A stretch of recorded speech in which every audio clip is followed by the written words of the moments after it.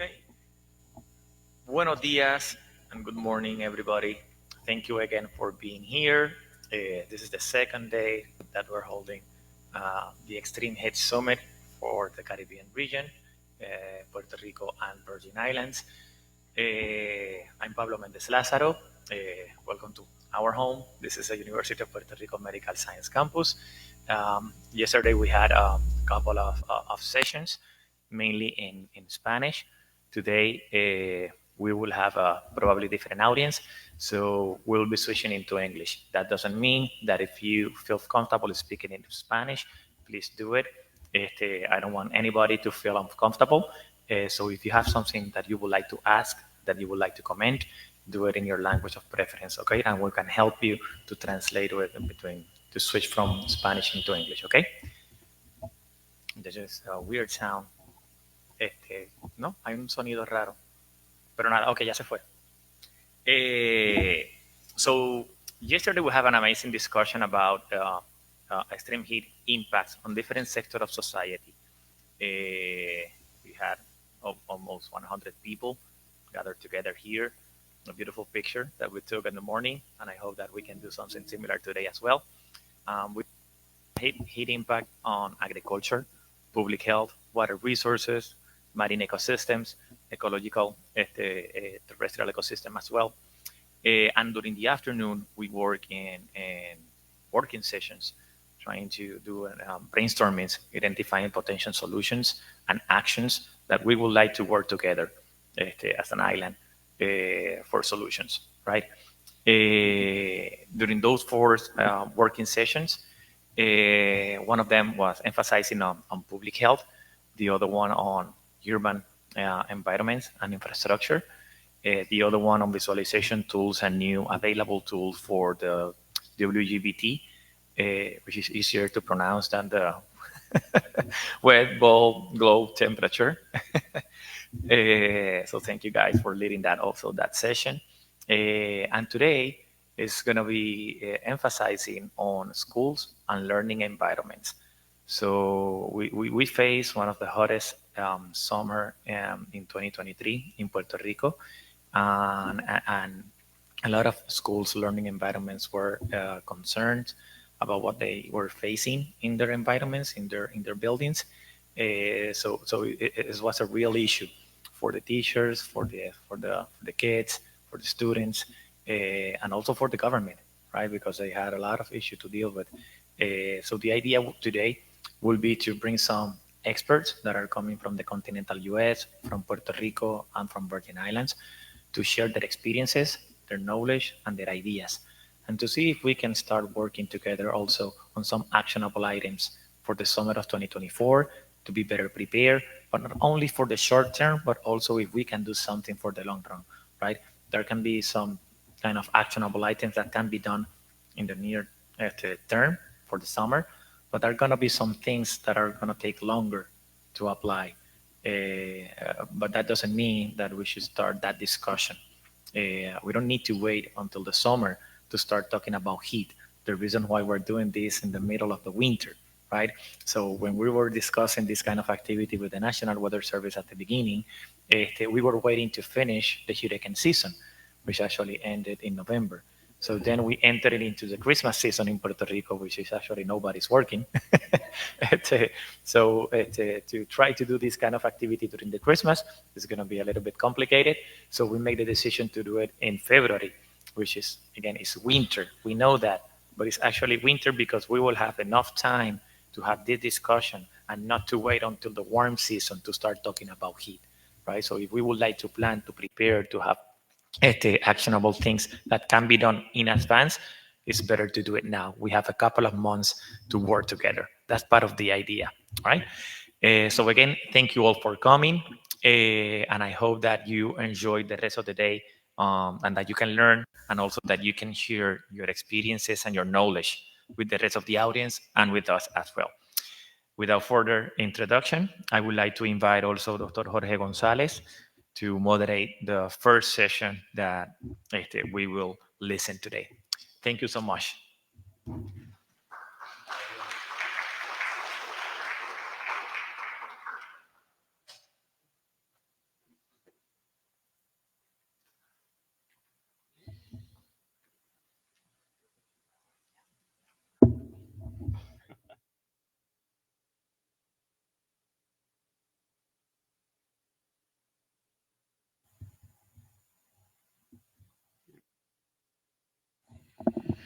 Good morning, everybody. I'm Jorge Gonzalez from the University at Albany, and it's just a great pleasure and honor to be here today. We had, as Pablo indicated, we had great discussions yesterday with some very interesting recommendations for short and long term. And today we will be uh, trying to make an effort to narrow down the uh, actionable recommendations to a very specific um, audience.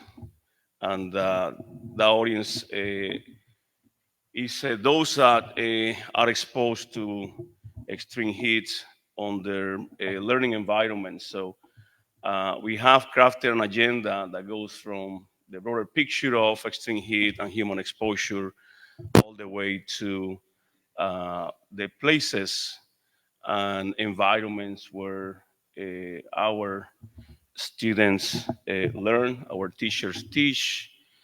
And that was largely inspired by what occurred last summer, which the islands experiences a tremendous heat.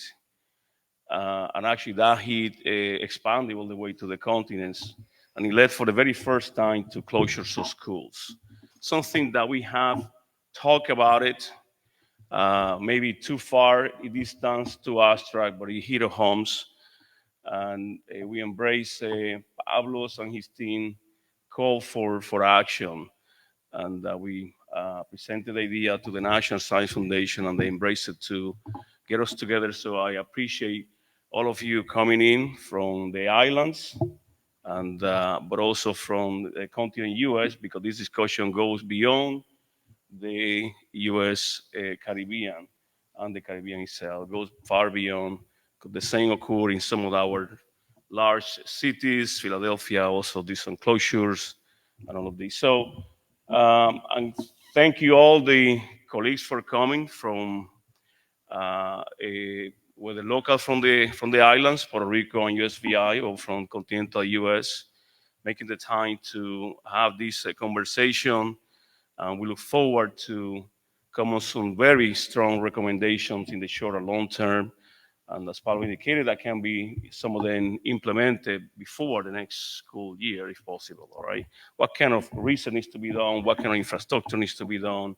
How we perceive heat from um, from our personalized side, how it affects our psychic. And on that tone, yeah, on that tone, we will start today with our colleague, my good friend, Matt Georgescu, Professor Matt. Thank you, Matt, for crossing the continent from Arizona. And it's just a great pleasure to have you, Matt, here. We have talked about this possibility for years. So great. Thank you for making the time. Matt is the director of the Urban Climate Research Center at Arizona State University at the School of Sustainability, I believe. He's one of the pillars of the powerhouse of Arizona State University on urban sustainability there. And Matt has dedicated his career to understand climate change at local levels. He's just a tremendous scholar, um, published extremely well published in all kind of things. Editors of top journals in the field of climate change, and more than that, he's really dedicated and really caring about this subject. We actually invited Matt to be our keynote speaker, our last triennial urban climate conference. So he was our start there. So it's great to have you here, Matt. And Matt will be bringing us home precisely with that first uh, conversation on urban environmental change towards personal heat exposure and psycho response. So, Matt, thank you.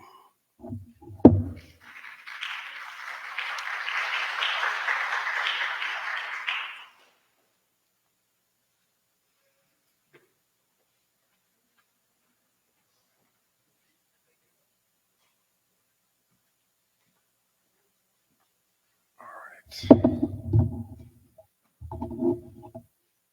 let's see, how do we fast forward? The down arrow. Okay, one too much. Okay, great. All right, good morning, everybody. Can you all hear me well? Okay, fantastic. So first, I would like to begin by extending my gratitude to the organizing committee for inviting me here, and a special heartfelt thank you to my dear friend, Professor Gonzalez. Greatly appreciate it. I'm super happy and enthralled to be here and meeting new colleagues and perhaps establishing new collaborations as we work collaboratively to address this all-important issue of extreme heat, not just here in Puerto Rico, but across the world. So indeed, the title of my talk, Urban Environmental Change Toward Personalized Heat Exposure and Physiological Response. In order to set the context for this, I need to spend a few minutes characterizing what urban climates are, why they differ from rural environments, and then quantifying and hopefully convincing you that urban environments actually face not just the well-known impact associated with greenhouse gas-induced climate change, but an additional pressure associated with their very presence, the built infrastructure. So why are urban environments different than their rural counterparts? Well, first of all, we all live there, right? More than half of the planet's population lives there. And so it's very important that we understand the air and the locales and the environment that we live and play and breathe in. But from a physical perspective, we need to appreciate and acknowledge that urban environments are different than rural environments, largely because there's a modification in the input, incoming and outgoing energy fluxes. And to what is this difference due to? There's three elements that we need to consider. First of all, the land cover characteristics are different. So you can imagine having a forest and transitioning that forest to an urban environment. That's going to change the way, for example, incoming solar radiation is received and then emitted into the open sky. There's also a three-dimensional aspect that we need to appreciate and acknowledge of built environments, tall buildings and skyscrapers, or even medium-level buildings. What these do is they reduce the amount of long-wave emission out into the night. And so what that means is that the urban areas don't cool as readily in the evening and nighttime hours as the rural counterparts. And the third of these elements is due to the fact that we're using energy. So if I put my hand on the light bulb that's shining this illustration on the screen, I'm probably going to burn my hand. Okay, that's a very micro scale effect. If we scale that up to the level of a city and we consider the transportation system or the way we use our air conditioning system, we're adding a degree to 3 degrees Celsius of additional heating into the ambient environment, on top of the other signal that due to greenhouse gases. So this I'm going to characterize as the urban climate signal, the direct urban fingerprint. And we're going to come back to this quite often. So the focus of this discussion is to convince you that this urban-induced signal is important, is significant, that needs to be considered when we're building our cities, when we're modifying our cities, when we're enhancing our cities for resilience to extreme heat or other climate drivers. And what we're characterizing is the urban-induced, the direct urban fingerprint relative to the greenhouse gas-induced signal. And the primary question that has been the center of my focus for the majority of my career is, what is the interplay among these forcing agents across urban agglomerations? Again, contextually, when we think about climate change, we think about one of these drivers, the one on the right-hand side. We don't really think about the one on the left-hand side, and certainly there's been very limited amount of work that has tried to quantify the relative impacts of one to the other. And so what I'm going to try to do is to convince you that it's important that we consider both of these impacts in tandem.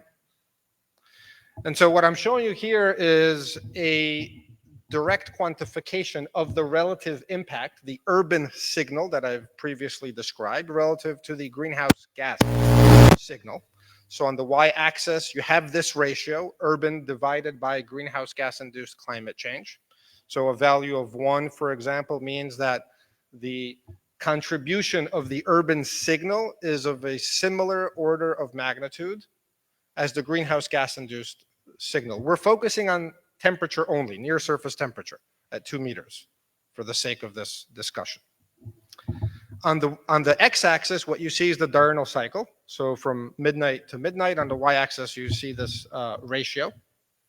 And each one of the plots indicates a different global climate model that is forcing a regional climate model for simulations across the entire continental United States. So each one of the contours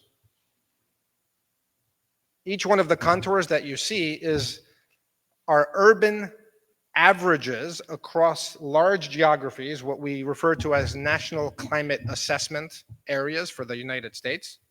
So Southwest region and Northeast region and Northwest region and so on and so forth.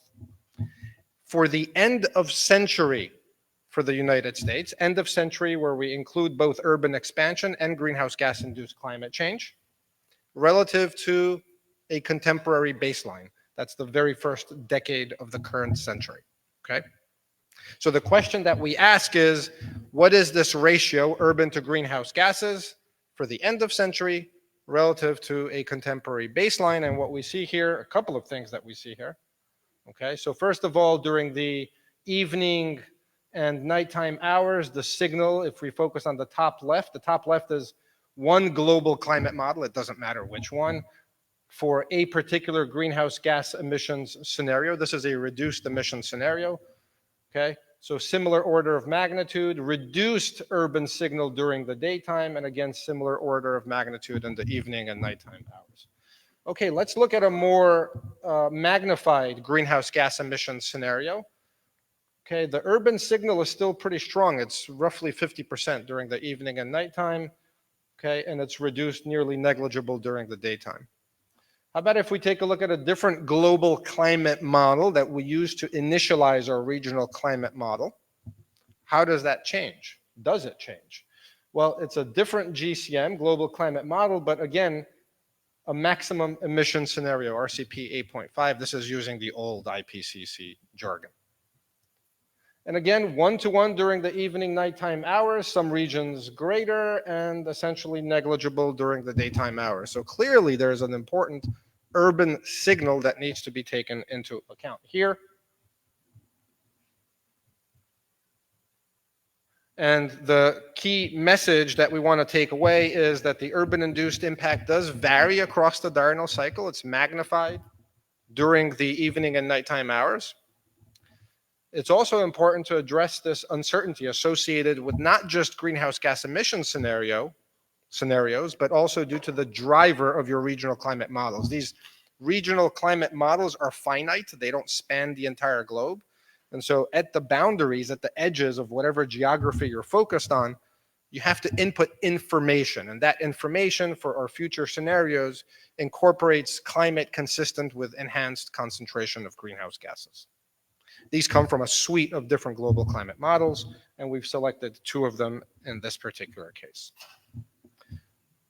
Okay, so this is nice, and so we've quantified the urban signal. For those keeping track at home, what is the totality of the impact? Because I haven't communicated that to you. We're talking, depending on the geography, for the northeastern United States, we're talking total warming, depending on the GCM, ranging from about 3 to as much as 8 or 9 degrees Celsius by the end of the century, when you include both of these drivers. The follow-on question is, what are the implications for extreme heat, and how does this translate into exposure? And so in order to answer this question, we developed a new metric, okay, a metric referred to as person hours of exposure, where we incorporate climate change, the signal that I previously defined to you, the urban development, this is the urban fingerprint, how we use our energy and urban expansion and the 3-dimensional characteristics of cities, and also population changes. On the right-hand side, population change, we don't develop that ourselves, We use data from the Environmental Protection Agency, which quantifies migration across the United States depending on different scenarios of emissions and adaptation and so on and so forth. So we use this data to develop this particular metric, which states the following. If we have one person that is exposed to 1 hour of extreme temperature, and I need to emphasize here that the exposure to extreme temperature is contextually, locally, geographically quantified. So extreme temperature for Phoenix, Arizona is fundamentally different than extreme temperature for Austin or New York City or any other location in the United States. Okay. So in that situation, one person exposed to 1 hour of extreme temperature has undergone 1 person-hour of exposure. And our follow-on question, now that we have this important data about future climate change in cities due to both urban expansion and greenhouse gas-induced climate change, the follow-on question is, how does this translate into heat exposure?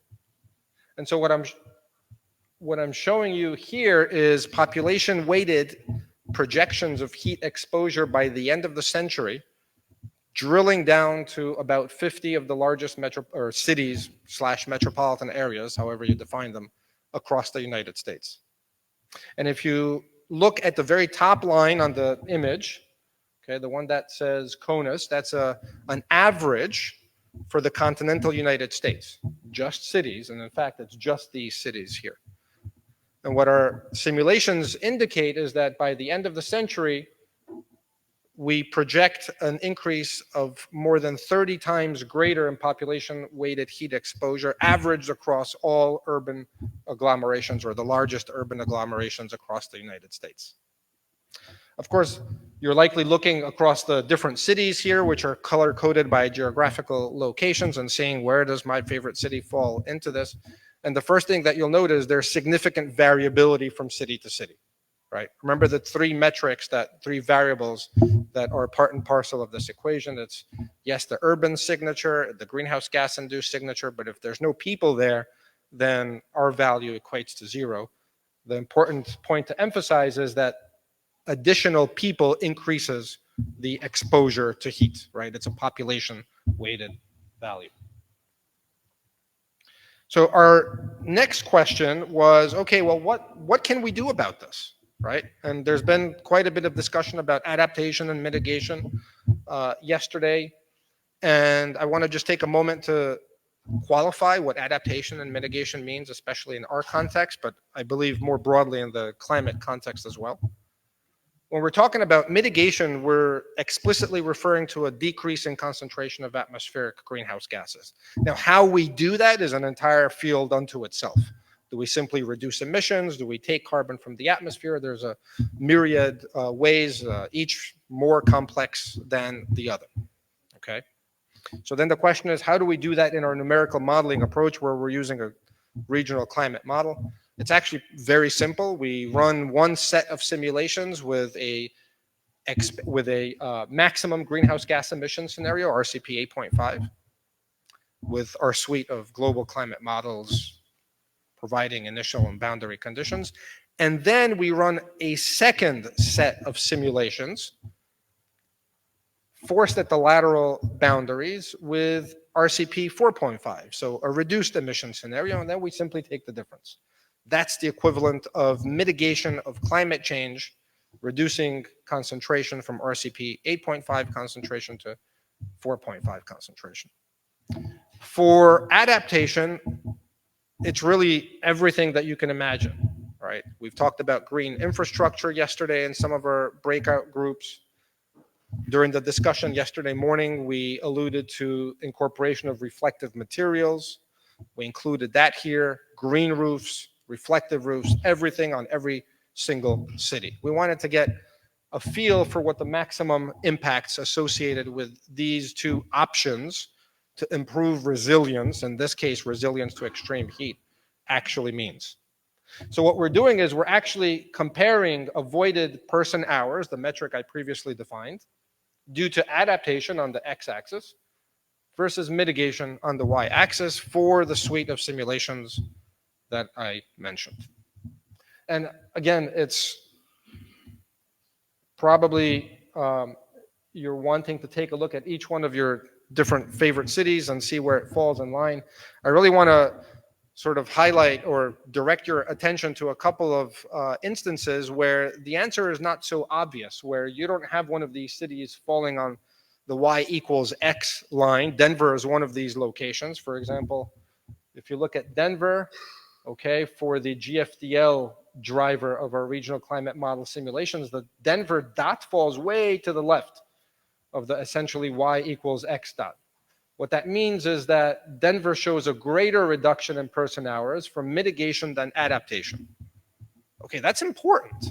Okay, so in other words, for whatever reason, which we haven't drilled down yet, adaptation for Denver metropolitan area does not produce the decrease, the offset in future exposure to extreme heat as one would expect. The exact opposite happens for a city like Portland, Oregon, where adaptation is considerably more efficacious in reducing exposure to extreme heat. There's a lot of additional research questions that can be laid down and addressed following this work. In principle, why? Why are we getting these results? But I won't go down that task now, and I'll now that I've introduced sort of the global to urban context, I want to get into the discussion of why it's meaningful to take the next step down to the local level and how we're doing this at Arizona State University so that we can get closer toward personal heat exposure and physiological response. Every piece of data that I've showed you so far includes static representations of extreme heat exposure. Okay. In other words, everybody's outside at the same time during the day. Well, I mean, in reality, we spent most of our time indoors, more than 80% of our time indoors. And what we're really interested in is trying to understand and characterize how folks that are moving from location A to location B might be experiencing their ambient environment. So this is where we go towards the physiological response. Here we're focusing, I have a student from Iran that's focusing on a particular, it's an old cement factory. It's an old neighborhood, which is devoid of any sort of green infrastructure. And what we asked is a very simple question. If we incorporate trees into this neighborhood, it's a very small neighborhood, where a lot of people go and congregate and essentially mingle. If we incorporate green infrastructure, trees, different types of trees, deciduous and broadleaf and so on, what is the ambulatory response? In other words, for a person that is walking from location A to location B, how is their experience going to change? Okay.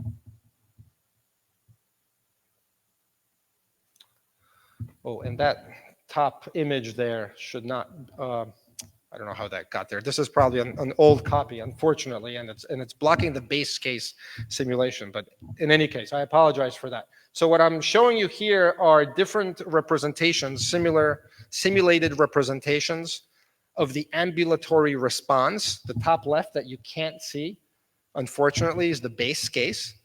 The legend that I'm showing you here is a derived metric. It's called the dynamic physiologically equivalent temperature. Okay, this is a way to diagnose how a human being and its energy balance interacts with the ambient environment. And so we can calculate things like sweat rate, right? It's not just exposure to heat, it's how a particular individual experiences that exposure to heat, right? How is sweat rate impacted? How is your clothing impacting how you sweat? About your height, about your gender, all sorts of important characteristics. And so what each one of these simulations indicates, okay, if you focus on the green dot in each one of the panels, is a walking pedestrian. This is about a 20 to 30 minute, let's call it a thermal walk around the neighborhood, in which case we've planted different variety of trees, in this case 35% deployment of deciduous trees, or 35% deployment of coniferous trees. And what we're looking at are a couple of things. One is, how are these colors changing during the walk? Okay. So bluer shades indicate a decrease, an improvement in the experienced environmental conditions to these thermal extremes. And what we're seeing is a significant reduction on the order of about 10 to 15 degrees Celsius in this DPET value, physiologically equivalent temperature. In other words, the thermal response is benefiting by the plantation, by the incorporation deployment of these street trees.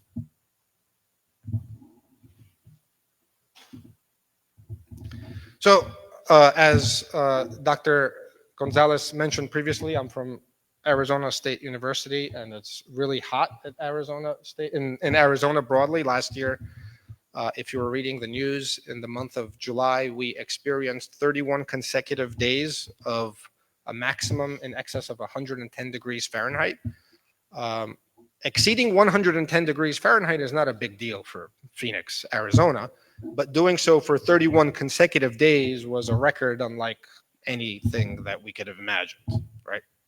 And so development of heat-ready schools and what constitutes heat-ready schools are very important in light of, you can imagine, compound effects like a blackout and an energy reduction in energy availability coincident with a heat wave, which would cause disastrous consequences.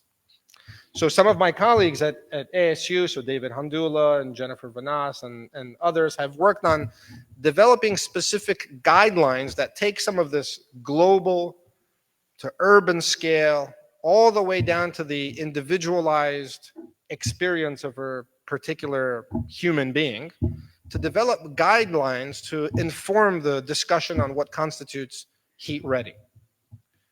And these are good sort of starting points on where the discussion needs to be initiated. Certainly, we don't have an actual step 1 to step 5 already developed, but important starting points like school policy, okay? If there's uniform clothing adaptation, especially if one is not indoors and one happens to be outside, then lighter clothing is probably advantageous versus looser versus darker clothing, right? Other considerations regarding the moisture content of the clothing and the ability of the clothing to retain moisture is also very important. And we can go on the list: heat supportive environments. Are you providing shade, especially for younger children that want to play outside? Heat protective community action. So we discussed this yesterday in terms of appropriate dialogue and communication between, for example, National Weather Service and schools in preparation for, let's say, an impending heat wave. Prevention of heat illness. This is very important, not only in the athletic domain, but for schools in general. In the event that a heat illness occurs, what is the protocol that has been already hopefully established and guidelines been prepared to make sure that that heat illness doesn't translate into a worse impact?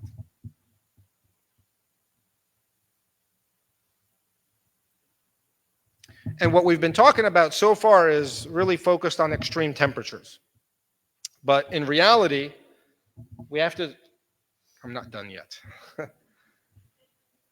Whoops. Well, but in reality, we're looking at a suite of climate drivers, right? It's not just extreme temperature, it's extreme precipitation, it's poor air quality. I very much appreciate and acknowledge initiating this discussion on extreme heat, because if you try to put too much into the discussion, it becomes almost a random process with where do you begin. So having a desired outcome focused on extreme heat, I think, is a very important starting point. However, contextualizing the social and behavioral situation, the geographical situation, the environmental and the institutional context, these are all important considerations that need to be addressed. I've communicated to you the importance of the physical domain, but the social domain is as important, if not actually more important. Okay, with that said, I'm happy to take any questions and initiate discussion. Thank you.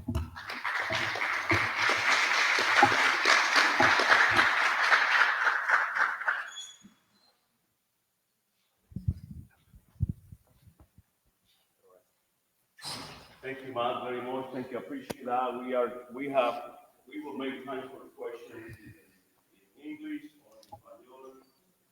Thank you for bringing us home to the topic of the day. Greg? Yeah, good morning. We're going to see I can with my microphone because we have your information.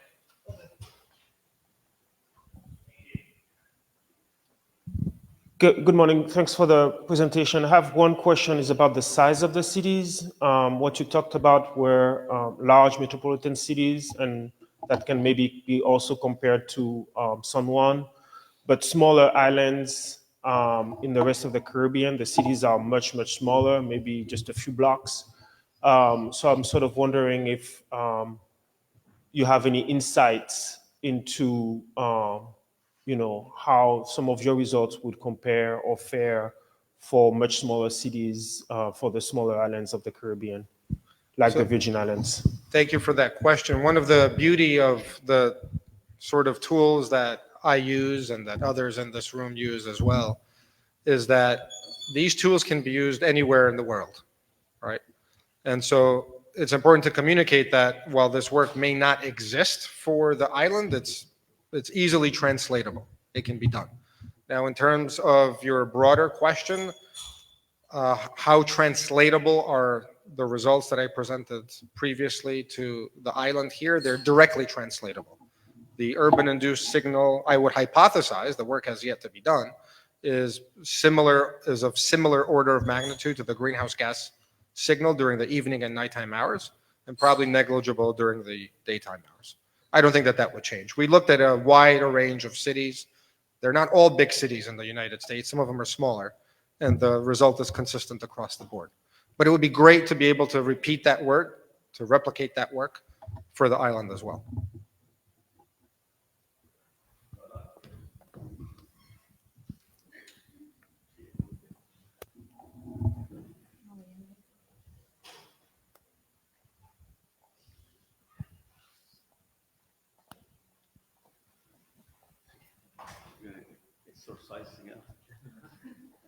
Thank you. You had a slide about adaptation versus mitigation stuff, right? Yes. Like for some cities, adaptation is good. Some cities, mitigation is good. Where are your common strategies for both? How did you define them? So unfortunately, I lost control here, so I don't have access. But mitigation is defined as the difference between RCP 8.5 and RCP 4.5. That's the equivalent of reducing concentrations from one level to the next. And adaptation is the incorporation of cool roofs, green roofs, and street trees with an LAI that is more Phoenix, Arizona representative than you would for a mid-latitude city. So I threw the entire kitchen sink at this. Gotcha. Great. But one related question is like in the new thing, they replaced the RCPs, right? That's It's right. called the socio SSPs. Would that change? That doesn't change at all. So that was one of the, a couple of comments. First of all, we produced in excess of 100 terabytes worth of data from these set of simulations that were initially conducted in 2018. Repeating these with the new SSPs would take us another 5 years, by which time there would be the next version of the IPCC, the ARA, which is just untenable. But more to your point, we looked at the sensitivity of GCM driver to CO2 concentration, to a doubling of CO2, and see how that has changed between the AR5 and AR6. And that hasn't changed almost at all, which is to say, well, is WRF doing anything different? And obviously those physics haven't changed at all. So no, our results wouldn't change. Now, there is some sensitivity to urban expansion. Okay, we don't know exactly how urban expansion is going to go. Some cities, it's probably proceeding at a greater rate than it has, like central Arizona cities. For others, maybe less than it has. There's also something to be said about human migration. These are very difficult projections to incorporate. And the sensitivity to human migration might play a role in the heat exposure calculations that I presented. Question here in between. Troy, for the islands, perhaps to do the job. Oh, yeah. Absolutely. Would love to do that. Absolutely. Greetings. Two short questions. First of all, does the new metric account that some demographics do not use energy as intensive as others? And second, will this new metric need to be adapted to apply it to coastal or more rural areas? So we don't include demographics here. This is just people. It's just the quantity of people in a particular metropolitan area. Yeah. It's difficult to project demographic changes out to the end of the. It's difficult enough to project how many more people will be there, period. But then to add the additional characteristic of demographics are really hard. Yeah. I'm going to pose the last question, and I don't want you to answer it now, just later on, but to share your experience and your colleagues at Arizona State University in collaborating with the school systems to mitigate the climate, or to promote the climate readiness schools. And maybe in the panels, we'll appreciate your intervention. Happy Thank to you very much, Matt, for a great inspirational talk. Thank you.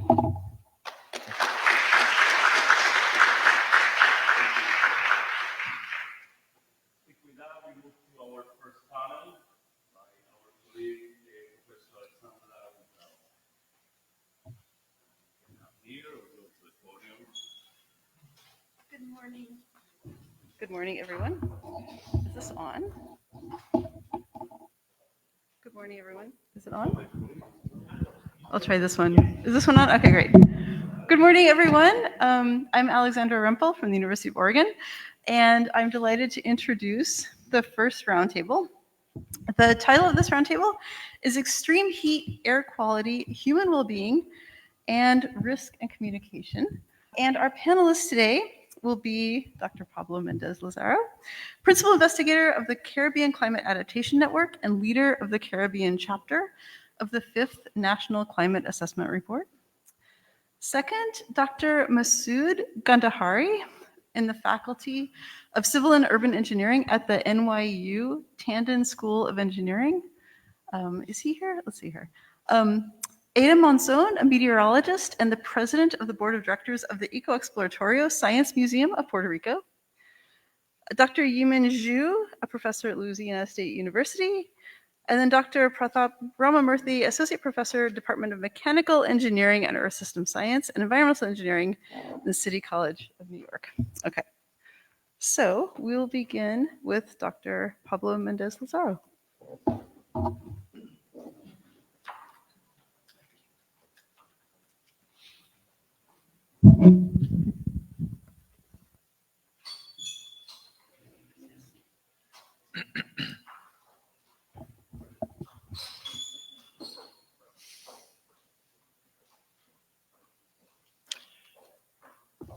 Hello.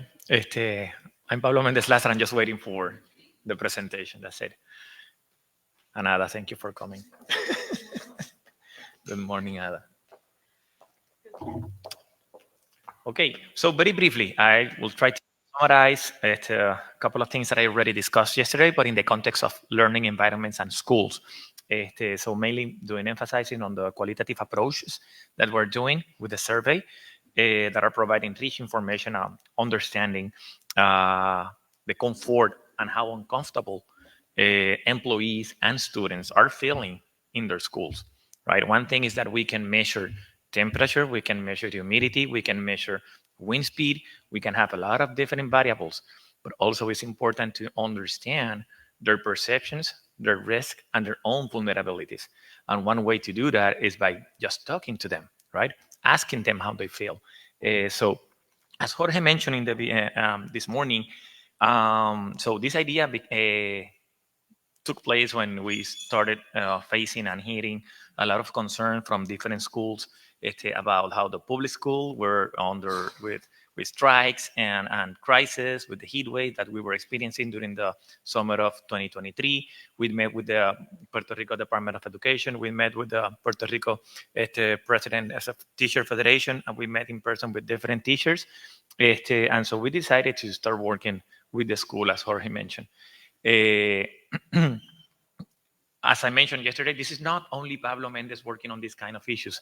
This is Pablo Mendez working with a lot of people. I would like to give merit to a lot of people that are working together on this. So partnerships are important for me, because it's a way on how to present evidence that this is not only a concern for Pablo Mendez, this is a concern for all of these different agencies and institutions that are working together in this problem in Puerto Rico. So as the first speaker mentioned, we have been working also on urban hill islands in 2013 in Puerto Rico. We calibrate and validate the TIRS Landsat images for San Juan back in 2013, 2014, up to 2017. And we're now updating that kind of information. This is a very simplistic information. Obviously, we still need to work on other kind of parameters, and also in what kind of buildings and designs we do have in these other areas. But at least we can see how green and blue infrastructure can influence urban climate and urban environment in the metropolitan area of San Juan. So what we're seeing here is the Lagoon San Jose nearby the airport. The red colors are the hottest places of the cities, and the blue colors are the coolest places of the city. So this is the botanical garden right in the middle of San Juan, in Rio Piedras, nearby our university, which is a lawn, right, that is not only providing oxygen, but it also regulating temperatures inside of the city and reducing urban heat islands in the area. So now what we're doing is that we're calibrating, and this is something that we noticed also working with the University of South Florida. We are still calibrating this information up till 2023. So we continue working with Landsat thermal infrared sensors, and we did this climatology maps for the island of Puerto Rico. Unfortunately, as Greg was asking, it was impossible to do this kind of analysis for Virgin Islands. So now we're doing downscaling to understand the distribution of heat again, and to know how the people are getting impacted. But now we are working on pilot projects in school that are in one of the hottest places and also in high vulnerability areas with Masud, with New York University, Estefan Cortés, Laura Cabreras. So we're doing pilot projects on understanding better the heat in the buildings environments in their school. And also we're working in another school that is nearby, with La Julián Blanco, with Professora Minuet Rodriguez, who is actually here, so thank you for being here. So this is the kind of downscaling work that we're doing in collaboration with NYU. So we're working with the Landsat, we're working for the satellite information, we're doing the downscaling with drones, and we're also modeling at the school level. And Masoud will provide more information in detail of what is happening there. So this is out of place. So one thing that when we met with the Department of Education is that they told us back in 2023 is that they have more than 30,000 classrooms without air conditioning island-wide. So that is a real problem. I'm not saying that air conditioning is the only solution to mitigate heat, and we will listen from other experts what kind of action can we be working on to work for heat, right? Air conditioning could be only one of them in reality. But when we take a look at the energy system, because when we're talking about 30,000 new, installing 30,000 new air conditioners, it means a lot of energy consumption. So we need to take a look at the grid. And if the grid have the capacity to provide enough electricity to satisfy the new demand, that will require all this new equipment in the school, right? So what we're seeing here is that the new report by the, how do you say edificios públicos? It's the Authority of Public Buildings. Exactly. Thank you, Fernando. Thank you for coming. So the Authority of Public Building, who is the owners on most of the public school in Puerto Rico, just on February 14, they mentioned that it's almost impossible to install all of the air conditioners that the school are needing, right? So what do? Actually, we need to work on solutions literally, because if we're already identifying and saying we don't have the budget, we don't have the money, and what is worse, the energy system it doesn't have the capacity to satisfy that demand. So, right. So how do we word that? Okay. So another thing to consider is the thermal comfort. Again, we can measure whatever kind of variable that we can have. We can have satellite information, we can have drones, we can model all of the information that I showed before. But something very important also is that thermal comfort is very personal. It's something that each individual feel different, right? And it depends on obviously the climate and meteorological variables, but also about your metabolic rate and all of the different personal characteristic of the person, right? Your age, your gender, medical conditions, pre-existing comorbidities, And then in the combination of all of this will affect or impact your productivity, your mental health, your physical health, your performance, your social development, learning cognitive skills that we have been talking, your well-being that is well beyond only public health, right? When we're talking about well-being and quality of life, is something broader than just talking about physical health, right? So just it's even beyond that heat stroke or cause-specific mortality because of heat-related illness, right? So in public health, we have the qualitative approaches as well. So we're working with technology, but we'll also have the capacity to work with another kind of approaches. And qualitative approaches are a good way on how to understand risks, perceptions, barriers, and understanding vulnerabilities from the people, right? So we started a survey, and the sample size was almost like 300 for Puerto Rico, and actually we received over 1,500 answers from teachers, employees working as physicians, therapists, people that are working in the kitchen, in the school. So a lot of people participate. As I mentioned yesterday, most of them females are the ones that were willing to participate in the survey, right? But the most important thing is that all of the people that participated felt that 2013 was the hottest year on record in their work environment, right? So something happened. It's not only the data that is telling us, but also the people experience same things, right? 98% of the people. Something important is that during the survey, we noticed, and this is statistically significant, which is very shocking, the school that didn't have that they don't have any kind of air conditioner, they suffer more. They were more likely to suffer health-related illness and symptoms in other regions outside of San Juan, but also all of the different employees. So it was a significantly statistically analysis that it was telling us that the personnel, all of the employees in their school, that they didn't have any kind of air conditioner, they were more likely to suffer symptoms associated with heat in their school.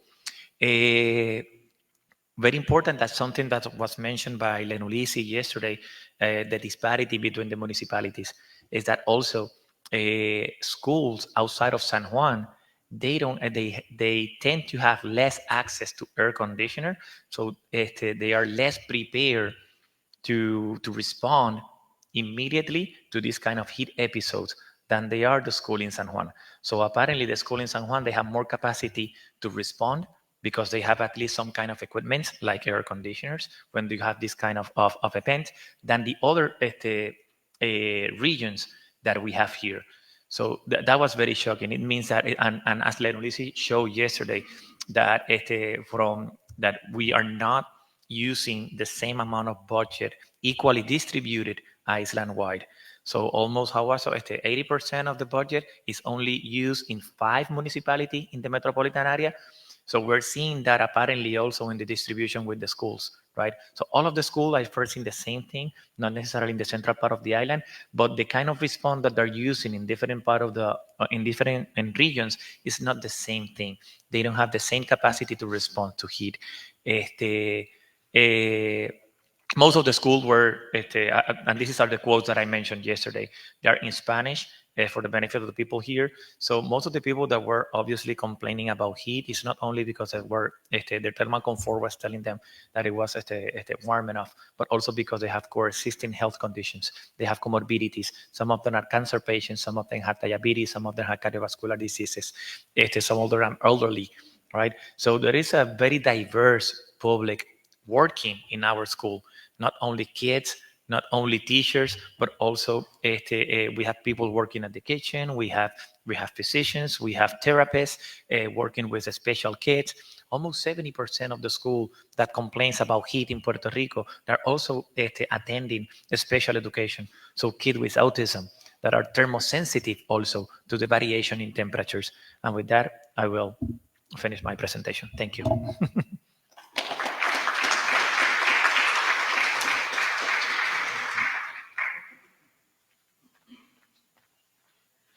Okay, let's take 1 or 2 questions at this point before we go on to the next one.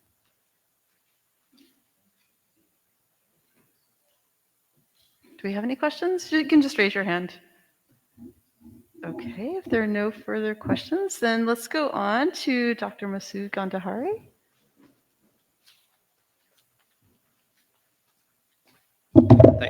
Thank you, Alexandra.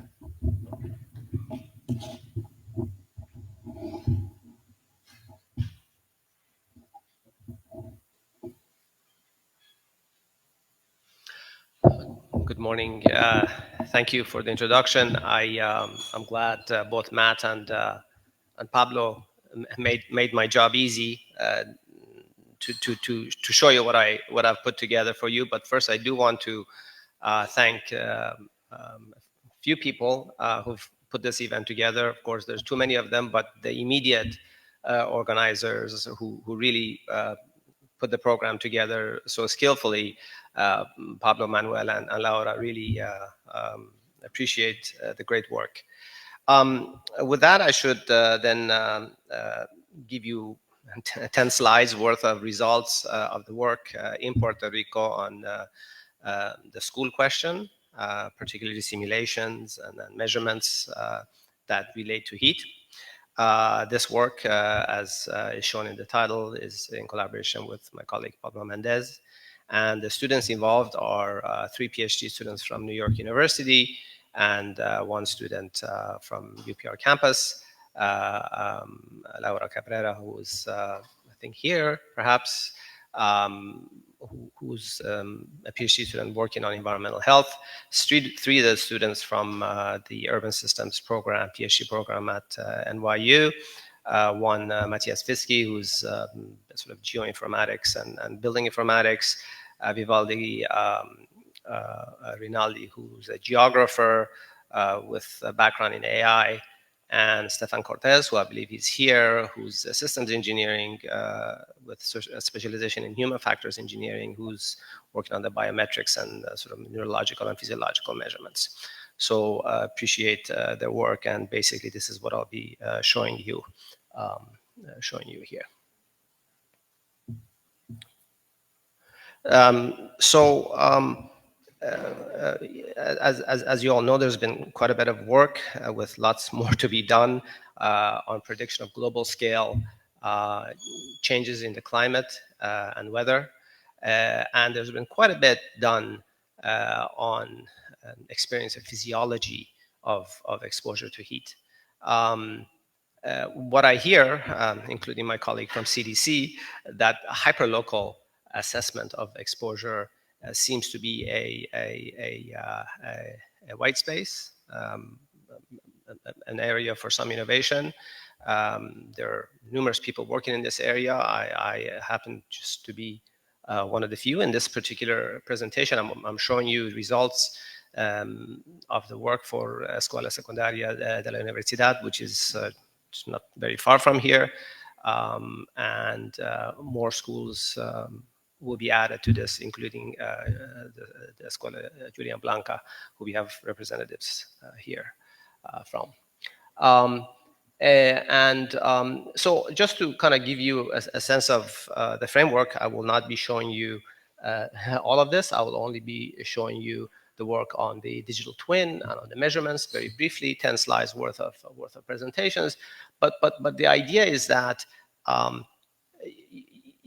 it is really a question of information integration, and what I'll try to show here is how to advance sort of questions on the environment, the microclimate of the environment. What does it take for us to kind of speed that up? And then I'll also give some examples of how do we generalize this across the island, across 800 schools. What are some of the sort of informatics and sort of AI-related work that can contribute to this area?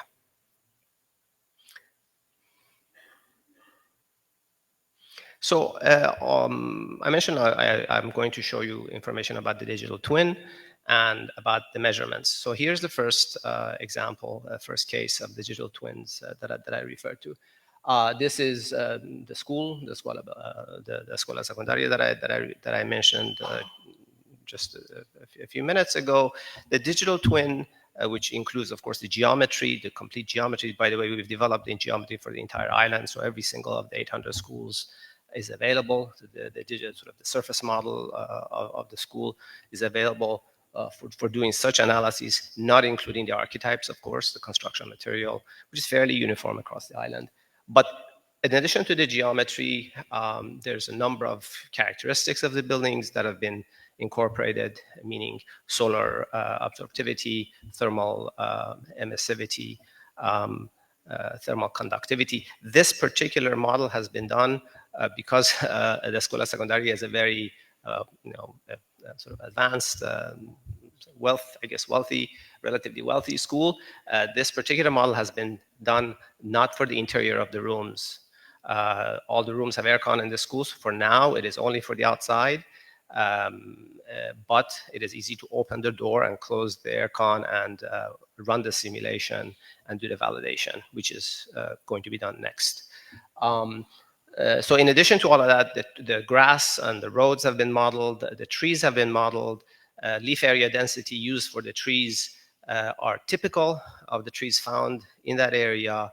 Evapotranspiration is included, and shading of the trees have been included. The only thing that has not been included is the variation in the shading depending on the leaf density. The output from the model is, of course, surface temperature, result, and air temperature. We use constant relative humidity and thermal radiation. And then calculation of the physiological equivalent temperature as a function of those 4 variables. Some examples, as you see here on the right side, is the resulting solar irradiance. You see the shadows of the trees. Even the awning on the school has been modeled, so that's why you see some of this blue ring near the awning. That's the shadow not only from the sun at 11 o'clock. The reason we picked 11 o'clock for this particular day was because that's when Landsat, the satellite that we use for doing some of the work that I referred to before, is going over. So we wanted to make that to be the exact time that we ran this particular simulation. It's not a very time-consuming simulation. This took about an hour on a workstation. On the right side, then you see the thermal surface temperature. Okay, so that's what is shown. The degrees, I'm sorry, are in Kelvin, so just subtract 273 degrees. I know it's hot in Puerto Rico, but it's not that hot. Just subtract 273 degrees from that. Then what you see here is wind speed and wind direction. The speed, red is the higher speed, blue is the lower speed. So you see sort of the blocking. And then you see, interestingly enough, the air temperature, how it varies. Some of the trapping of the air between the buildings results in that heat, sort of the air temperature increasing. And you even see the air under the trees. There are 2 very large trees here. This one within the school. This it doesn't show very well. The blue area you see, that's one of the trees, and the biggest blue piece you see is a massive tree that's planted near the entrance to the school. So results are definitely promising. And of course, if you then take the radiant temperature, the relative humidity assumed as constant, air temperature, and wind speed, one can then calculate the physiological equivalent temperature, not incorporating a person's baseline health. Okay, so that's just this piece is only on a medio side, only on the environment side, not on the physiology side. And of course, at some point in time, one can add more to the right side, right? You can add pollution. That could be one square that can be added. You can add the baseline health. It can be added to the right side. So those are the things that could be useful. So on the measurement side, the question now is, how do we what are some of the approaches for advancing the modeling of the environment? What are some of the approaches for advancing the exposure physiological side of things? So on the left side, you see in the middle, you see the school area. The surface. This is the surface map. You see the white spot are the trees, because the trees are higher. We had to do this before, so we make sure our drone does not hit the trees. And so we flew at 30-meter high. And the big squares are the Landsat satellite image files, and the small squares are the drone flights. So one image of Landsat is equivalent to about 1 million pixels of the drone thermal image. So on the left side is a thermal image, processes. On the right side is the drone processes. In the middle is a comparison of Landsat to drone. So quite a bit of really interesting work can be done in order to figure out what are the shortcomings and what are the correction factors that one has to make to satellite images of the temperature, such that it properly represents living environments, right? So the outdoor environment. So that's a range of work that can be done in this area. So I have 2 more slides left for you. The first slide is how do we basically advance the environmental modeling side such that it is done with high throughput. Right? So this is where sort of quite a bit of work has been done by people who've been working at the intersection of AI with other, physical and mathematical sciences, and that's this reduced order modeling. Reduced order modeling in the sense that we would then run these simulations that I mentioned, takes about an hour to 2, for a variety of conditions, day and night, summer and winter. So you have a range of times that you have this environmental mapping, and then you can then do quick prediction for the future, such that you don't have to run this model again every time you want to predict it. So this reduced order modeling sort of approach is gaining a lot of popularity, and I think this is going to be of great value here as well. My last slide is how do we then go this across the island? Okay, so after that process of environmental modeling is done, then one can then try to again use more sort of AI-related work by taking the archetypes of the various schools.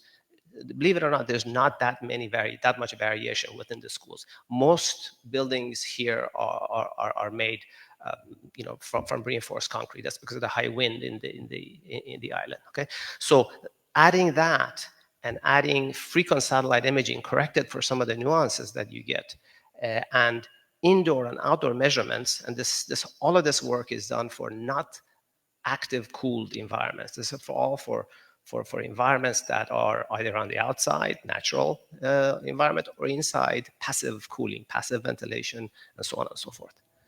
And then from there, one can then go towards assessing the physiological conditions. And so then when you have that, then one can try to figure out how best to address school closure, preparation, clothing, as was mentioned by Matt, and so on and so forth.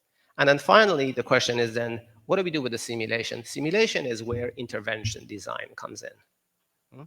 Simulation is where you can say, all right, well, one can plant more trees, one can change the color of the roof, one can open windows, maybe add a window, add fan, and so on and so forth. So those are the things that can be modeled. With that, I close it and I thank you. And if there's any questions, I'd be more than happy to answer.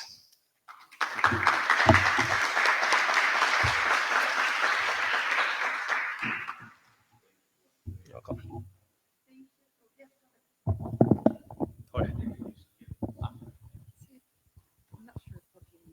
Yeah, good. I have a quick comment for you and the rest of the colleagues. Is the notion of that extreme heat leads to air quality challenges. All right, so I want us to also keep in mind that extreme heat prompts ozone, for example, in the urban environment. So perhaps as we go through the day, we can have reflection on air quality and even in observations, modeling all this. So a quick question for you is, so we do all this CFD in a lot of environments. So what I think it will be interesting is to precisely couple that to air quality and also incorporate the infrastructure for, let's say, air conditioning, active system, because that's going to change the local environment directly.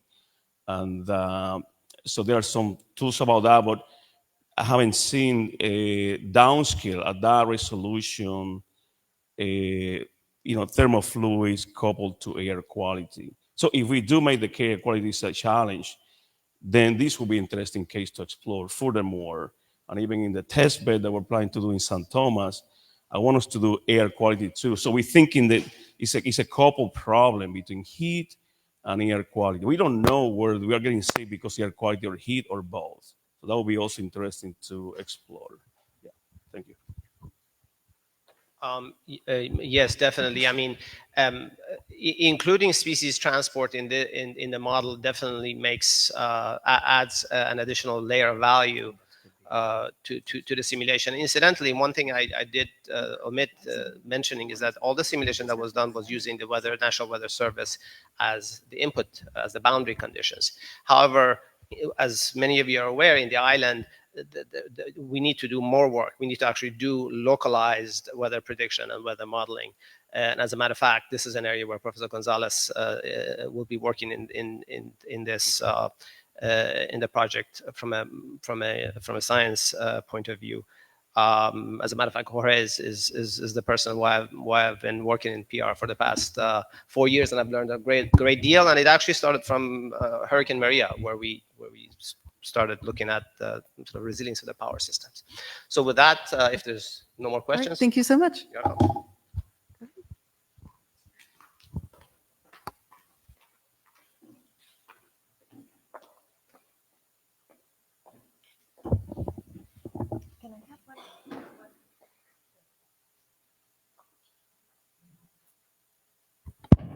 Perfecto.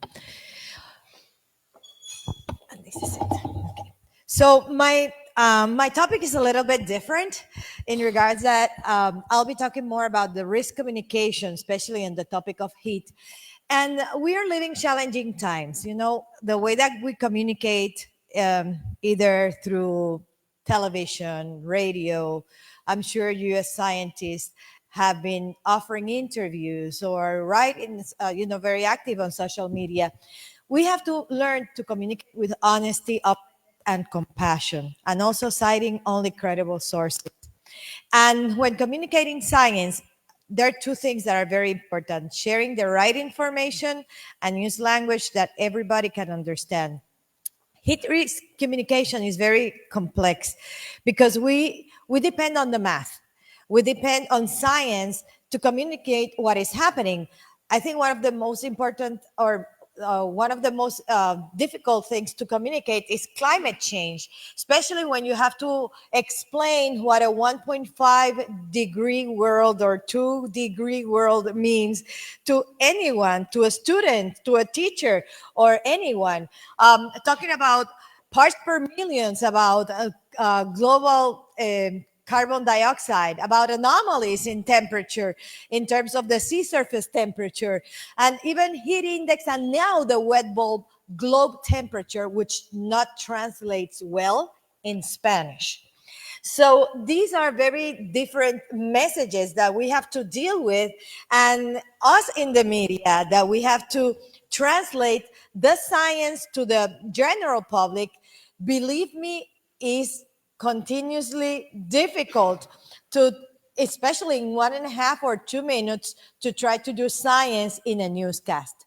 So the perception of risk is something that we continue to face, because for someone that works during the day under a beautiful environment such as this one, under air conditioning, so they're already in an office in the peak hours of the extreme heat events, so it doesn't matter. But the person that lives in an elderly housing or works in the fields, in the agriculture, or works in construction, is very difficult. And we have to be aware in the way that we communicate, considering the vulnerable populations. Either is the children, either is elderly, the disabled, or the impoverished populations.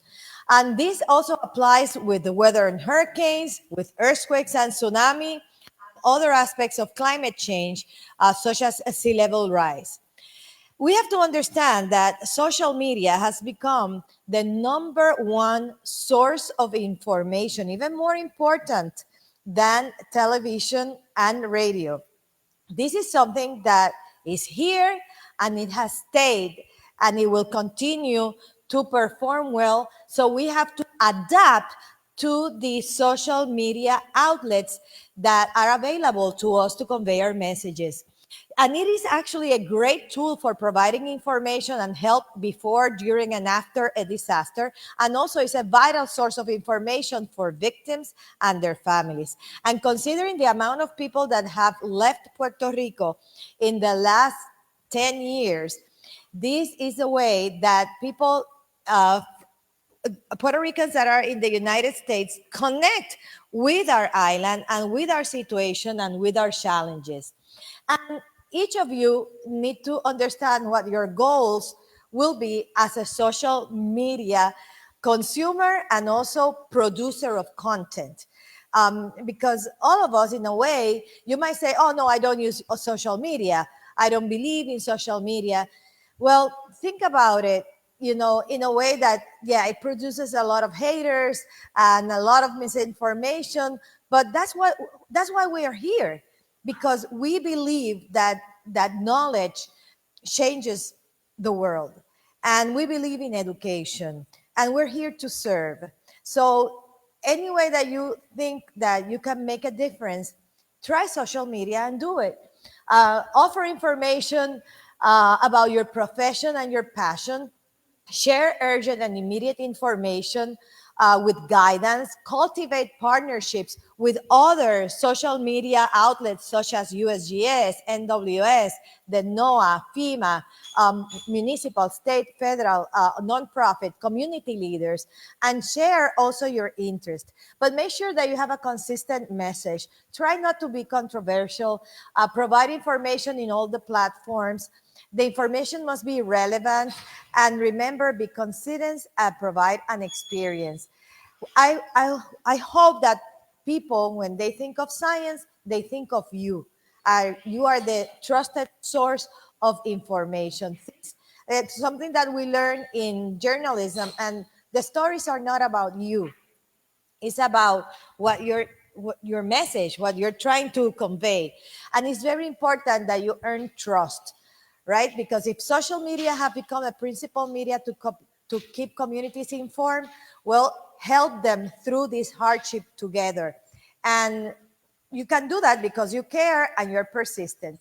I'll show you a few examples. For example, some of my social media on weather-related topics, right? Sharing about floods, about funnel clouds, about tornadoes, about the beautiful weather today. If it's heat, well, explain why it's a scenario of extreme weather, but also focus on the action, not only on things that are happening, but also on the actions to take.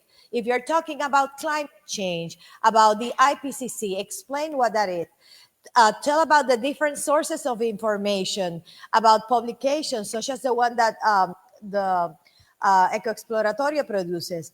During the 2000 hurricane season, I learned how important social media was. And you know, it was a hyperactive season. We had two major hurricanes, two Category 5 hurricanes threatening our islands. So this was an extreme situation in terms of social media communication. And it took a lot of hard work and compromise. And the success was the need of urgent information, the need of consistent information, the consistency of the information, and the calm and empathy that was accompanying the science information. So advantages were many. Just to let you know how my social media changed, because I don't have other data from other institutions, so I'll provide you my own. But in September 2017, before Hurricane Maria, and how it is today. So, you know, people are interested, and you have to take advantage of the number of people that trust you with this information, either is through your scientific institution or through your personal one. But this is one of my proudest moments. I was one of the fastest growing celebrity pages in Puerto Rico, even more than Bad Bunny. So that was something incredible. But we have to use a lot of caution, right? Because people provide a lot of misinformation. People will use your name to provide information as if it were you the one that is producing it. There's a lot of hate. For example, this was recently, February 23rd. I said, well, this is, this is worrisome. The latest forecast for the July, August, and September shows an active storm track across the main development region. I mean, this is pure meteorological information. I share for everyone. I share for my fellow colleagues, for the general public, but perhaps I need to learn that it's not only for meteorologists. I should be more focused on the general public that do not understand what MDR is or what NNME means, right? But then everybody's like, well, this is too early to be alerting and asustando, ¿cómo se dice en inglés? Scaring people, because everybody wants to leave now the island. Be careful with our mental health, because we don't want another Hurricane Maria passing through, like if I would control hurricanes. And you don't leave us alone with bad news about weather, like the heat wave is not going to, la gente no va a soportar las olas de calor. People are not going to deal with the heat waves, blah, blah, blah, So you are also a target for risas, right? So I don't know, things like that. So if you have a very rough skin, right, like I do, and believe me, I do, I laugh a lot, I block a lot, I do block a lot, and I don't care. You know why? Because it's my peace of mind. But when my daughters also feel proud of me, then I'm okay. By the way, my daughters went to NYU, so I'm proud of NYU as well. So this was during the hurricanes. I had to leave my daughter at NYU because of Hurricane Irma in order to come back to Puerto Rico. So effective strategies. We need to focus on early warning, right? The more we provide warning ahead, the better people will prepare. But also the warning with actions. We cannot tell, there's a heat advisory for Puerto Rico. That doesn't mean anything if it is not acompañado, if it doesn't come with the right actions. And those have to be clear.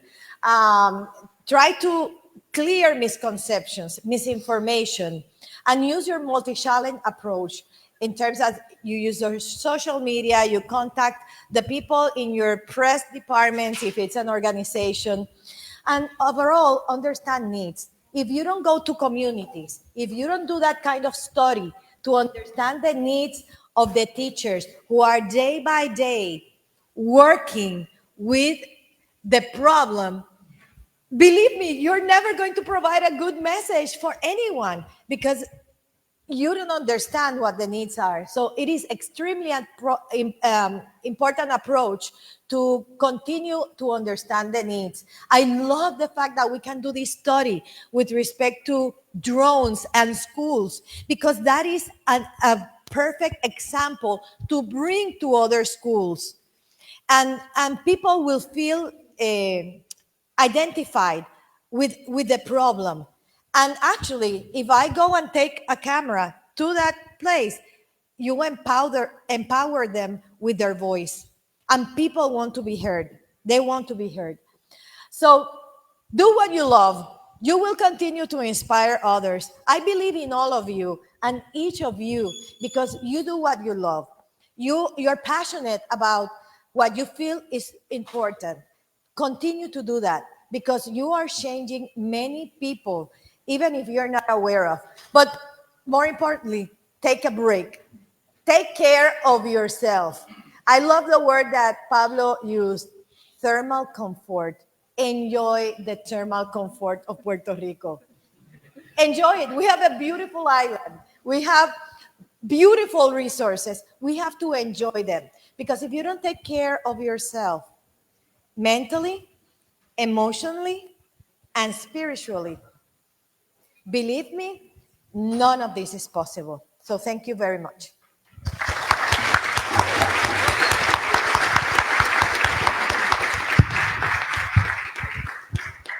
Okay, thank you so much. So in interest of time, we're going to go on to Yimin.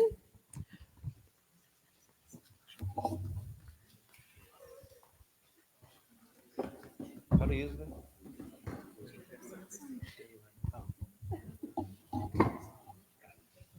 All right. So my name is Yiming Zhu. I'm a professor in the Department of Construction Management at Louisiana State University.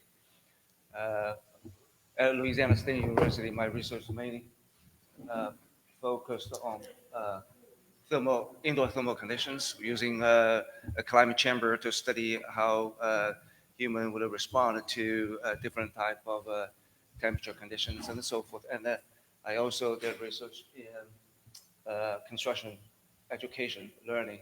So last summer, had a discussion with my friend Jorge, and got me interested in this connection between thermal conditions and learning. So I will share today some of my thoughts. This slide shows you some of the interesting stuff, I believe. One of the picture here you see is if everything goes normal, that means if statistically we were going to experience in the temperature conditions of 2023 last year, we will see one is the hottest days throughout the continental U.S. and Puerto Rico. And if you notice the time here, that means the hottest days will extend where into the school semesters, especially here in Puerto Rico and some part in the coastal area in the west. So that's one thing. And another interesting piece of information we find is that in last year, the temperature goes so high here in Puerto Rico, and more than 50% of the schools do not have air conditioning. Now, what that means, I don't have specific information about how kids feel in the classrooms here, but there's an example in Portland, Oregon, in the north, where AC is probably not traditionally considered for those type of buildings in those areas. I lived there for actually not a few, a year and a half in my apartment. I didn't have air conditioning. But last year, there's a study by the city of Portland last year. They sampled 3 buildings, all right? They collected the data from 53 units. And among those units, some are AC, some are not. And you see the temperature above 80. 80, if you look at the ASHRAE standard, 80 is probably the upper boundary for AC, air conditioner space for thermal comfort. It's probably the upper boundary. And this is, many units actually, see many days above 80. Quite a few days above 85, and not many above 90. But that tells you the impact of extreme heat on indoor indoor temperature. So that gets me to think, how we handle this, right? So in the classroom environment, in the learning environment, there are actually a lot of studies before. If you look at this literature, it's 94, right? So they were looking at how the how based on this the theory of a cognitive load theory, they were looking at many different factors on how to assess their cognitive performance. There are different ways to study the impact on learning. Some are, look at the so-called long-term performance, where others look at more of the short-term performance using cognitive tests. So there are a lot of cognitive tests designed by,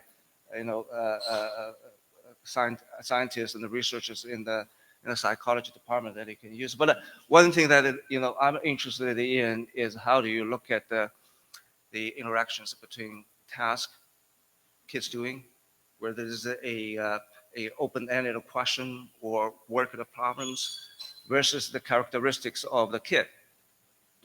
This could be something we're prepared for some certain type of a test, or some probably not very well prepared.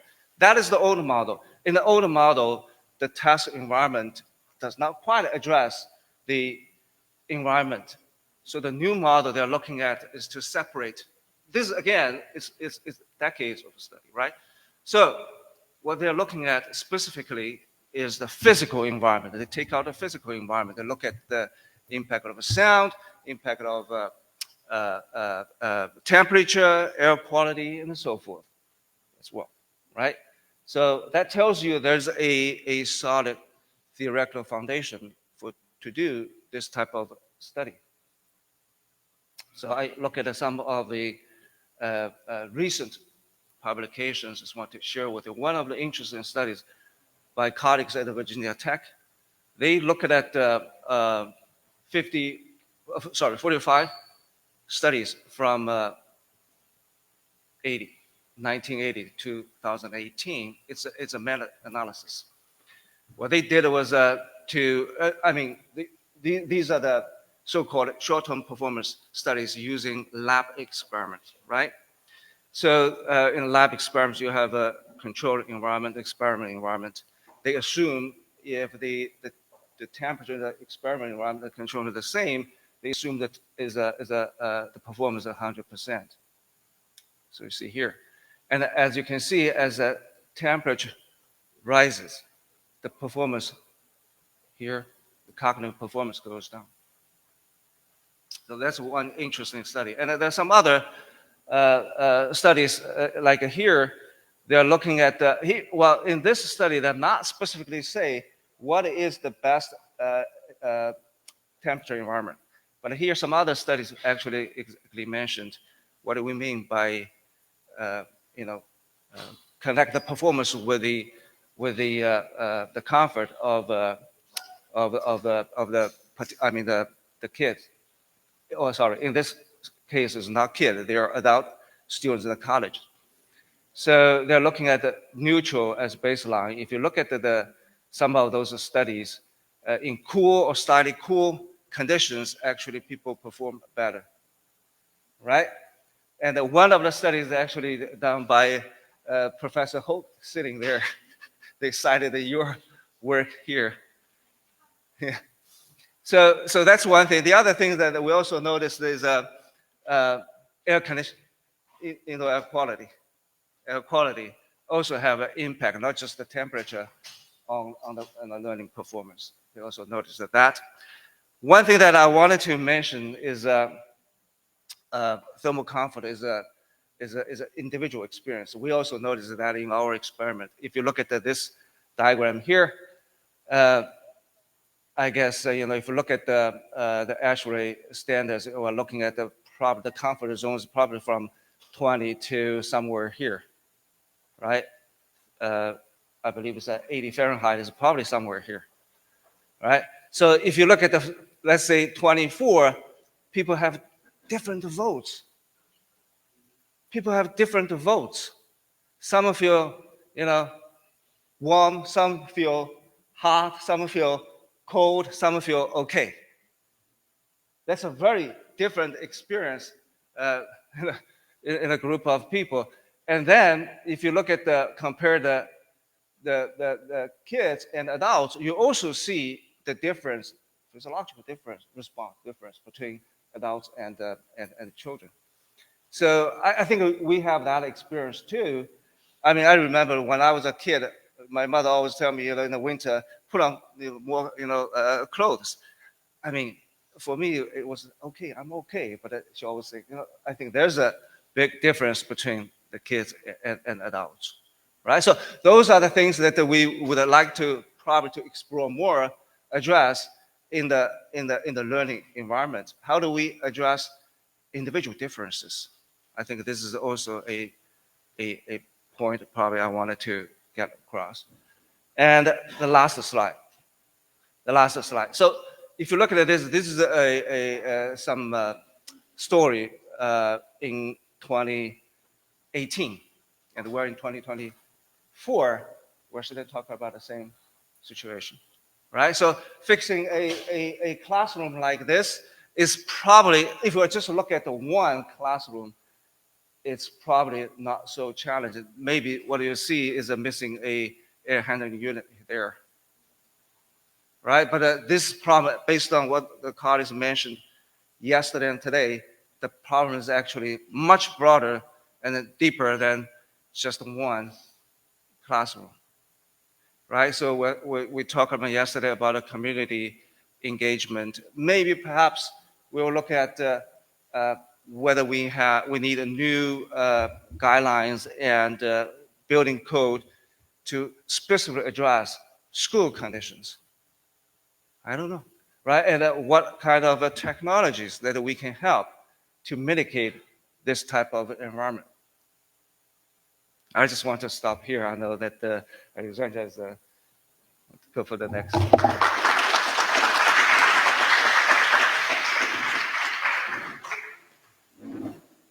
Thank you. Oh, this picks up in an interesting way. So this is a really interesting set of talks we've had. I've been asked to keep us going and save questions for the end. But thank you so much, Professor Zhu, and welcome our last speaker.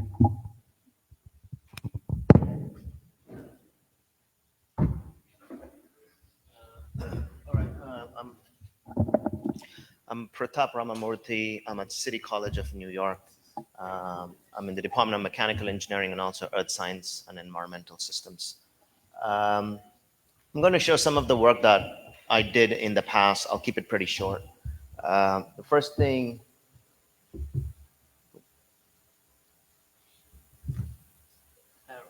okay, yeah. First thing I want to show is, so I'm going to talk a little bit more about New York because a lot of my work is out there. A lot of people showed impacts of climate change at very different scales. So here what we're looking at is we take projections from future climate scenarios and then apply it at a very high resolution. So in this case, just for New York City. And we're looking at two representative climate scenarios for the period 2095-2099. And these were simulations that were dynamically downscaled, taking output from climate models, but then looking at urban scales. I want to focus on three particular areas which are of big interest. One is the intensity of heat waves are going to rapidly increase in the future. The number of days, currently, for example, there isn't a perfect definition for a heat wave. You could consider any time you have temperature above the 95th percentile or the 99th percentile is considered as an extreme heat situation. So what we see is the numbers, the amplitude of the signal is going to be highly increased or amplified for urban areas. The second thing is the duration of heat wave in general. How long does a heat wave last? And this is quite significant. Normally in the Northeast, in New York, for example, a heat wave is at least 3 days long. You have to have a maximum temperature of over 92 degrees for 3 consecutive days to be considered as a heat wave. But what we see in the future simulations is there will be scenarios where you can potentially have 10, 12 days with extremely high temperatures. So not only the amplitude, but also the duration of the heat wave is going to be severe. And the third thing is one of the most interesting things, and this is where I think there's a lot of comparison with the Caribbean in a way, because New York is kind of subtropical humid climate. In New York, like the water vapor anomaly is going to substantially increase. And this is a huge deal in general. Like a warmer atmosphere is going to hold a lot more water. And we always have to keep this in mind. So the heat index is just going to be insanely high in a lot of areas. In New York, sometimes you have a heat wave with a sea breeze situation. And then sometimes you have a heat wave without a sea breeze situation. There are cons and pros on both of them in general. So, sorry. The next thing I want to go into is like, the previous plot, in a way, it shows like, oh, this is happening in New York. Everything is going to be kind of bad, whatever. But in general, one of the assumptions of this plot is like all New Yorkers are going to suffer. But that's not true. In fact, the ones who are going to suffer are going to be the ones who are socioeconomically vulnerable in general. So we wanted to look at the story of people who actually suffer from these issues. So way back in 2017, 2016, we gave sensors to a lot of residents who live in this northern part of Manhattan. So this is Harlem here. This is where our city college is. And this area is usually called Washington Heights. It's got a lot of people from Dominican Republic and Puerto Rico. And a lot of the people here, they don't have access to air conditioning. And even if they do have access to air conditioning, it's usually in one room. In New York, majority of people do not have centralized air conditioning. They all have these window units, really small window units. And the electricity cost in New York City is extremely high. So in a lot of cases, people don't have more than one in their household. So we gave them these sensors for like the whole summer.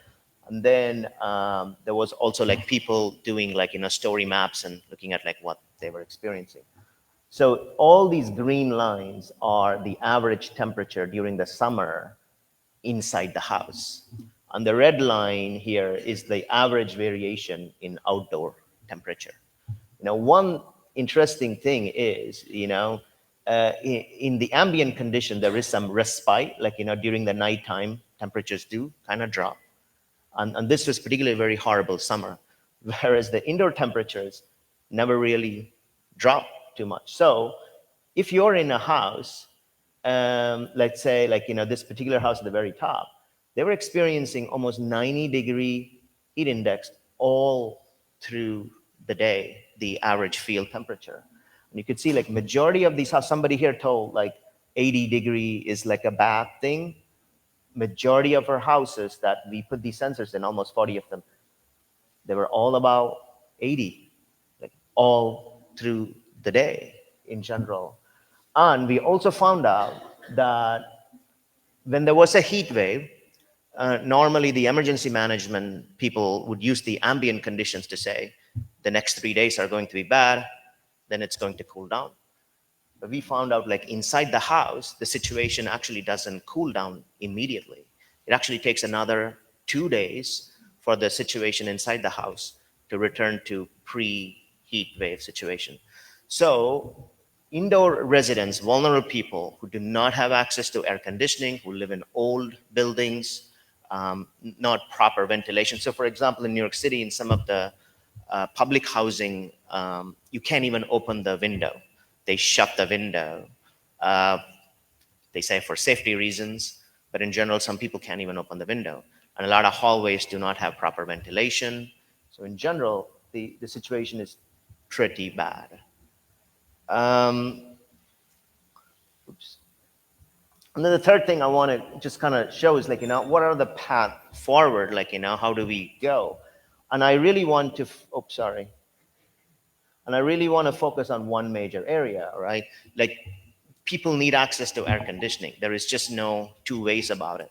Like we can talk about green roofs, white roofs, planting more trees, parks, but people in the tropics really need air conditioning. And I think the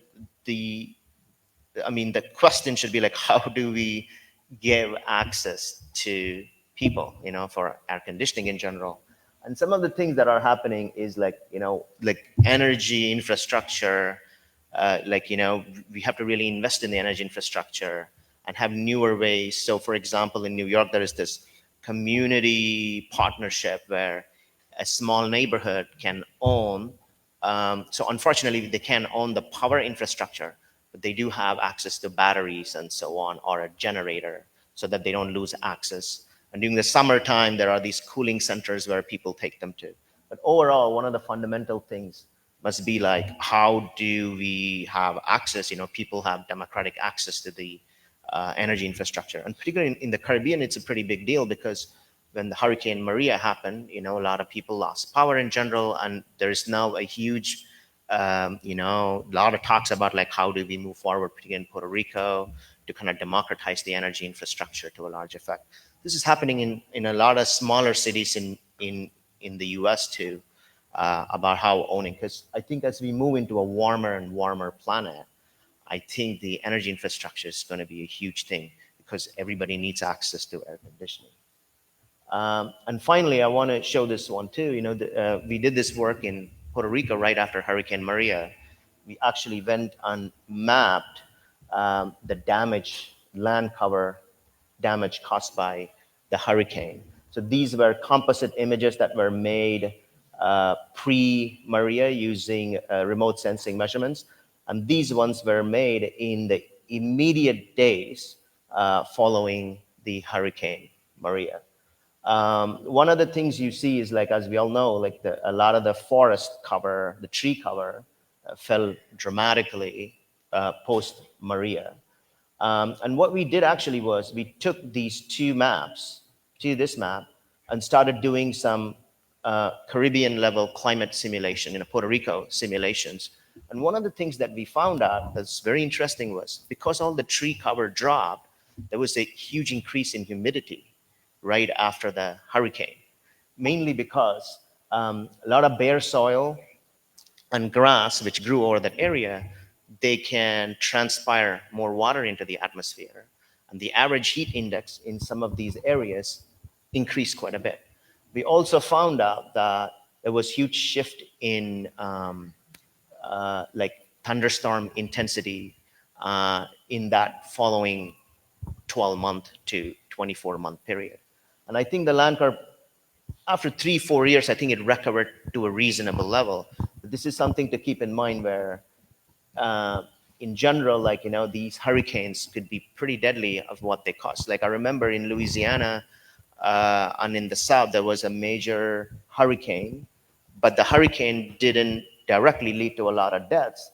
But then the days after hurricane, they lost power. There was a lot of humidity, and a lot more people died because of the heat after the hurricane, and they didn't have power, not just because of the hurricane. Anyway, thank you. Thank you so much. Okay, in light of time, we've been asked to take 1 or 2 questions, and then the break is going to happen now immediately after this, and we'll come back for the next session. Okay, so are there a question or 2 for discussion to follow up on some of these amazing and inspiring talks? It seems like, oh yes. Let me get the microphone over to you.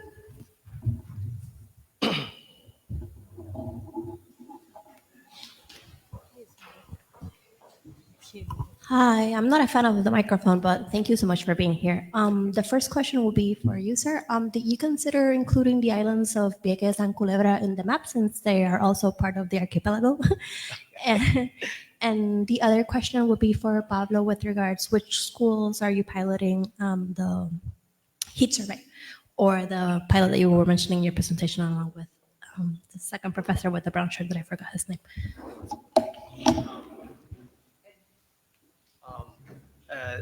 So at the moment, the simulation that I mentioned was for the Escuela Secundaria of the university. The next highly likely Escuela Julian Blanca. And the idea is to have 5 or 6 typical archetypes so that we can run some of the simulations on. Does that answer the?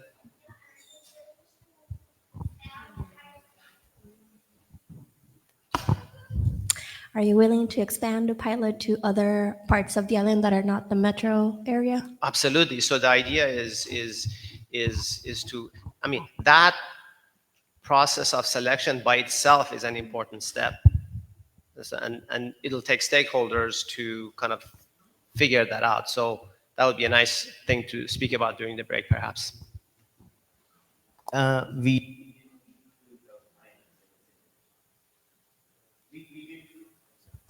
We did include those islands.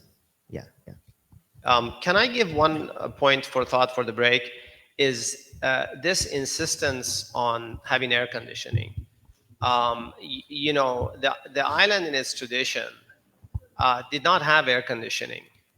From a point of view of design of spaces, traditionally, these spaces were designed for comfort. Through technology, we have bound ourselves into this box that we must have air conditioning. I checked into an Airbnb, beautiful place, and I said to the person, to the landlord, can you put screens, mosquito screens, so I can open this? They said, no, because customers like aircon. I said, all right, fine. And then the power went out. And then I was there with no mosquito screen and no aircon. It was not very nice at all. So I'd like to really challenge this question of insisting on having air conditioning and kind of open ourselves into innovation, both from a sustainability and resilience point of view.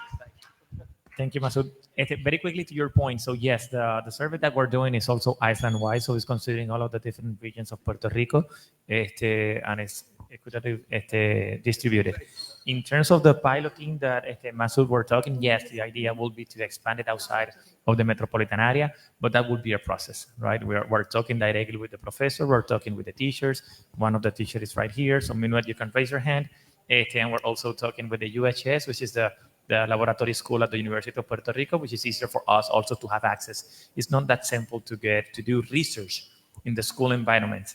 There's a lot of protocols and rules that we need to comply. So we're very thankful that Julian Blanco opened the doors, and also the UHS. So yes, that's it. Thank you. Okay, fantastic. So it looks like our break is now, and so we need everyone to be back in 10 minutes, which will be 10:40.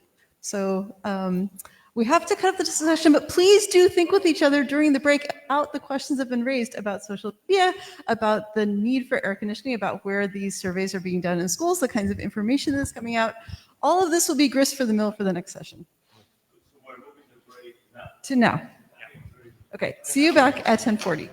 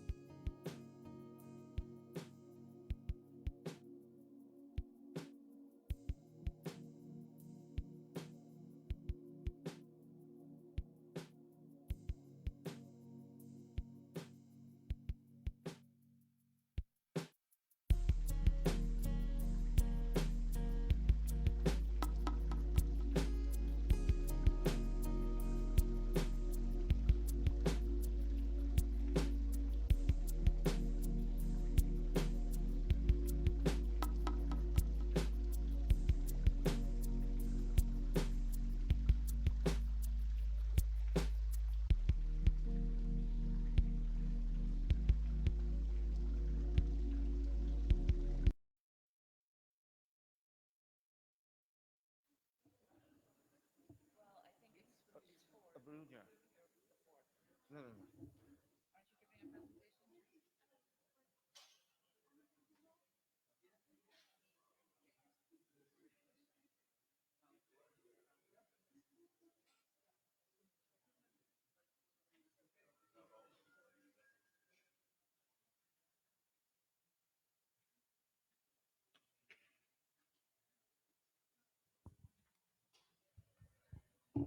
Good morning.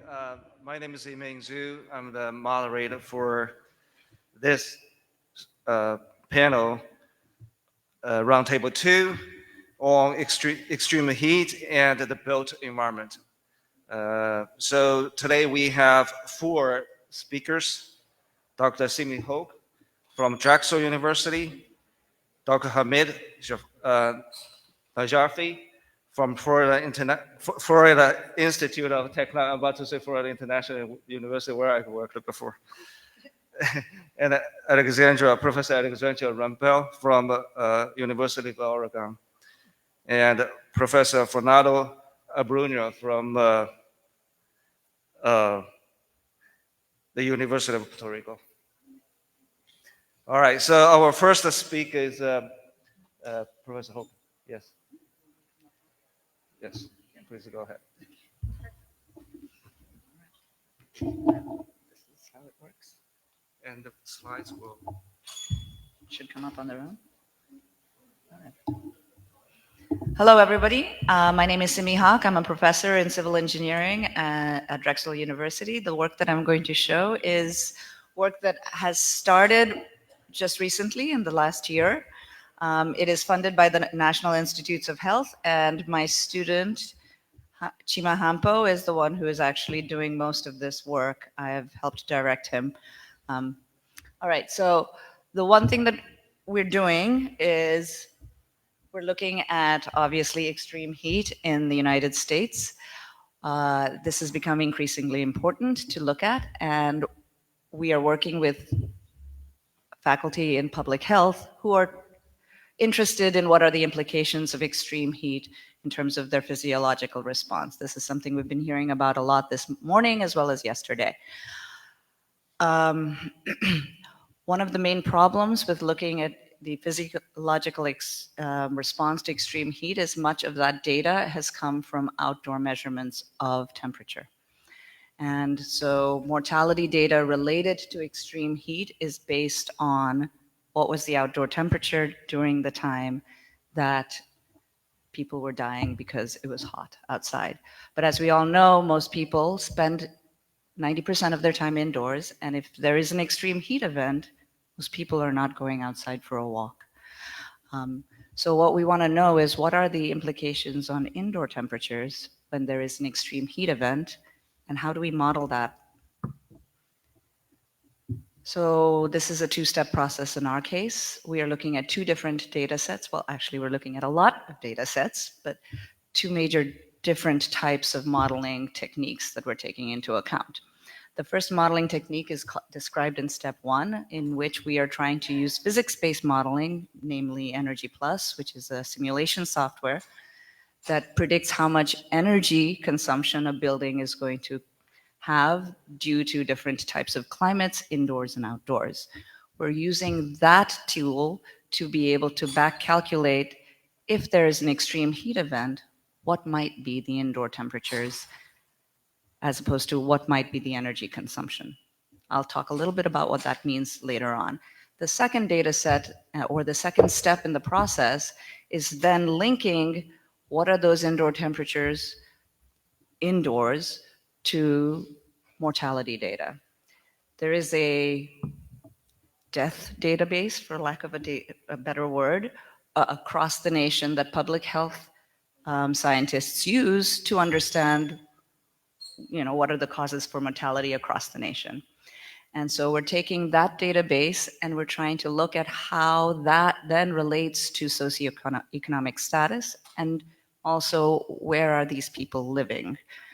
Because presumably when they've died inside, which is generally the case. So those 2 steps are things that we're doing. We're trying to link indoor temperatures to mortality data. All right, so I'm going to go into step one, which is really the work of my PhD student, as I said before. We're using a physics-based simulation tool called Energy Plus. Energy Plus allows us to calculate energy expenditures. However, we're not interested in energy expenditures per se, we're interested in indoor temperatures. And the way Energy Plus works is you tell it what the outdoor temperature is, you tell it what you want the indoor temperature to be, and then it calculates what's the energy expenditure across the year. If, for example, you don't know what the indoor temperature is, but you know what the energy expenditure would be given a particular indoor temperature that you want the home to be in, then you can calculate, you can back calculate that way. So that's what we're doing. We're using weather files across the nation for different types of building prototypes across the nation. And there are two residential prototypes in general that we're currently using. One is a single family detached dwelling, and the other is a multifamily low-rise residential dwelling. And for both those cases, we're looking at what are the indoor temperatures given an extreme heat event or given normal summertime temperatures. All right, so this is one set of results for hot and humid climate zone, and this is the typical condition would be what I would describe as normal summertime temperatures for a hot and humid climate zone. So if you think of a hot and humid climate zone, that would be in the continental US, it would be like a city like Miami. In the typical condition, we are modeling what are the indoor temperatures for June, July, and August. These are the cooling season months that we're looking at in particular. And we are also looking at extreme conditions. So you can see that the July month for this part of the graph is much higher. We kept June and August the same as June and August here, and we said that it was a heat event that happened in the month of July. And the outdoor temperature is much higher in July because of that extreme heat event, and therefore you can see that the indoor temperature that we're predicting here is also much higher. Now, what are these three lines mean? So the first line, the dark line, is actually the temperature indoors if a person had air conditioning, central air, in their home. This would be the result as for this type of outdoor condition.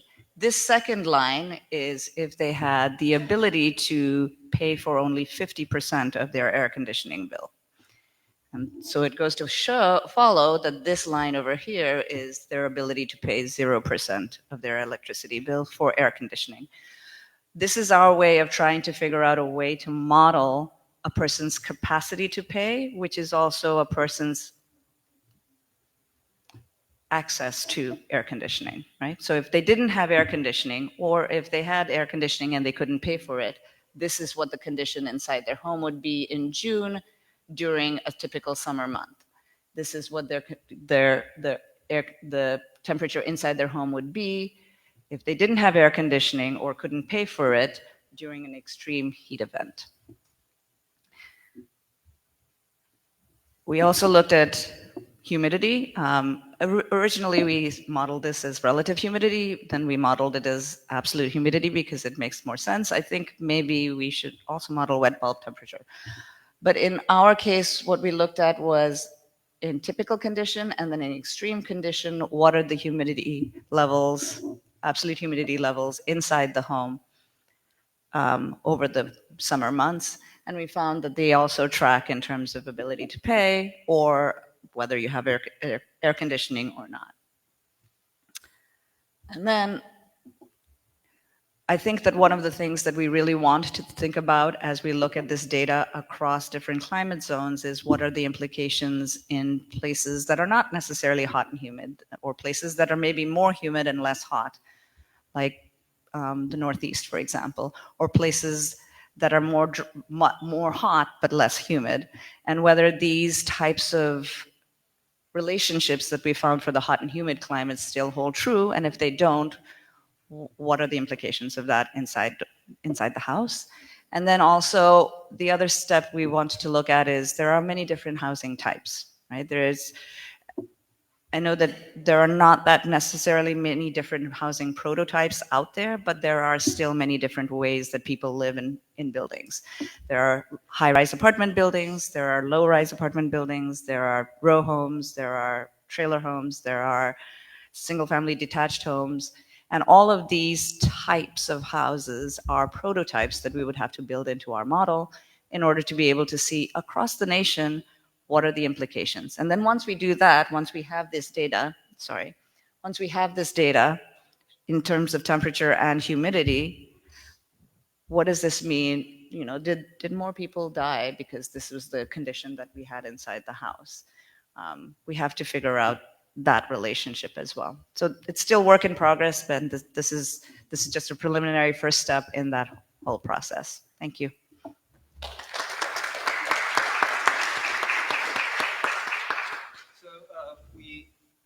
I forgot to say this. We have probably time for one or two questions, and then when you ask the question, please hold your microphone very close to you. Do you have any questions from the audience?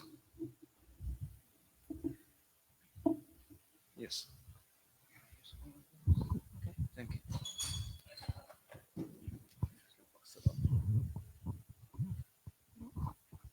Hi, I realized that you are considering the type of the housing and the building, but have you also considered the policies of those buildings?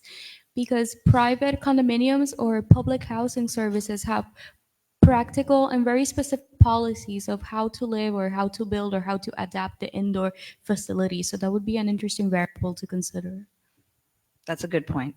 No, we haven't looked necessarily at building codes. And is that what you're talking about, building codes? Building codes and policies, because for example, in Puerto Rico, at least the public housing services have very strict policies of how to manage certain issues in the public housing or how to build or how to behave. For example, plants cannot be everywhere, or at the same time, some people can't even have plants. So I was thinking about that.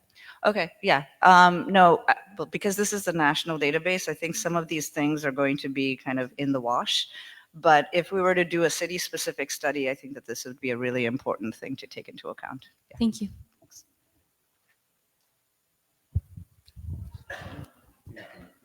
Very good. All right. So for the sake of time, we'll probably move on to the second speaker, Professor Najafi.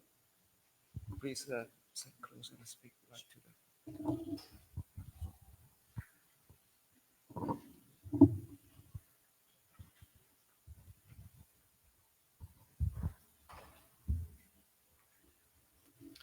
All right, good morning, everybody, and thank you for having me at this prestigious event. My name is Hamid Najafi. I'm an associate professor of mechanical engineering at Florida Institute of Technology. And today I'm going to highlight a couple of projects that we have been recently working on with regard to energy efficiency and resilience in a changing climate. The work is really done through collaboration with several colleagues as well as students. Again, focused on two particular projects that I would like to highlight. We are located in Melbourne, Florida. It's about 60 miles southeast of Orlando. It's basically, our campus is about 10 minutes drive from the coast. So of course, being from Florida, it's at forefront of climate vulnerability. The topic of extreme heat and built environment has been and continue to be an urgent topic for the residents of Florida. So moving forward, trying to go to the next slide. Oh, the other one? Oh, okay. All right. So as we heard about it earlier today, Americans spend more than 90% of their times in built environments. That's why we need to maintain built environments, of course, healthy and comfortable. And in order to maintain this healthy and comfort condition for the occupants of the building, we are relying on HVAC systems. We are relying on energy efficient buildings. When you're looking into the basically energy consumption in the United States, the breakdown between different sectors, you can see that about 40% combined between residential and commercial buildings, basically responsible for basically 40% of energy consumption in the US. The numbers are more interesting when you look into the state of Florida specifically. We spend about 50% of the energy in the state of Florida on buildings, again, combined between residential and commercial. And then speaking of extreme heats and air conditioning, if you look into the bottom of this slide, the space cooling share out of this basically percentages, it's about 12% for residential in the US, about 27% residential for Florida. And for commercial buildings, of course, it varies across the board depending on the type of building. But you're looking at about 13% in the US, about 30% in state of Florida. So in Florida, we really spend nearly a third of our energy bill on air conditioning system. As one of my ASHRAE friends used to say, when he starts his talk, he always say, what is the most important thing for a student in the state of Florida? And everybody comes up with different answers, and his answer is always air conditioning. So looking into the basically climate-related data, here I've just showcased a couple of basically graphs here. On the top, you do see the historical average annual temperature in Melbourne, Florida. And of course, you do realize an increasing trend like many other regions worldwide and basically in the United States. And on the bottom, you do see a comparison between TMY3, typical meteorological yearly data, that is what we normally use for building energy simulation purposes, versus the basically one of the representative scenarios from IPCC, the most extreme basically carbon production, RCP 8.5, and of course indicating that the temperature is expected to be increasing in Melbourne region. Of course, this will add to the challenges that we are dealing with nowadays. This includes increasing cooling demand, includes identifying current and future needs, identifying energy efficiency and resilience, and of course raising awareness. Thinking about energy efficiency, like I said, spending about a third of the energy bill on energy, on air conditioning, it makes the air conditioning a very significant issue to be addressed. On top of that, again, being a very climate vulnerable area in Florida, the power grid is prone to, of course, failure during extreme weather events. There has been several increasing basically power outages in the region, which will cause basically other energy related issues. So in exploring solutions for these matters, I have listed 3 categories of solutions, and you can spend a lot of time discussing each of these categories. But at Florida Tech, we've been trying to kind of create a balance between these through basically several collaborations with the colleagues, students, and of course, community engagement. So I've listed research, education and training, as well as community engagement. The goal of these different categories of efforts is to come up with basically research that can lead to actionable items, that can lead to making an impact on the community to address the issues that we are most concerned with nowadays. So in view of this, I'm going to highlight a couple of projects that we have been recently working on. Number 1 is a demonstration of a near zero energy building design for Florida climate. This project was sponsored by Florida Department of Agriculture and Consumer Services, and also we had multiple industry partners and sponsors for this project as listed on this slide. The idea was really to look into an array of technologies, energy efficiency measures, as well as renewable basically power generation for a typical office building in the state of Florida. This particular building was an older building in our campus, was built in 1961, a pretty typical structure for old Florida buildings, about 2,400 square feet of basically floor area.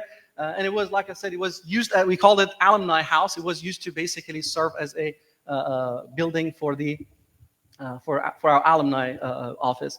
The idea was to retrofit this building into a net zero energy building that takes advantage of multiple energy efficiency measures for several purposes. Number 1, to be able to assess the impact of various types of EEMs, energy efficiency measures, identify the ones that have the highest impact in our region, against Central Florida, and also assess them from economic perspective, because at the end of the day, it might be energy-wise, it might be there might be some attractive options, but is it going to be economically viable for a typical office building or not? So these were kind of the goals of this project. I'm not going to go through the details. I want to try to keep it short, but we looked into an array of different possible technologies, obviously starting with trying to establish or take advantage of the passive techniques, establish a building envelope that is as energy efficient as possible. So we explored various types of course, we established building energy simulation model using Energy Plus, using eQuest, did several tests, ran many different scenarios with different technologies available in the market to explore what technology is going to give us the most cost-effective solution to address different components of the building. But looking at this, we looked into energy efficient envelope. Again, for example, low E double glazing windows happened to be the best option that we had at the point. In Florida, we get nearly 30% of the cooling demand directly through the windows from the basically direct solar irradiance. So addressing that is very important, and so on and so forth. Like I said, I don't want to go through all the details, looking into energy efficient HVAC systems, various options, and again, energy efficient lighting, as well as considering to have a solar array with a battery backup system for, again, for after a storm conditions, if there's a power outage condition, and so on and so forth. So this building essentially allowed us to establish a platform. The construction of the building, the project was a 4-year program between 2017 to 2021. The construction of the building was completed in 2020, and since then the building has been serving as a platform for us for research, education, as well as community engagement. We're running several tests with this building, given the basically great data collection facility that we have there. We have several students engaged with research related to this building. We have tours for students. We do teach several classes related to energy, related to buildings within different basically programs at Florida Tech, and we do have regular tours for students. We have tours for local government officials. It has been a pretty hot spot for hosting some sustainability-oriented meetings with the government officials, as well as we have developed some online instructional modules, as well as some integrated modules in engineering curricula. So again, just wanted to highlight some of the aspects related to this project. The second project that I would like to highlight is a collaboration between Florida Tech, ASHRAE, and Brevard Public School. Brevard Public School in Brevard County is probably, we do have, I think, the 12th largest public school system in the state of Florida, and we spend nearly $12 million on energy expenditure on an annual basis in Brevard County. And the idea of this project was to train a group of engineering students to help information empowering of the public school system, basically management.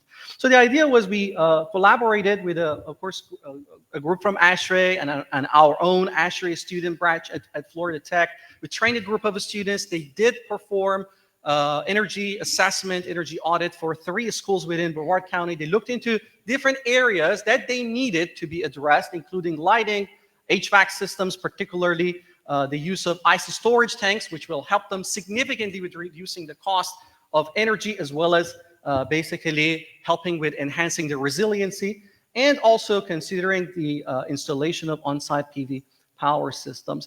The findings were published through ASME Journal of Engineering for Sustainable Buildings and Cities, as well as ASHRAE Journal. Again, the idea with this project was to connect the 3 important prongs: research, education, and community engagement, which was pretty successful from all of these ends. Looking into, again, I've kind of highlighted some of these items here, community engagement. Over the years, last few years, I would say, past probably 5-10 years, we have tried to get more and more engaged with the community. At the end of the day, to address the issue related to the climate, we have to get engaged with the community, making sure that we understand their problems. We can come with solutions, essentially co-developing solutions that can address the most pressing needs of the society. It has, again, it has been through different types of activities, defining student projects, applying for funding opportunity announcements through government, through basically private sector, and so on and so forth. But I would like to highlight the fact that community engagement is very important, and it will allow us to truly address the problem.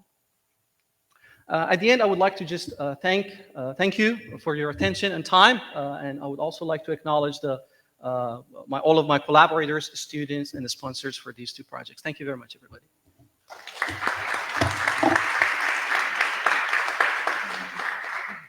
Do we have a quick question for Professor Najafi? All right. Oh, there's a question back there.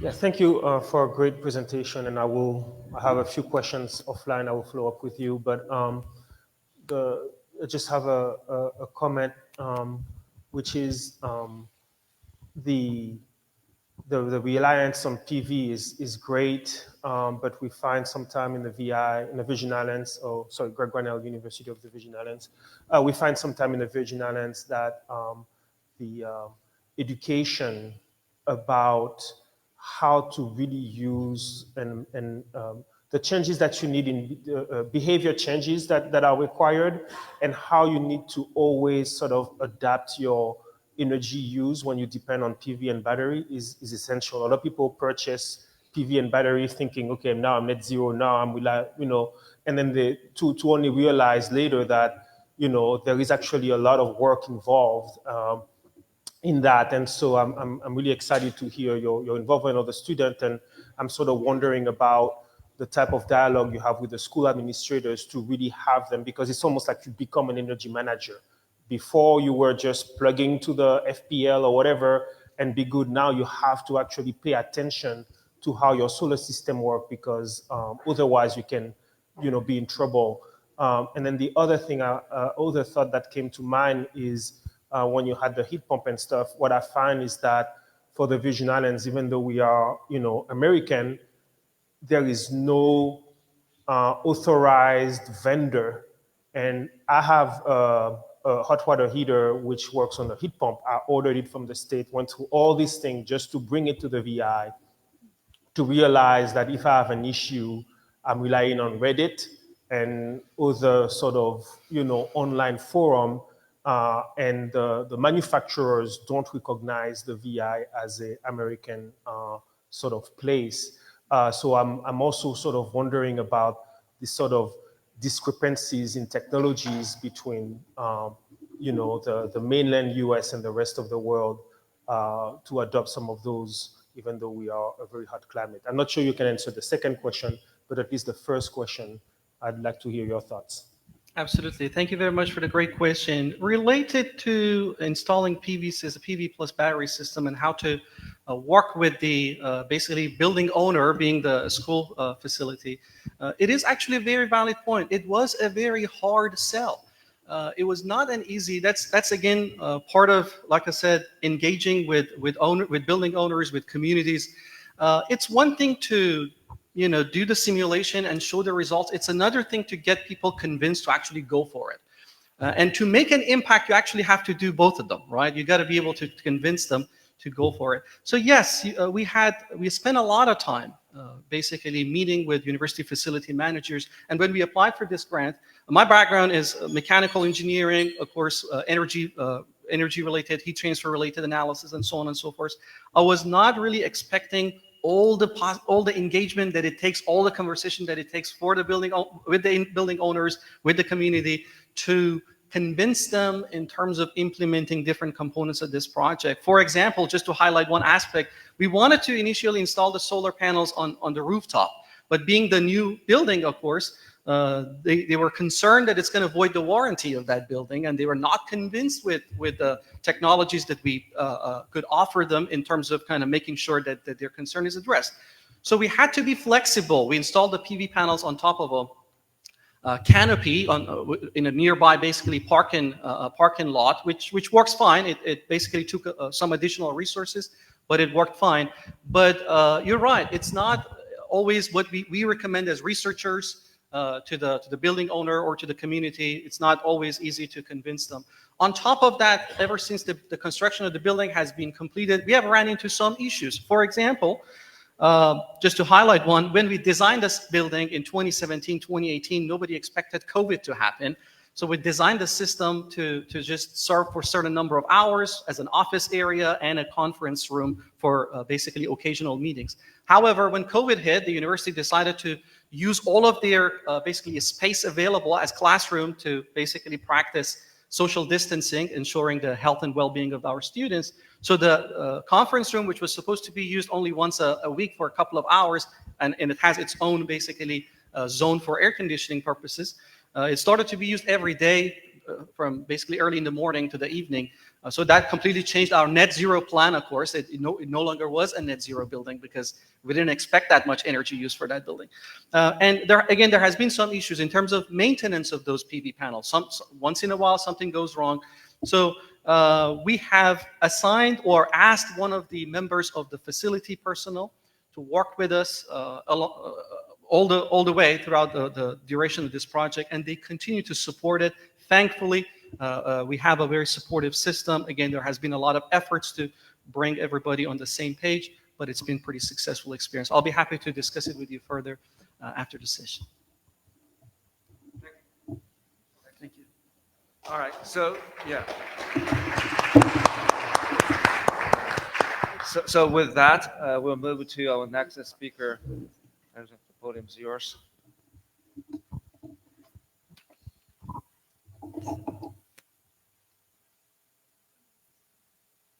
Does this point? Does it also? Oh, the pointer is that way. Yeah. And this is okay. Okay. Oh, good afternoon, everyone. Good morning. It's great to get to talk with you. My name is Alexandra Rempel. As you know, I'm at the University of Oregon in the Environmental Studies program.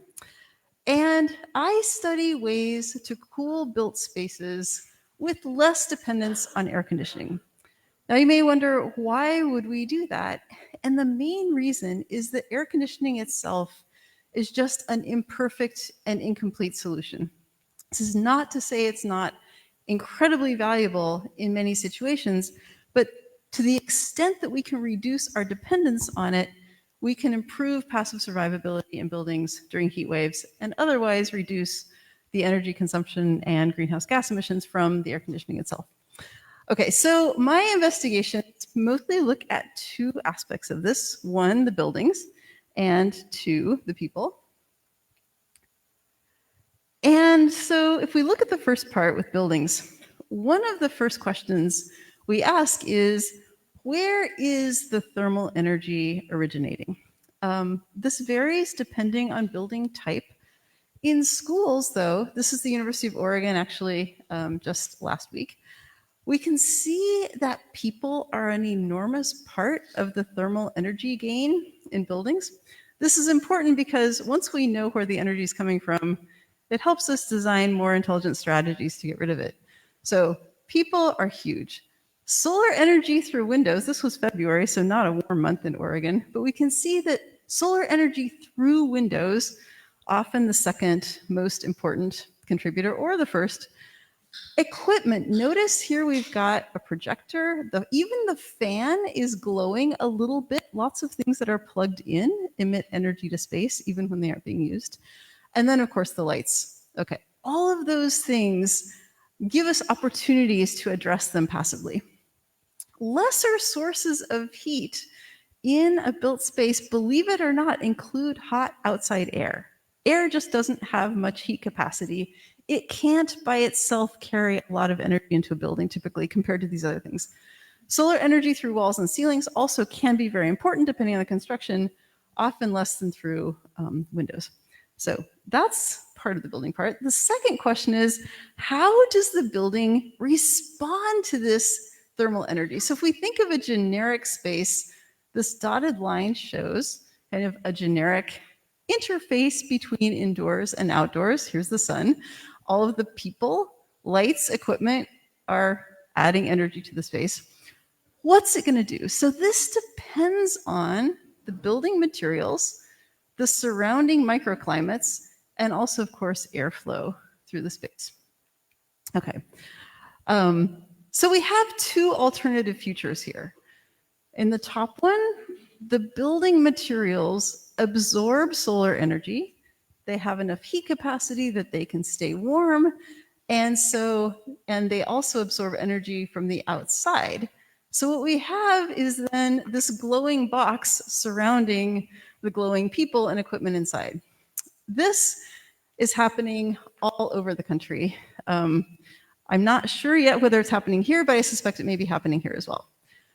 Our second alternative future down here is an envelope that deflects solar energy, perhaps through reflective coatings, perhaps through shading devices, perhaps through something else, and is able to dissipate this internal heat by one of a number of mechanisms. Here is shown airflow moving through the space. And this is a cooler microclimate on the outside, reminiscent of Dr. Gandhari's work that we saw just a few minutes ago, where we've created a cooler zone here for the air to come through. This does not mean that the air is necessarily cool, but we'll see on the next slide why air that is not cool may still be helpful under some circumstances. Okay, so let's look at the people. So now, how is it that people stay cool? We've seen a lot of detailed physiology, so this is more of a high-level view.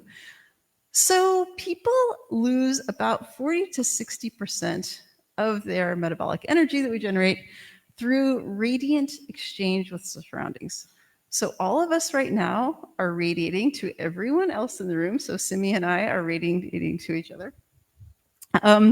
We are also radiating to all of the surfaces. Now, so every body is continually radiating to every other body, and the heat loss depends on the temperature difference. So if I'm radiating to a cool surface, I'll lose energy to that surface. But if the surface is just as warm as I am, then all of a sudden I can't lose energy in that direction anymore. So this is one way that having a cooler envelope, having a cooler microclimate can make a big difference. The rest of the energy we lose is evaporative cooling and convection. And evaporation, of course, change of moisture into vapor, happens fastest in dry air. So if we're sitting in still air, and I'm sure you all have felt this here in the last couple of days, we will generate this little zone of warmth and humidity around us.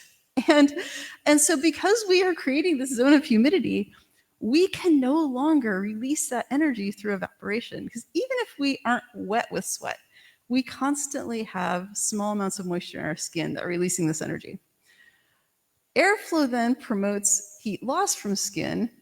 And so this is why moving air will feel cooler to us and help remove energy from our bodies, even if that air is not lower in terms of dry bulb temperature. And so in some circumstances, airflow, especially in tropical climates, can feel wonderfully refreshing, even if it's actually not that cool. Okay.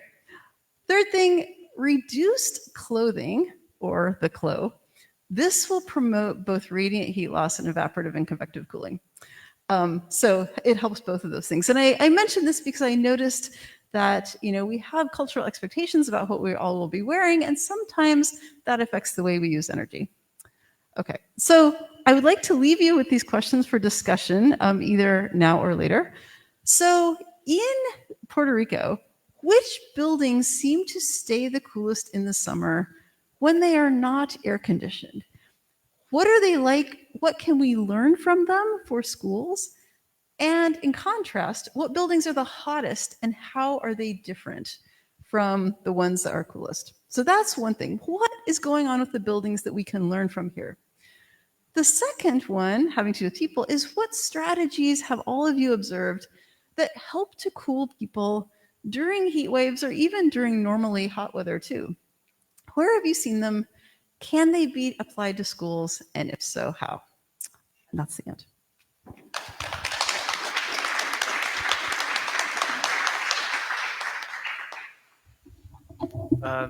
Again, let's, for the sake of time, let's just give a minute for one burning question. And we'll have time after the panel finished all the presentations. All right. If we don't have any questions, let's move on to our fourth speaker.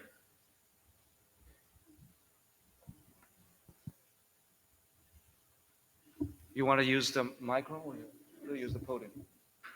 Oh, here. This goes down, this goes up, and then one. Buenos días a todos. gracias por la invitación. Thank you, everyone. And thanks for the invitation, Pablo, and all the team that surrounds you and works with you, and all the panelists here. My name is Fernando Abruña. That's with the little dash over the end. People accuse me of being an architect, but I don't mind. I used to be a professor at the School of Architecture in Rio Piedras at the University of Puerto Rico. So, Alexandra, I want to be friends with you because basically what I'm going to be showing is like chapter 2 of what you just presented. So let's just start.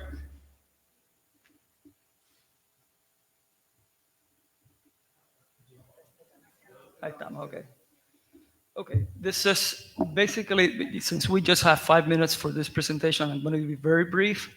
These are the issues that we wanted to address in this 5 minutes. Refrigerants, how important it is to be aware of the kind of refrigerants we use in our air conditioning systems, siting and orientation of the building, insulation and materials, fenestration and shading devices, vegetation and green infrastructure, innovation and education. So we'll go real fast.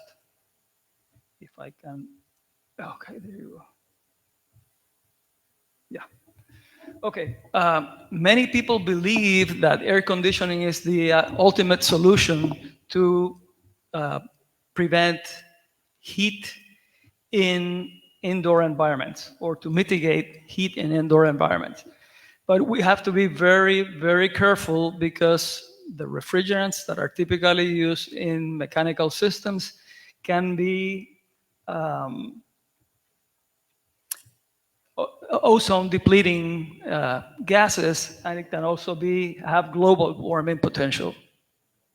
So it's very, very important for all of us to use passive strategies, meaning by passive, things that we can do with the building envelope, the surroundings, the vegetation around it, the siding, the orientation, the shape of the building, the materials we use, so before we consider mechanical systems. Okay, once we do all the passive strategies, then we put on the technological dress, the clothing onto the building.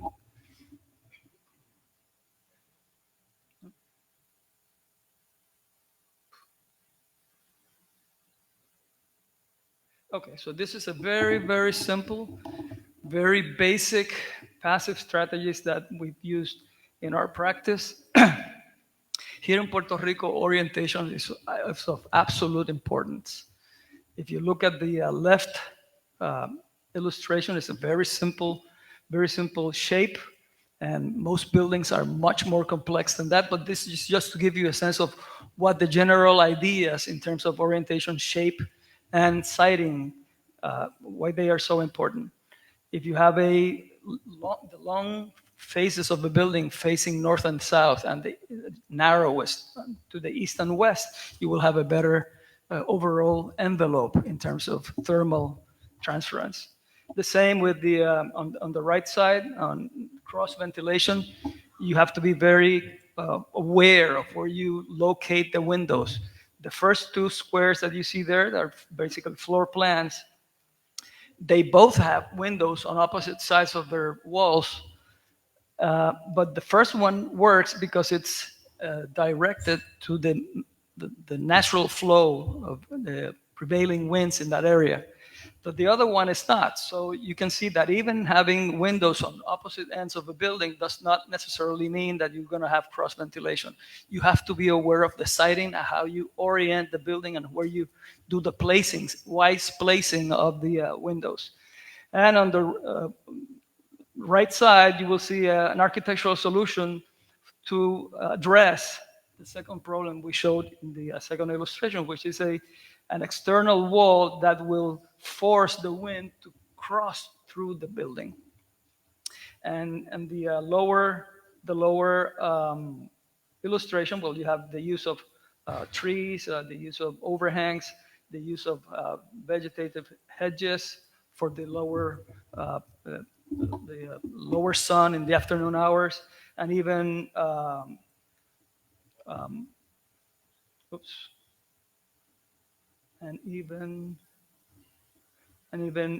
berms to protect part of the wall against solar radiation. Now, innovation is something that we also have to be not only aware, but we have to promote, especially here in Puerto Rico. These are, I'm going to show you two innovation projects that we're working on. This one is the integration of rainwater harvesting and roof cooling by evaporation. So when you get your water from the rain, you connect it to a direct current photovoltaic pump run by the photovoltaic panels you have on the roof. And the DC pump is deactivated when it's cloudy, when you don't have much solar radiation through the roof. So the sprinkling water will just fall.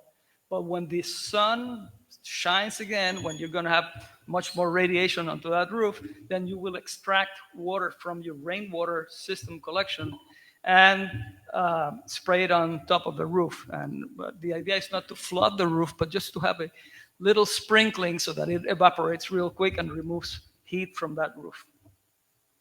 And the most recent one that we're working on is a patented window that we did in 2014. It's taken us 10 years for FEMA to finally approve the window and for the Department of Education to be willing to use it in all the schools in Puerto Rico. So we're very proud of our invention. And on the right side, you see an application on residential units. And it's basically, the patent is based on biomimicry. We were inspired by making a comparison between what the windows are to a building and what the eyes are to a living being. So for our research, we research camels, and camels have a particular, very interesting way of protecting against sandstorms. They have various eyelids. So we thought maybe if the eyes of a building were provided with eyelids, maybe we can use that idea somehow. And that's how the whole idea germinated. So on the left side, scenario A, natural ventilation and daylighting, you can see that the window is composed of some shading trays, which are the longest jalousies that you see there, and shorter glass jalousies that will allow for natural ventilation go through the building. But if it's really hot and you really do need to turn on the air conditioning, that's scenario B, then you close the glass jalousies, but you leave open the eyelids, the camel's eyelids, so that glass is in the shade. So less radiation goes into the interior of the building, and you still have daylighting. And in scenario C, if a hurricane or storm it's impacting the building, then you just overlap the closed glass jalousie windows. You overlap them with the eyelids, just like a camel would do. And we're proud to say that they're going to be used in all the schools in Puerto Rico. Finally, in terms of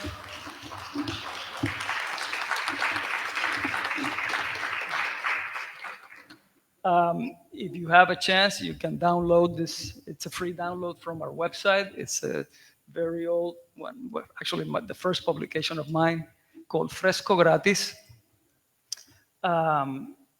which deals with all the passive strategies and technologies that I cannot explain in 5 minutes. So I think that's the end of my presentation. Thank you so much.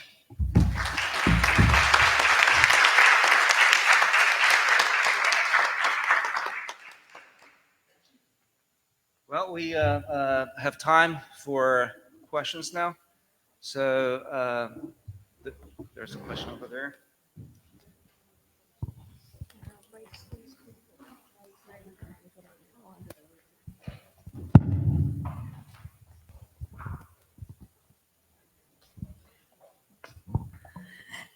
Thank you, Fernando Abruña, for that inspiring talk. My name is Luz Claudio from Mount Sinai School of Medicine.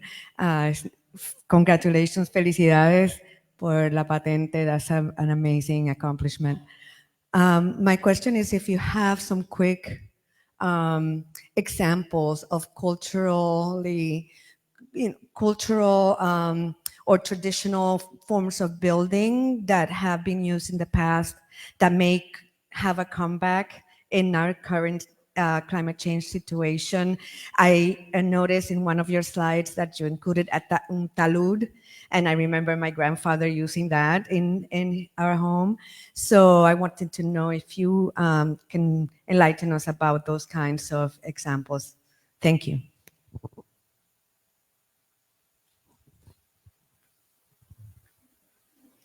Luz, mi querida amiga, hacía tiempo que no te veía. Thank you for your question. The fastest way for me to answer that is for you to download Fresco Gratis, which addresses specifically the traditional ways of dealing with heat in our historic structures. But some of them, just to give you a sense of what was being used in the past, but that can be regained if we are wise, is the use of higher ceilings, openings above, right below the roof line, so that any hot air that accumulates in the upper part of the space, it's blown away through those clear story windows. The use of windows that go from very low in the floor to higher, close to the ceiling, so that you don't get any wind barriers when you do have cross ventilation. That allows for the body to evaporate its sweat and cool the body. There's plenty of them. Even raising the building itself from the ground floor when they were wood structures. It's a plethora of them. Ojos de Buey, which are used in Old San Juan, which are clay brick buildings. They were also used, many, many years ago, and they're still pertinent for today's architecture.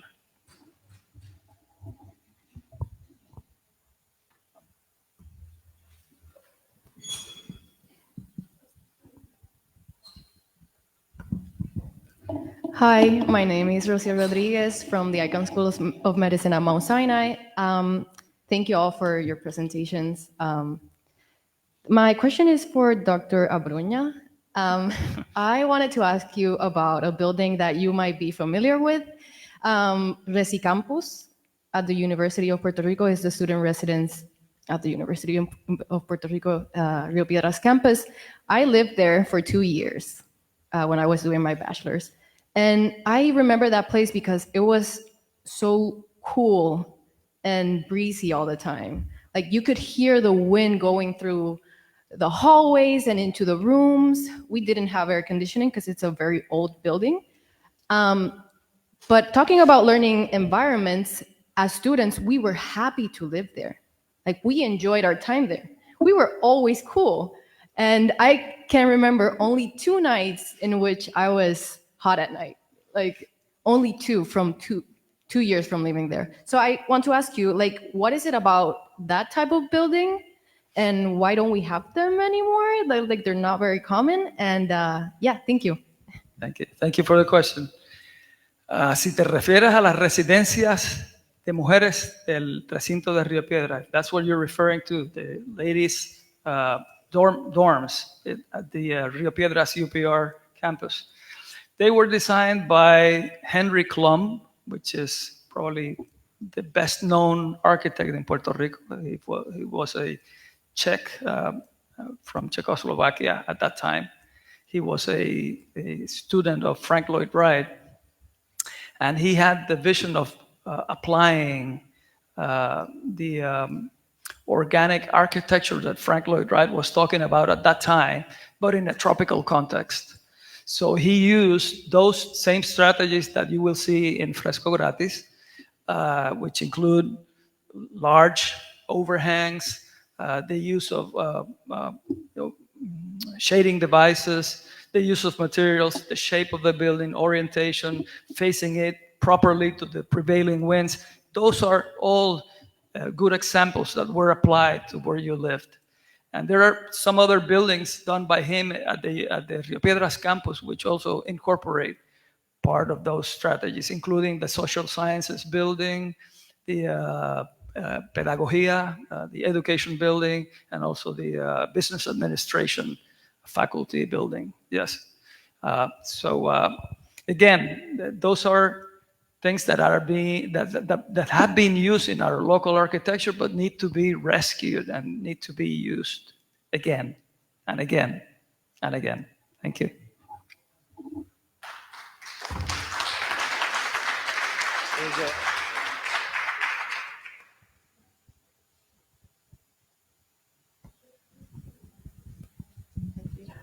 I have a question for you as well. I'm an architect by major, and right now I'm studying PhD in architectural engineering department in Drexel University. Professor Dr. Simi Hawk is my advisor. We are working together. Sure. I have a question for you. Originally, I'm from Istanbul, and we have traditional architectures in Turkey as well. Like we have brick buildings, like traditional earth buildings. So these buildings are very cool. I'm from, I graduated from Istanbul Technical University, and our architecture school is very old building. Like, I think it's 200, 300 years old. It was for military base before, and since it's like brick building, it's very cool inside. But overheating is becoming more and more problem, like in here in Istanbul as well. So passive measures are a great way to cool down the buildings, especially for traditional buildings. But the majority of buildings, both in here and also in Istanbul as well, are concrete buildings. And in these overheating situations, these concrete buildings can get warm very easily and they get cool very easily, even if they have like insulations. Especially in the summer with insulations, it gets more hotter and hotter inside. As an architect by major, I would like to ask you, do you have any suggestions, design ideas in like 30 years from now when the excessive overheating will be becoming more and more problem until like passive measures won't be enough? Do you have any design ideas for possible scenarios in the future? I would like to ask. Thank you. Wow, what a question. Perks of studying architecture, I would say. Here in Puerto Rico, I've been using this material that comes from Italy called N2. N2. I suppose you know of the material. It's a structural insulated concrete panel. Yeah, I know. You do know that. Okay, so in those panels, you have your insulated material inside the wall, and you plaster it on the outside and the inside of the panel. And we've used them here in our projects, local projects, and they have worked just beautifully. Along with the windows that we patented, we built 2 experimental homes for HUD through the home program for the municipality of San Juan. We built just 2 of them, but they were experimental houses. And through the use of those panels, the other strategies, you know, like overhangs, the patented windows, etc., we were able to cool the complete house, which is close to 1,000 square feet, with just 1 air conditioning unit of 15,000 BTUs, which is typically what's used in 1 bedroom here in Puerto Rico. So we thought it was, in terms of my career, a major accomplishment of being able to cool a complete residential unit with just 1 single unit with 15,000 BTUs of capacity.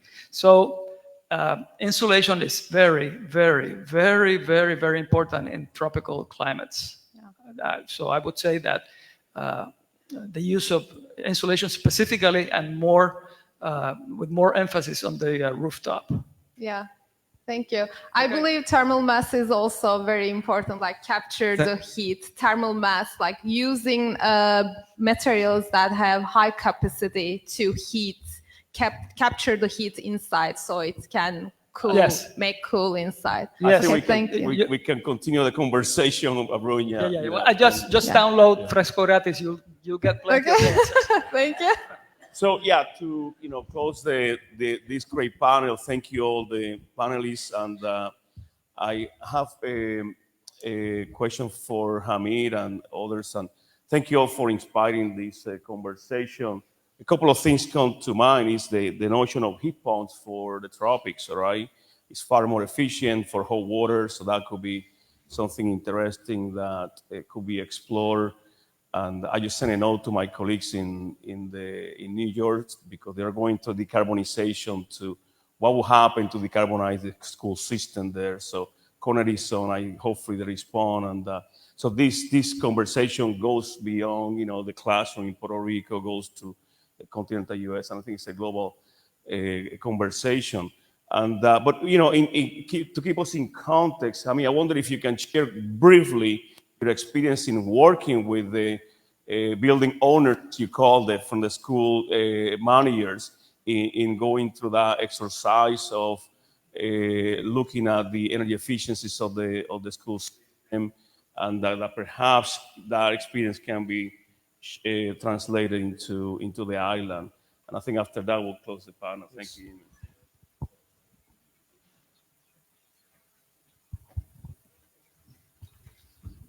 Okay, thank you for the great question, Dr. Gonzalez.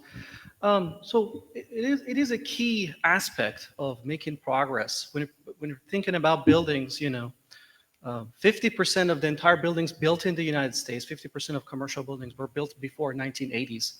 So majority, when we were dealing with the problem, part of it is new construction, but a bigger part of it are existing buildings. To get engaged in a conversation with the school facilities, with people who are in charge of managing the basically schools, when you initiate that conversation, you will pretty quickly realize they do have very pressing issues just to basically keep things running all the times. So a lot of times, energy efficiency, looking into futuristic basically aspects, sometimes are being overlooked. Sometimes they're not considered as a high priority because they just have to work with a limited budget to basically run their everyday basically business to make sure their system is up and running.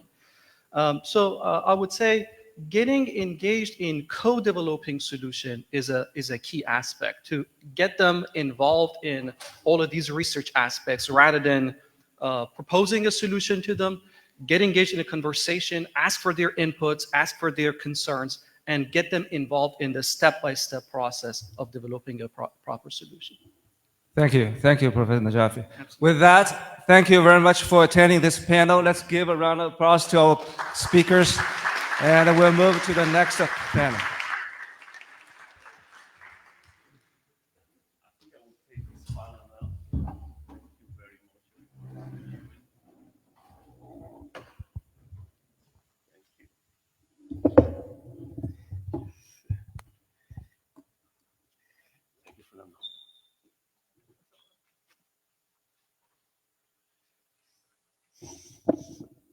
Yeah, so friends, colleagues, I'm going to be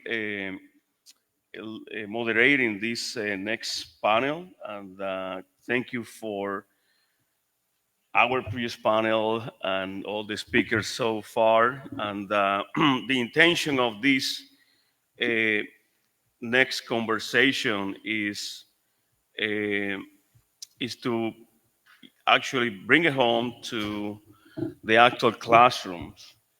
And we will start with a perspective from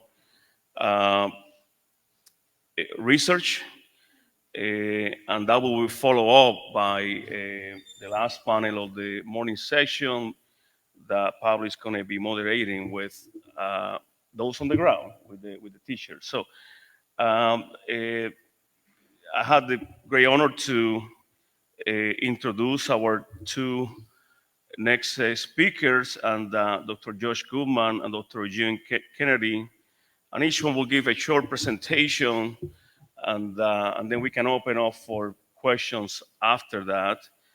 And believe it or not, in large part, this conversation was inspired by Josh's works that Heat and Learning back in 2018 or so, that along with a group of colleagues from Harvard Public School of Health, look at the impacts of extreme heat and students' performance on a long-term study that was published by the, I believe the National Academy was published, I believe, yeah. So it was just phenomenal. We took that conversation at the time. Then summer 23 passed, so that elevated the conversation even more. And so Josh going to share. He flew in from Boston University, and he lives even today. So just a 24-hour stop in the island. And Josh is going to be followed by Dr. Eugene Kennedy, who I'm meeting for the first time, but I have heard so many great things. And he will bring a full learning perspective into the conversation. So I'm gonna maybe if there are any pressing questions for Josh, we can take maybe one, and after he finishes. But perhaps we can leave it for having a joint conversation. And Josh is currently associate professor at Boston University, and he just tremendously well published in so many forums. And again, we learned through his work.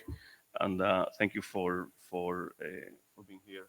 So I will leave you now on this. I'll stop that, please. Thank you.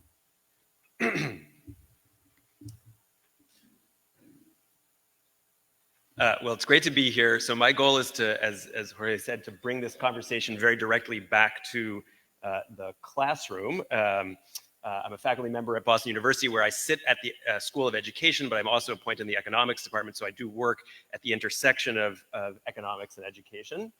Let's see what button I press. There we go. Okay. So I'll be brief about this, but there's lots of evidence in the world that hot areas of the world tend to perform less well academically than cool areas of the world. This is true across countries. This is also true even within the US. Counties in the US that are hotter on average tend to have lower test scores on average.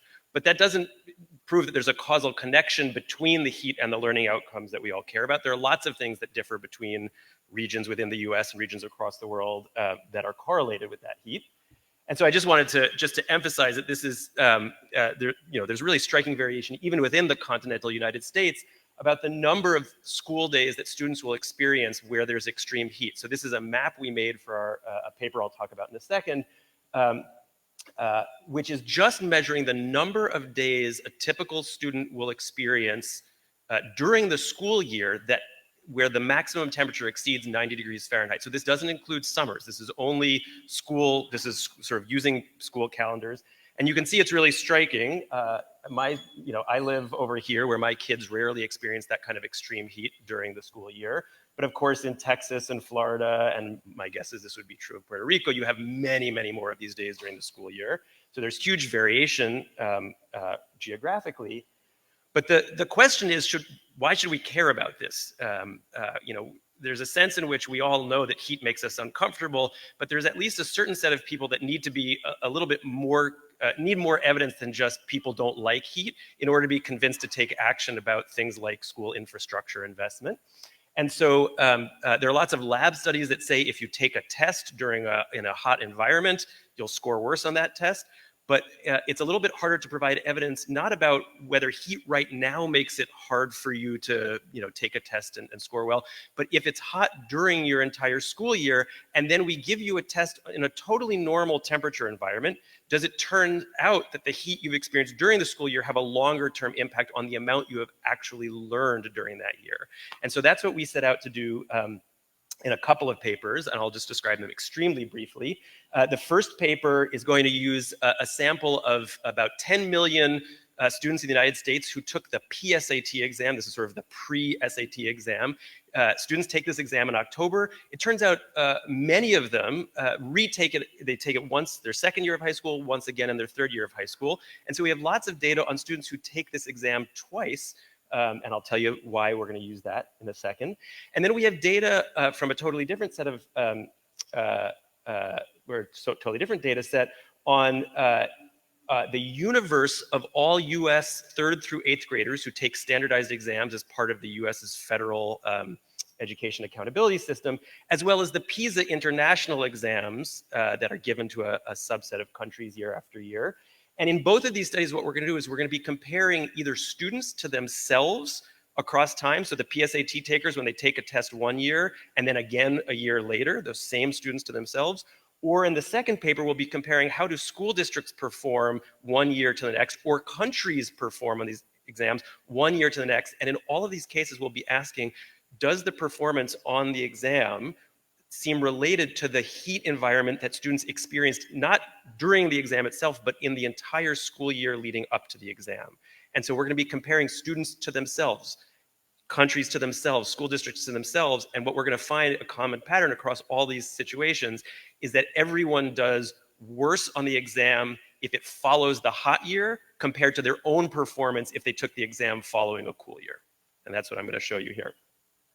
Okay, so the evidence from the US high schoolers, the PSAT takers I was telling you about, as I said, it turns out these PSAT retakers score worse than themselves on whichever of the two takes was preceded by the hotter school year.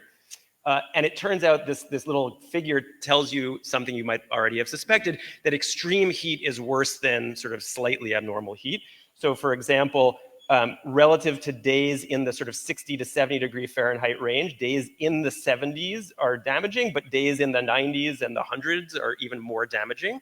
And so this is the damage of each day, each additional day in the preceding school year that the student experienced, even though the exam they're taking is in October when it's a perfectly reasonable temperature in most parts of the US. The other thing that's interesting in these studies is we consistently find that it's only heat on school days that matters for these learning outcomes, not weekend heat and not summer heat, which to us seems like evidence consistent with the fact that it's really interfering with the learning time itself and not other things going on in students' lives. One thing that's very frustrating when you study this work, certainly at large scale, is data on the actual state of school infrastructure is terrible. We don't have it nationally. Most states don't even have it. Many school districts don't even have it. And so we, through the College Board organization that we had partnered with in this paper, managed to send a survey to a couple of 100,000 US high schoolers where we simply asked them the question, on what fraction of hot days do your classrooms get too hot? And then we sort of recorded their answers and we managed to make some geographic averages of their answers. And what's absolutely fascinating is that in the southern United States, where you have a lot more heat, students are much less likely to report being uncomfortable in school.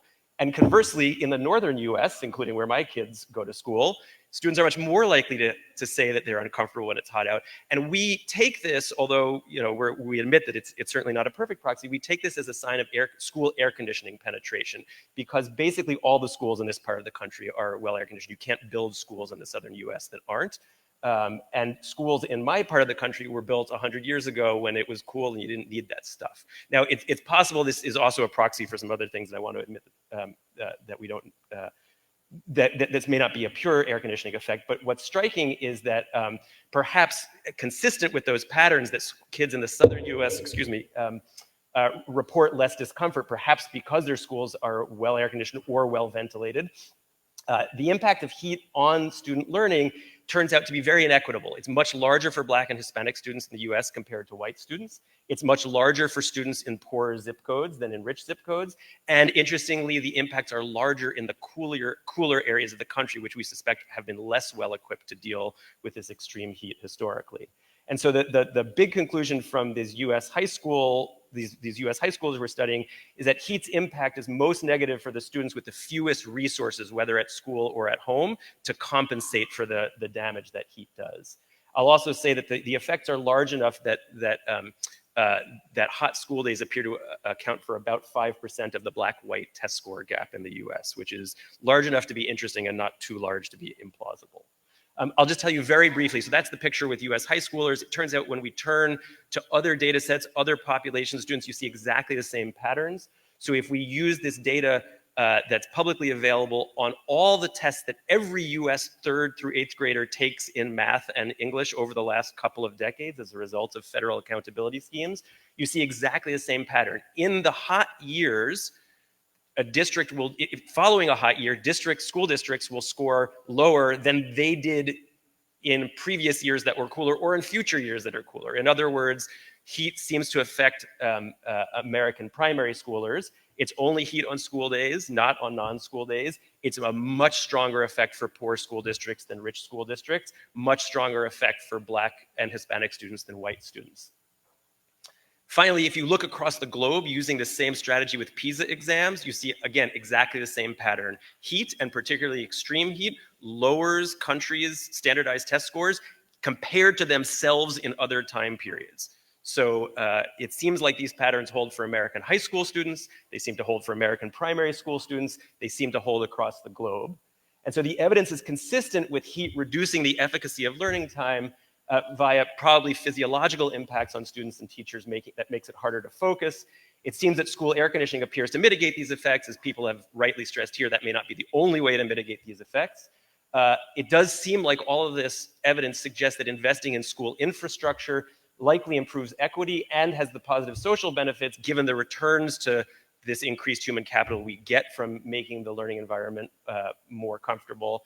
And I'll say that another team of economists that I know very well, Barbara Biasi and her co-authors at Yale, have a really nice recent piece of research that suggests that shows pretty clearly when US school districts pass bond referenda that allow them to raise money to install, to sort of upgrade HVAC systems and install or renovate air conditioning systems, you see very clear increases in student learning outcomes that follow that increased investment.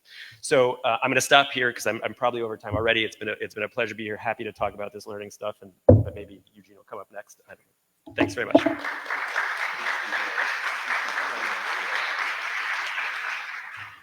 Okay. I'd like to formally introduce Professor Eugene Kennedy. Thank you, Josh, for such a great thing.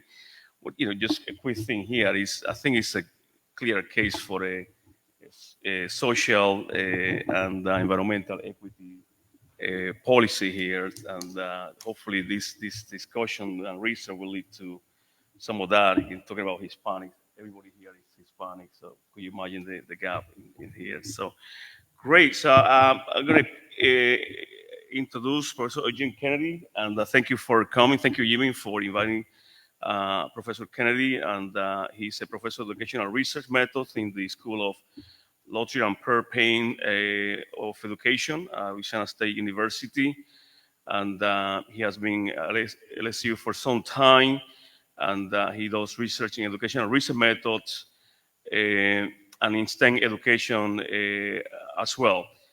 Tremendously published books, all that. So thank you for stopping by into our yard, Professor. The podium is yours. Thank you.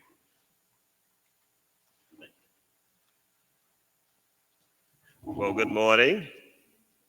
As the professor said, I am a research methodologist.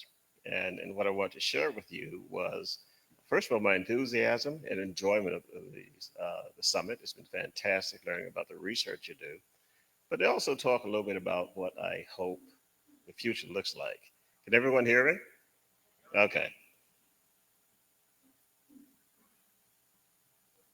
Okay. Which button is it? It's the bottom one? Uh-oh. There we go. So a couple of things I want to bring out, right? And again, these are things that you certainly know about. The planet is certainly getting a lot hotter and due in large part to human behavior. Rising temperatures impact the ecosystems of the Earth and all aspects of it. With extreme weather conditions, there's growing frequency and intensity. How do we respond? We slow down. We've certainly talked about that, had great presentations. We do things to mitigate, to reduce the amount of pollution that we create. We create better spaces. We've had some great conversations about that. But what's the role of research? Okay. And specifically in the context of learning environments for students. What do we know? We know that extreme heat has a negative effect on academic achievement, promotes drowsiness, lowers concentration, memory, regulation of behavior, etc. It's correlated with poverty. Okay, the effects are geography and so on. And we know that mitigation efforts, things like air conditioning, smart buildings, can help, but are often connected to wealth, geography, and are sometimes impractical in some settings. What kinds of questions do practitioners and policymakers need answered, again, under the umbrella, what does research do? How do we mitigate the effects of increasingly hotter temperatures in learning environments with limited resources? What approaches work and which ones are a little more than what I like to call myths? And basically, I'll give you some examples. We've heard this morning about designing buildings in terms of their orientation and structure and so on. One of the things, and again, this is Louisiana, where I'm from, we've had issues with heat related issues like hurricanes and so on for many years. And I remember walking, particularly in some of the rural areas, into classrooms where teachers had decided that the way they would deal with it is open the windows. Now, in my opinion, that wasn't clear to me. And I asked them, why? Why did you do this? Well, they didn't have a concrete answer as well. And so one of the things that was clear to me is that there wasn't a very sound research base that had been passed from the researchers on down to the practitioners in a way that could actually impact outcomes. Let me connect this to what Josh was saying a moment ago. Yeah, there's clear evidence of an impact. Warmer temperatures, achievement goes down. Why? What processes are being disrupted? What's happening in that environment at the student level, at the teacher level, in the context of the social interactions within the classroom and beyond? How are those effects operating and functioning? And we need that information. Why? So that we can have an impact, okay?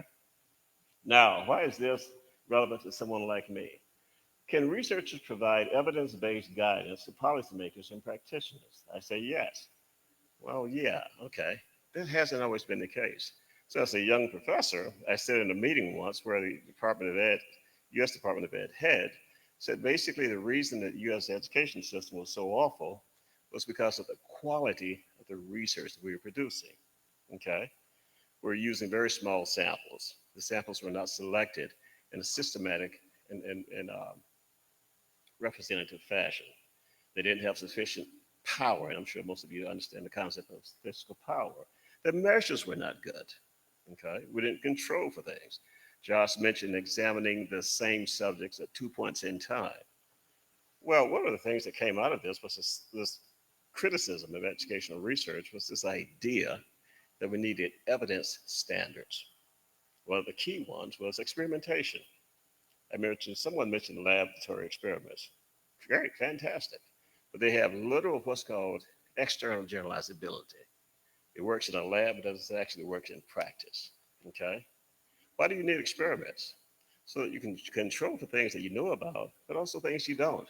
That's where random assignment comes in, okay? And again, keep it in context, there are thousands of us in the room, and we're being told that what you're doing is crap, right? And so they set these standards out there. We then began to change, to identify certain types of designs that provide the kinds of evidence, and this was based on medicine, okay, medical researchers, the kinds of evidence that we can then give to policymakers to make decisions, okay? And we've actually, those things have evolved. There are tons of others that have come about over the years, but in fact, what that did was it gave us an agenda. And the agenda went something like this. Undertake studies that can give voice to the lived experiences of students and educators. Questions, qualitative studies, case studies, mixed methodologies, and so on. Not the way we were doing 40, 50 years ago, but with the understanding that these need to be reproducible and they need to provide evidence that can withstand critical review, okay? And of course, again, the standards and those things have all evolved. Strengthen studies by engaging interdisciplinary teams of researchers.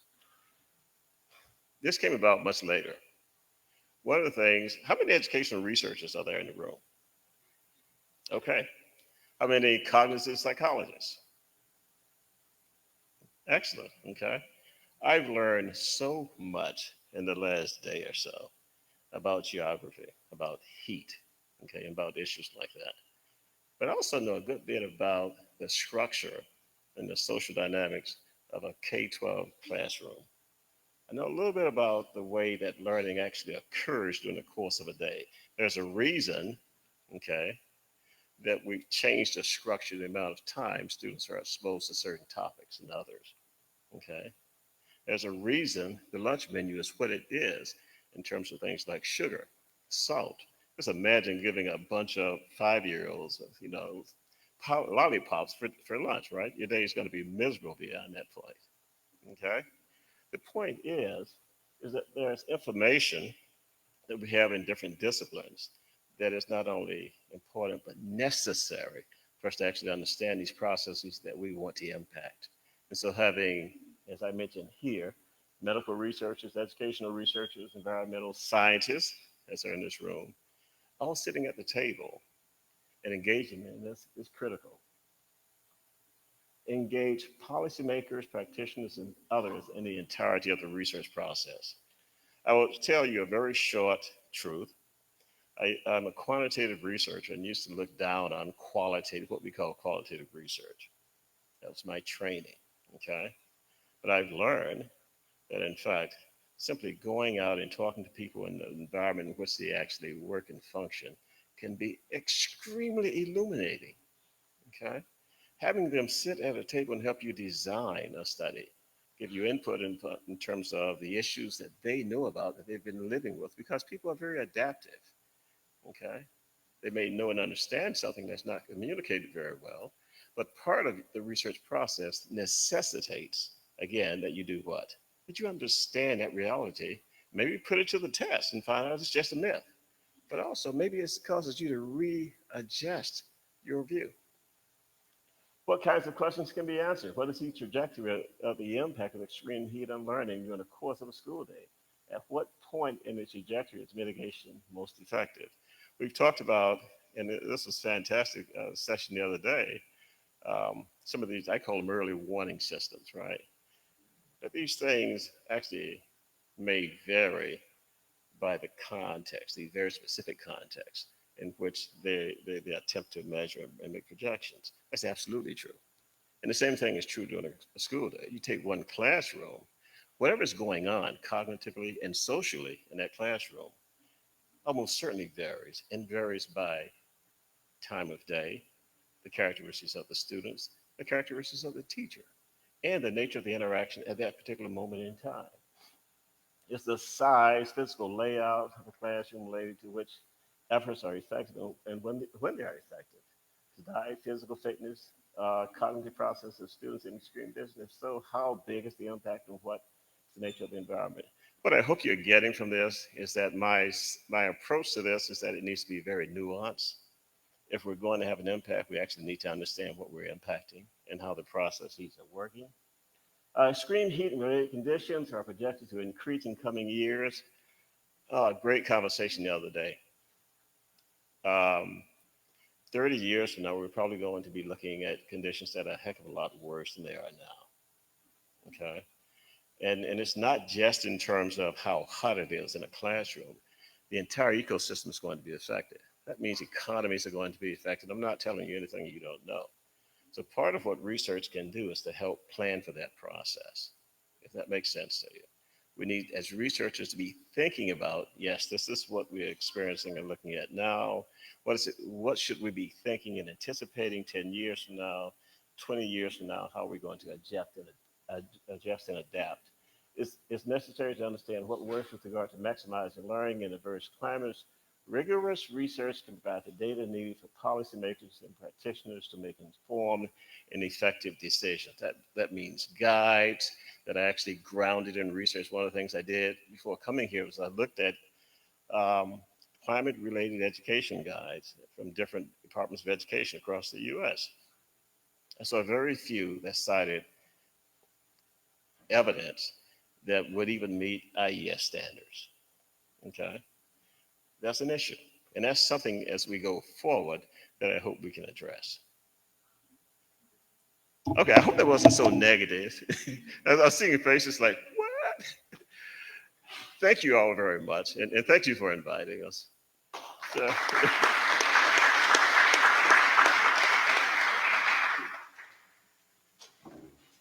Thank you, Professor Jim, for the template, for the research, and the challenge to ask those questions about what works. So we're going to open for a few minutes of questions and conversation to any of the speakers, could be in English or Spanish, and if needed, we will translate to them. So please, here's the microphone.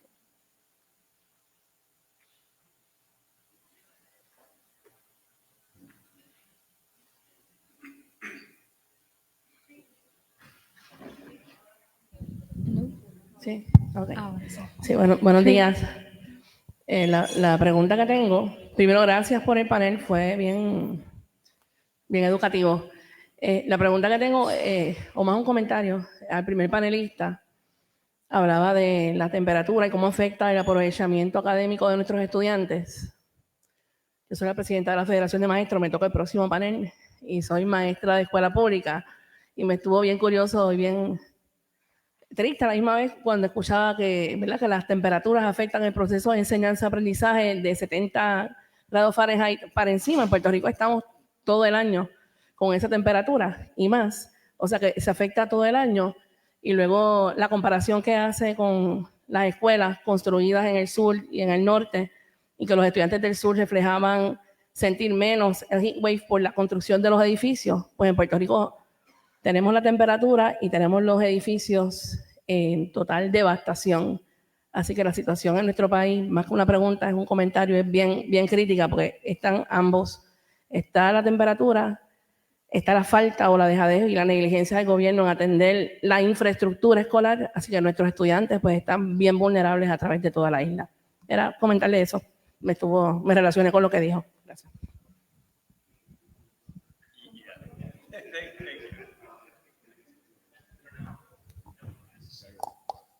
Yes. Okay.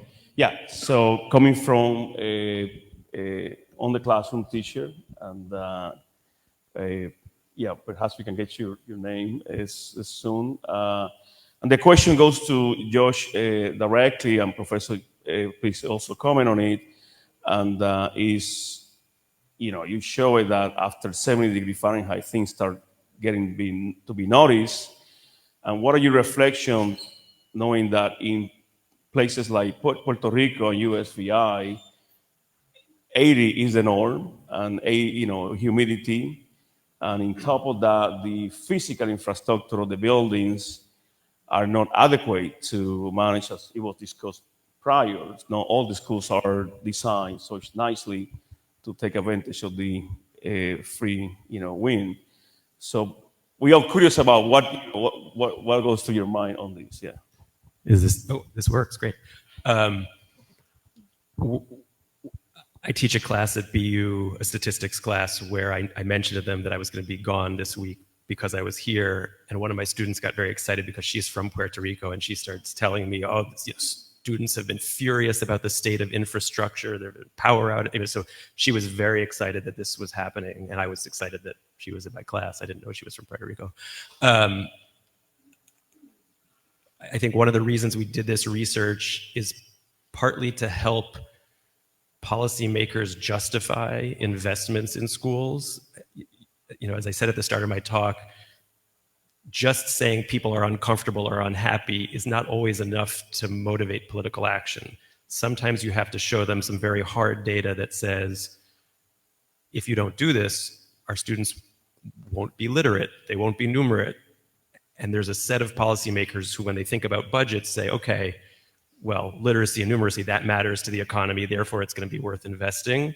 And so I think part of the way you potentially motivate political change here is to not be all fuzzy and green about this, because there's a set of policymakers who don't care about that.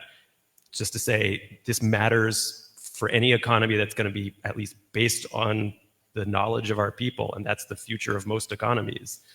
And that's one way to motivate change from people who control the public budgets.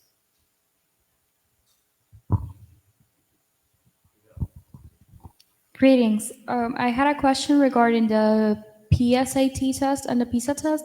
In Puerto Rico, the somehow equivalent for that would be the College Board, or College Board is more similar to the SAT per se. So I wanted to ask first, why was the PSAT used instead of the SAT?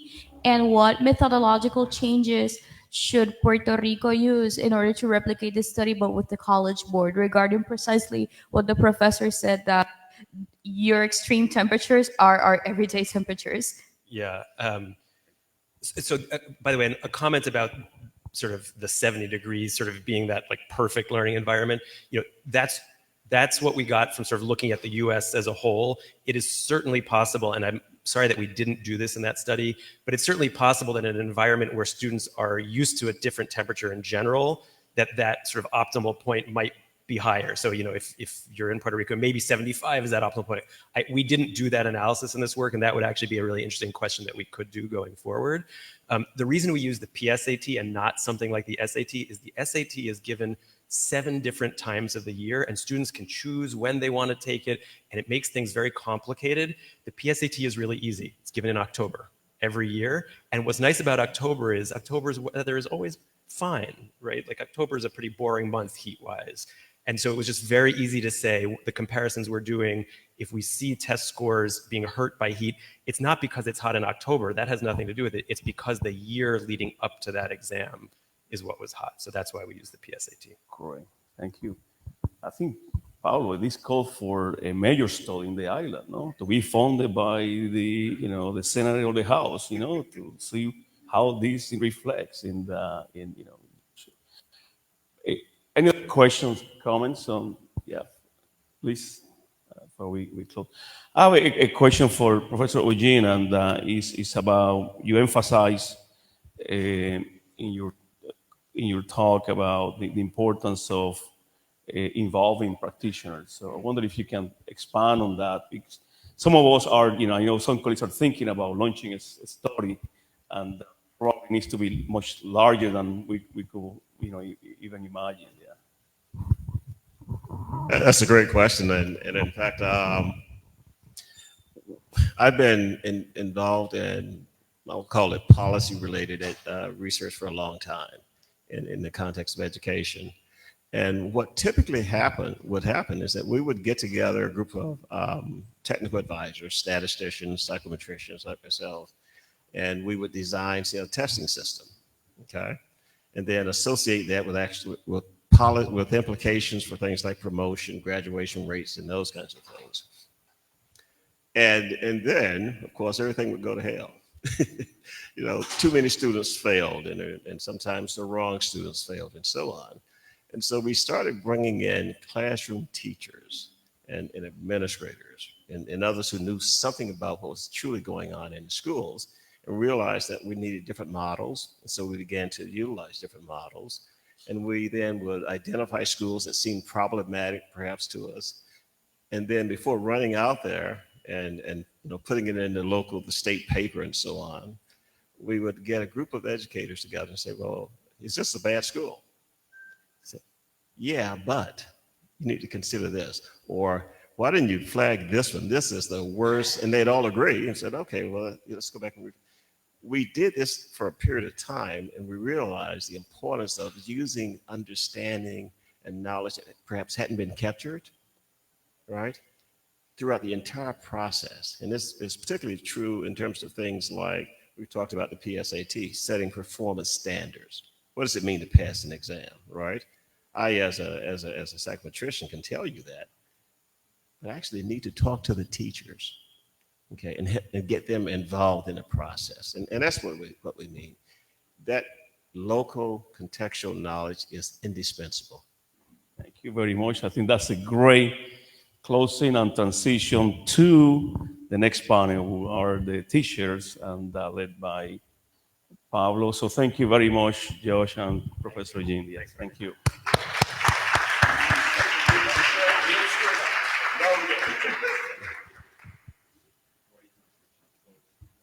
Thank you, Jorge, and thank you, Eugene, and both professors for your presentation. Now, let me search for the agenda, sorry, to call the specific names. Okay, so now we're going to probably the last session of the day, because even though that we have another one in the agenda that it was for the Virgin Islands, unfortunately, not all of the people from Virgin Islands had the opportunity to come here. So We have Greg Wanell, who will be joining later with us as well. But in this case, the roundtable that is going to be speaking about extreme heat and learning environments from the teacher perspective based in Puerto Rico is going to be mainly in Spanish. So I would like to invite to the stage Maestra Minuet Rodríguez, who is a science teacher en la Escuela Especializada Julián Blanco. Por favor, adelante.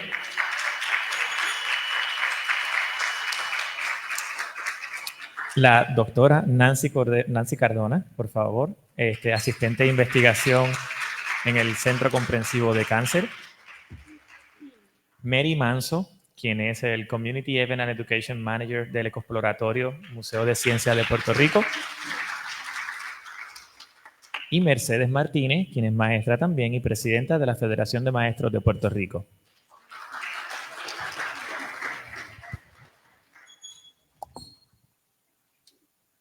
Sigo por acá que se me va a hacer más fácil y este micrófono lo dejo abajo en el floor para las preguntas que hayan. Así que me gustaría, por favor, comenzar este panel. Va a presentar la perspectiva de las escuelas, iniciativas, problemas, desde el punto de vista... ¿Hay más? ¿Están cómodas ahí? Vale, perfecto. Desde el punto de vista de nuestros propios maestros, las primeras personas que están en contacto con esta situación en las escuelas de Puerto Rico. Así que, sin más, quisiera comenzar invitando entonces a Minuet Rodríguez, por favor, para que pase y dé su presentación. Gracias.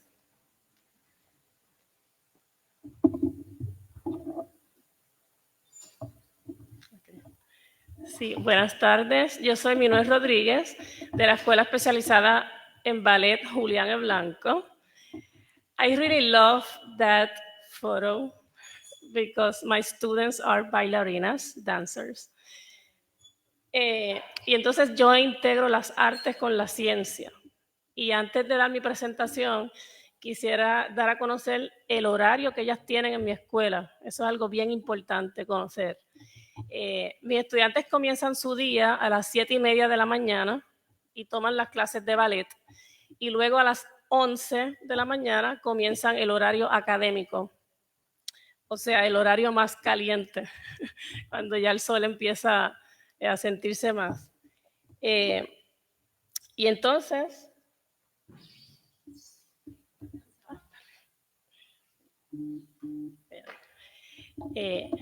¿Cómo nos ha afectado el calor en nuestra escuela? Pues, por ejemplo, yo he tenido como maestra hacer modificaciones en las clases. Yo imparto las clases de ciencias terrestres, biología, química y ciencia ambiental. Y por lo general, mis clases son fuera en el patio, observando nubes, trabajando con plantas. Nosotros trabajamos con mariposas monarcas, pues tenemos un jardín de polinizadores. Y todos nuestros proyectos, pues he tenido que hacer modificaciones en las lecciones. Por ejemplo, una lección, pues tengo que analizar, ok, hoy voy a dar una parte fuera del salón y otra parte dentro del salón para tratar, ¿verdad?, de que los estudiantes no estén tan exhaustos por el calor que se siente cuando estamos trabajando fuera del salón. Yo soy una pequeña muestra de los maestros que sí tenemos aire en el salón, así que sí puedo, ¿verdad?, continuar con mi currículo como yo lo planifico, pero la realidad es que sí he tenido que hacer modificaciones en las lecciones que son fuera del salón, porque el calor realmente se siente bien fuerte. Y recuerden que mis estudiantes vienen de una mañana de ejercicio fuerte por el ballet, y ya pues a eso le sumas el agotamiento físico por el ejercicio más el agotamiento por el calor que se siente. Por ejemplo, hay algunos salones que no tienen aire acondicionado y entonces en la hora de almuerzo o en los breaks que ellas tienen entre las clases, pues invaden mi salón porque lo sienten pues más fresco, almuerzan dentro de los salones que tienen aire acondicionado, acondicionadores de aire, y es buscando, ¿verdad?, el salir de esas zonas más calientes, pues obviamente buscan esos oasis donde se sienten más frescos. Algunos comentarios de los estudiantes: ay maestra, pues ya me quiero ir a mi casa, estoy cansada. O sea que el efecto en el calor en ellos, en los estudiantes, pues sí, se pudo, fue palpable. También, por ejemplo, algunas de las ventanas en los salones pues no se podían abrir y habían ocasiones cuando se iba la luz, pues ok, ahora no tenemos aire, ¿qué hacemos? Pues muchos maestros tuvimos que, ¿verdad?, de nuestro bolsillo pagar para arreglar ventanas, cosa que pudiéramos abrir las ventanas y tener una ventilación y poder utilizar los salones. Pues para garantizar ese tiempo lectivo y que los estudiantes pues pudieran no perder las lecciones, ¿verdad?, el proceso de enseñanza. ¿Qué medidas tomamos como escuela? Se orientaron a los padres sobre qué hacía la escuela con este extremo calor. Se preparó un área donde se le proveía a los estudiantes hielo en todo momento del día. Era como una zona para hidratarse. Además de proveerle hielo, se le daban unos como consejos de: recuerda mantenerte hidratado, come fruta, evita ingerir alimentos con mucho azúcar. Estábamos todo el tiempo con esa campaña, ¿verdad?, de prevención para no caer, ¿verdad?, en un evento de crisis por el calor extremo, porque hubo días que realmente uno llegaba y ya se quería ir por el calor que se sentía en el aula.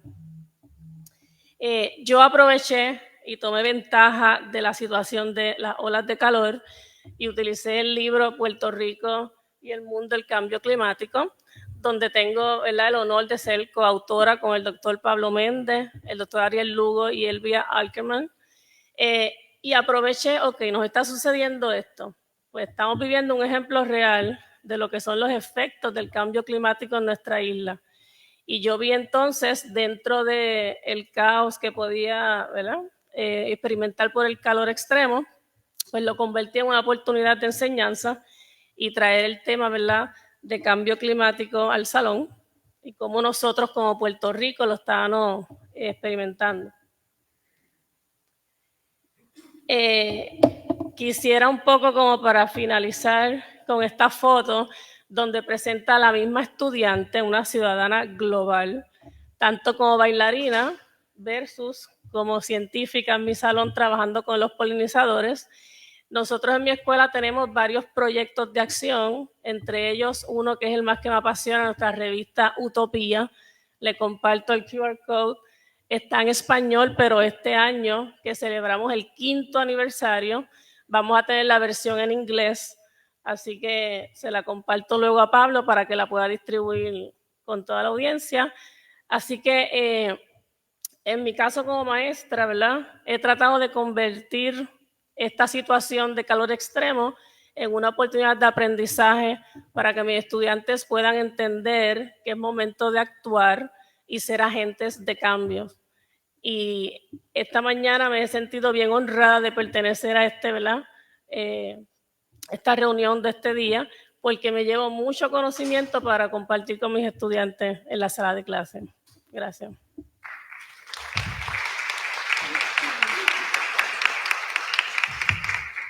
Gracias, Minuet. Me gustaría, por favor, invitar a la doctora Nancy Cardona.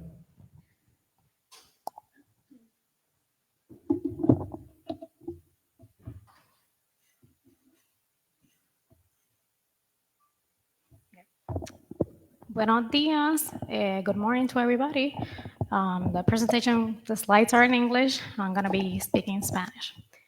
Muy buenos días a todos. Le quiero presentar, por esta misma línea de la profesora, cómo nosotros podemos convertir esas oportunidades en momentos de aprendizaje para los estudiantes.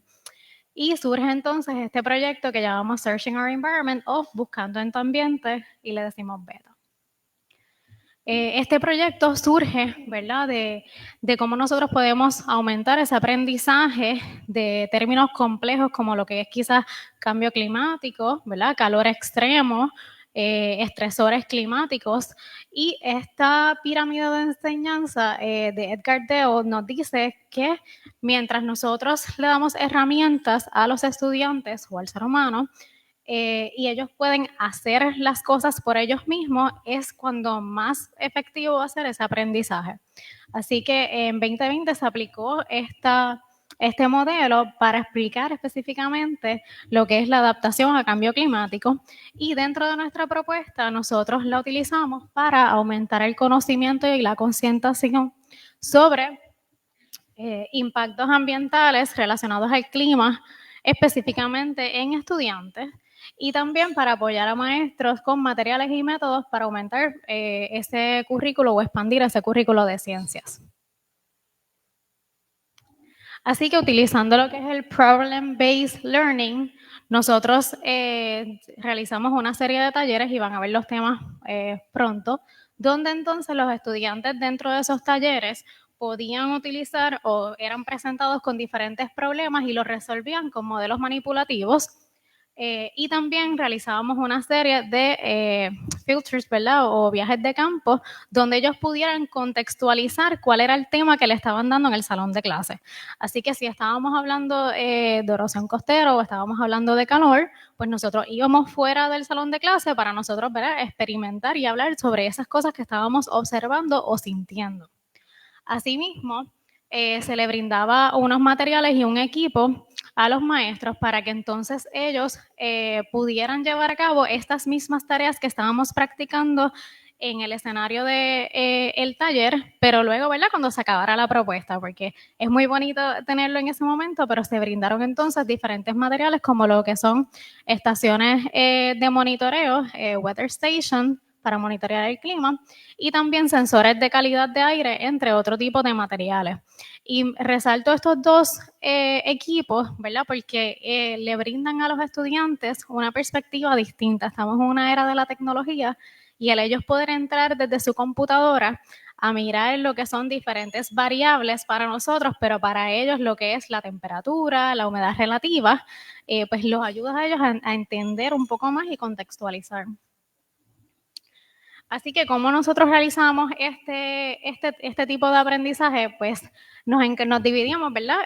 Yo estaba a cargo de trabajar con los estudiantes subgraduados que se convirtieron en trainers o mentores de estudiantes de high school, y el profesor Rafael Jusino, quien trabajaba conmigo, se encargaba entonces de dar el mismo material un poco más complejo y un poco más en detalle para los maestros para que pudieran llevar a cabo estas mismas actividades en el salón de clase. Dentro de los temas que pudimos abarcar dentro de esta propuesta, trabajamos con calidad de aire, calidad de agua, ecología, conservación, manejo de desperdicios, pero, ¿verdad?, también incluimos talleres sobre cambios en el clima y pudimos entrar en detalle, y van a ver en los próximos slides sobre qué tipo de preguntas nosotros le hacíamos al estudiante para conocer qué ellos percibían y qué ellos conocían. Así que participaron 4 escuelas del área noroeste de Aguadilla, Aguada y Moca. Aquí les presento, ¿verdad?, algunas de las actividades que se hicieron. Hubo tanto viajes de campos como a la Reserva Mabodamaca en Isabela, como a la Reserva Protegida Tres Palmas en Rincón. También incluimos, ¿verdad?, diferentes modelos, como pueden observar, para los maestros y para los estudiantes. Además de los talleres, también participaron de siembras de mangles y de otros temas relacionados a lo que es ciencias ambientales.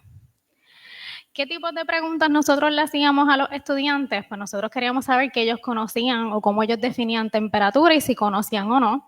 Y como pueden observar en la figura número 3, en el color azul celeste o azul turquesa, podemos ver el cambio que hubo en conocimiento luego y antes de los talleres. Igual el descenso que hubo en respuestas negativas con respecto a la definición de temperatura.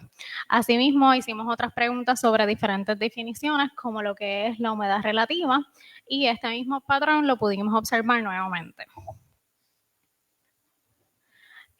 Sin embargo, no se queda, ¿verdad?, no se quedan en definiciones, sino que nosotros también pudimos hacerles preguntas sobre qué ellos indicaban que era el cambio en el clima más notable. Y la respuesta de los estudiantes fue temperatura. ¿ok? Así que los estudiantes están conscientes de que hay unos cambios en temperatura y que ellos indican que eso es lo más notable para ellos. Y también hablamos de poblaciones a riesgo, que era algo que estábamos tocando ayer en el panel, ¿verdad? ¿Quiénes son esas poblaciones que están más a riesgo?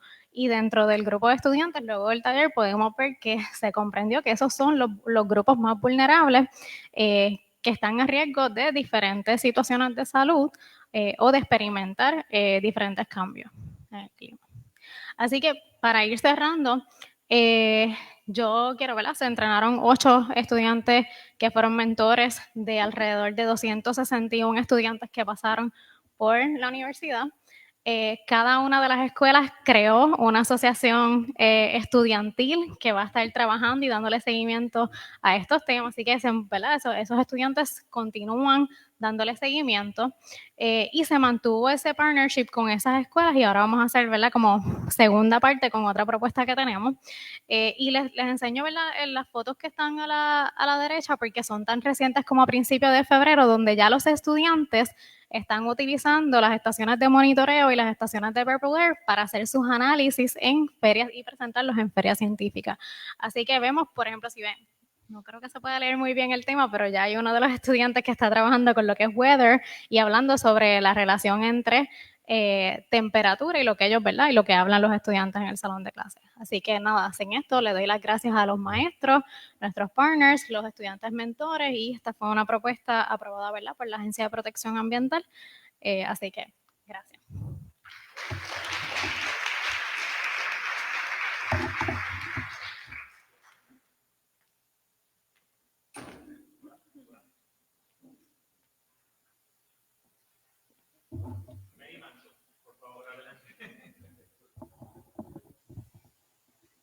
Good afternoon, everyone. I will be speaking in Spanish, but at the end, you can make all the questions that you have in English. Buenas tardes, mi nombre es Mary Manso, soy la gerente de eventos comunitarios y educación del EcoExploratorio Museo de Ciencias de Puerto Rico. Y le voy a estar hablando sobre la respuesta a los retos que tenemos del cambio climático y el calor extremo en la educación. Principalmente, el EcoExploratorio es una organización sin fines de lucro, 501c3, que se enfoca en inspirar a las personas a crear ese compromiso con el ambiente y el espacio para crear lo que sería comunidades resilientes, principalmente en el área de STEM, ¿verdad? Science, Technology, Engineers and Mathematics. Así que buscamos que todas las personas se sientan relacionadas con lo que sería nuestra misión y visión para enfocarlas y darles todas las herramientas necesarias. El EcoExploratorio tiene varios pilares o varios programas. Entre estos se encuentra el EcoExploratorio Instituto de Resiliencia. Tenemos el área de STEM, conservación ambiental, cambio climático, ciencia y comunidad, salud y prevención, y el área de Isla Center, que es más enfocado a lo que es exploración espacial. Dado a esto, tenemos lo que es una exhibición fija en el segundo nivel de Plaza Las Américas. En esta exhibición damos todo tipo de contenido. Es como un espacio donde los científicos, como ustedes, pueden llevar todo su conocimiento para que el público general, las comunidades, tanto niños, jóvenes y adultos, puedan aprender de esos conocimientos. Adicional a esto, el EcoExploratorio es el único, ¿verdad? Actualmente, el único y el primer museo de ciencias en Puerto Rico, y eso nos abre las puertas para poder llevar lo que sería la educación no solamente en las paredes, sino una educación informal que va y visita las comunidades y las escuelas. Así que nos enfocamos tanto en un ambiente, ¿verdad?, cerrado como en cualquier lugar donde podamos llevar el conocimiento. Pueden ver algunas de las imágenes del EcoExploratorio y cómo llevamos esa ciencia viva. Y dentro de esto tenemos algunos de los que son los programas o educaciones del área de ciencia que nos enfocamos en el cambio climático. Dentro de estas del cambio climático hemos tenido muchos proyectos como lo son las escuelas resilientes. Tenemos, ¿verdad? Son escuelas que tienen su estación meteorológica que da datos vivos, así que los estudiantes o cualquier comunidad puede recibir lo que serían los datos. También tenemos lo que serían proyectos educativos, que son proyectos que se van renovando cada año, como embajadoras ambientales, que busca concientizar sobre erosión costera, cambio climático y los efectos. También tenemos lo que es parte de la comunicación científica, para que ellas no solo conozcan el problema, sino cómo llevar ese problema a la comunidad y cómo buscar soluciones.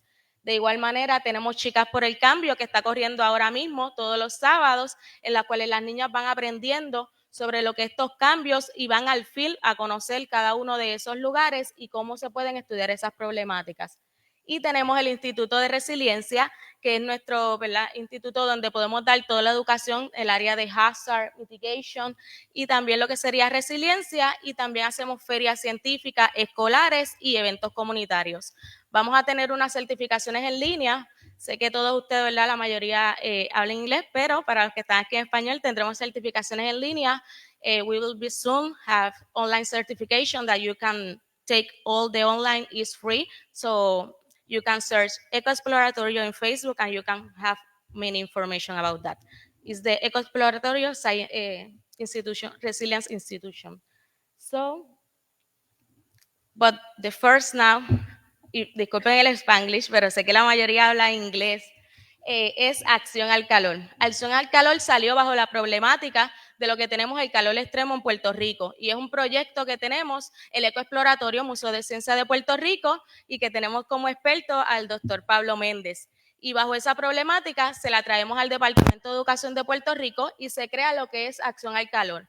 Para acción al calor tenemos 2 horas para impactar a los estudiantes, pero como 2 horas es muy poco para explicarles lo que es calor extremo, las temperaturas, los índices, la humedad y todos esos componentes que nos afectan. Decidimos realizar un manual previo para que el maestro tenga lo que sería el manual previo con ellos y una presentación.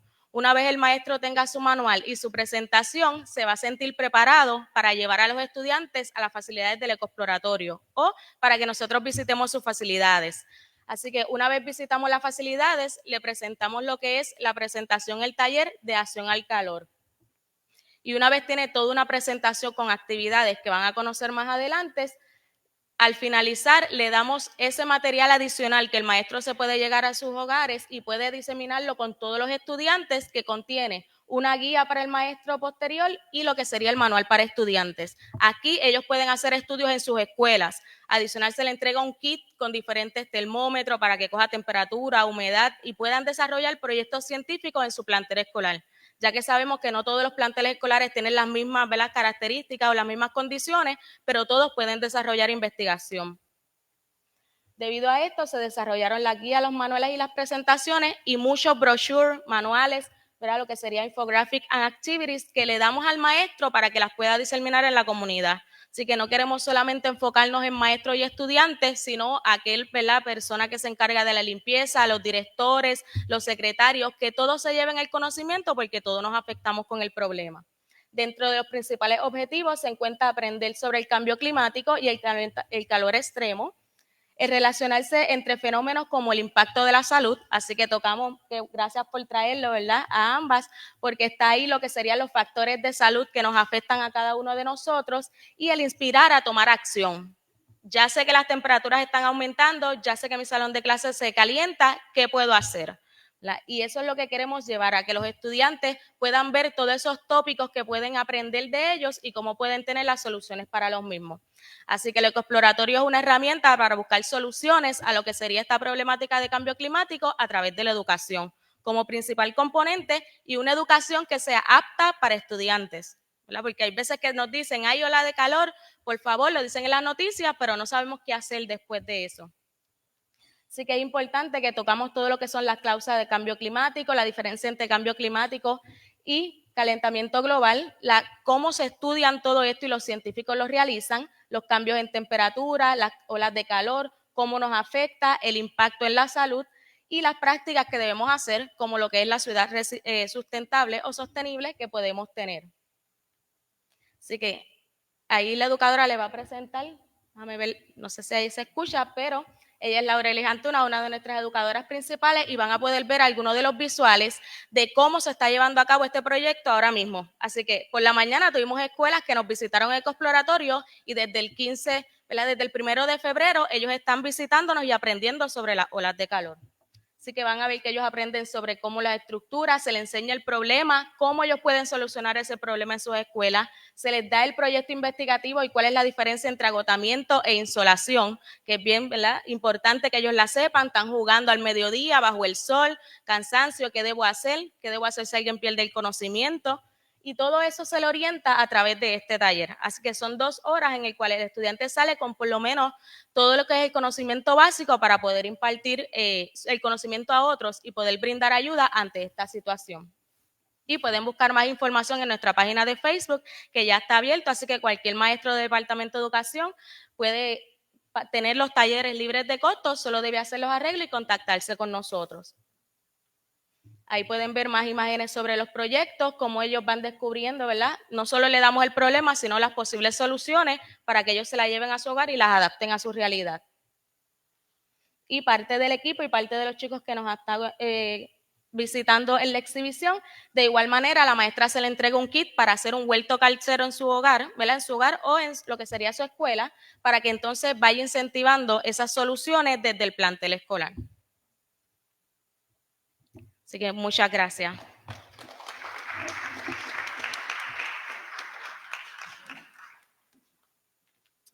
Muchas gracias, Mary. Yo impresionado por la cantidad de trabajo que se están haciendo en todas nuestras escuelas e iniciativas. Just amazed on the amount of information and initiative and programs that are going on related to heat in our school environment, not only research, but also activities and learning activities for our kids. Y ahora pues quisiera invitar, bueno, sin que se me olvide, gracias al EcoExploratorio tenemos la transmisión en vivo en Facebook Live.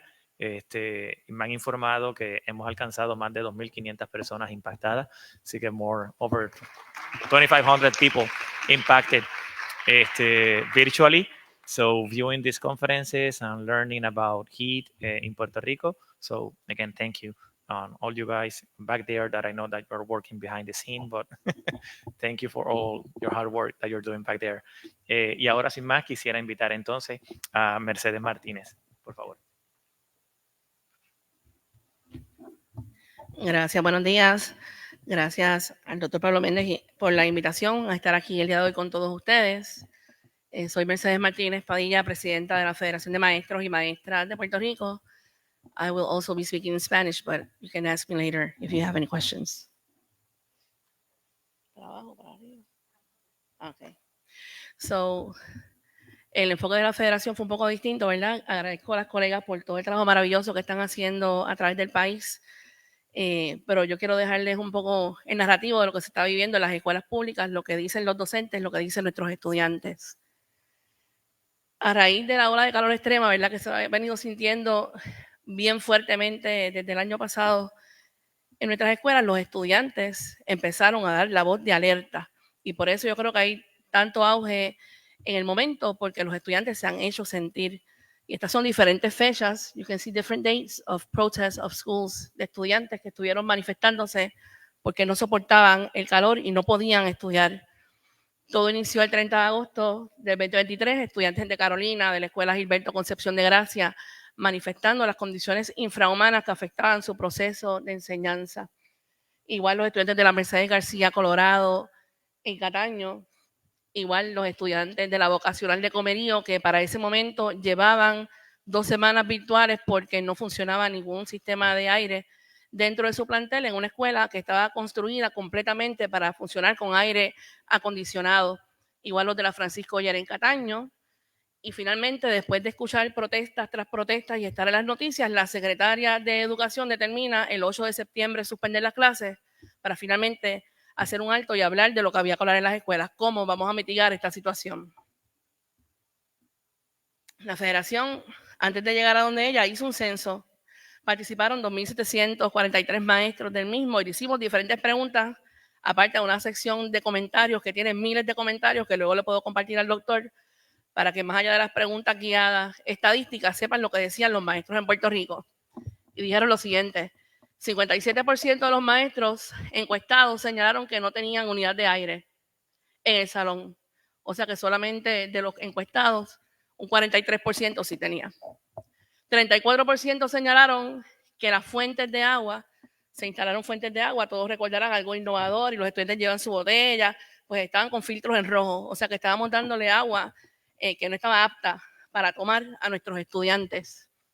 33% señalaron que tenían aire, pero estaban dañados. 33% señalaron que tenían aire, pero era insuficiente la cantidad para combatir la ola de calor que estaban viviendo en las escuelas. 33% señalaron que no tenían mantenimiento adecuado a los aires que tenían instalados o funcionando. 29% dijeron que necesitaban sembrar árboles porque no tenían árboles en sus escuelas. Algo tan sencillo, ¿verdad? Que ayuda tanto. 26% señaló que sufrían apagones constantes en las escuelas, y todos lo hemos vivido en el país desde que llegó Luma a Puerto Rico.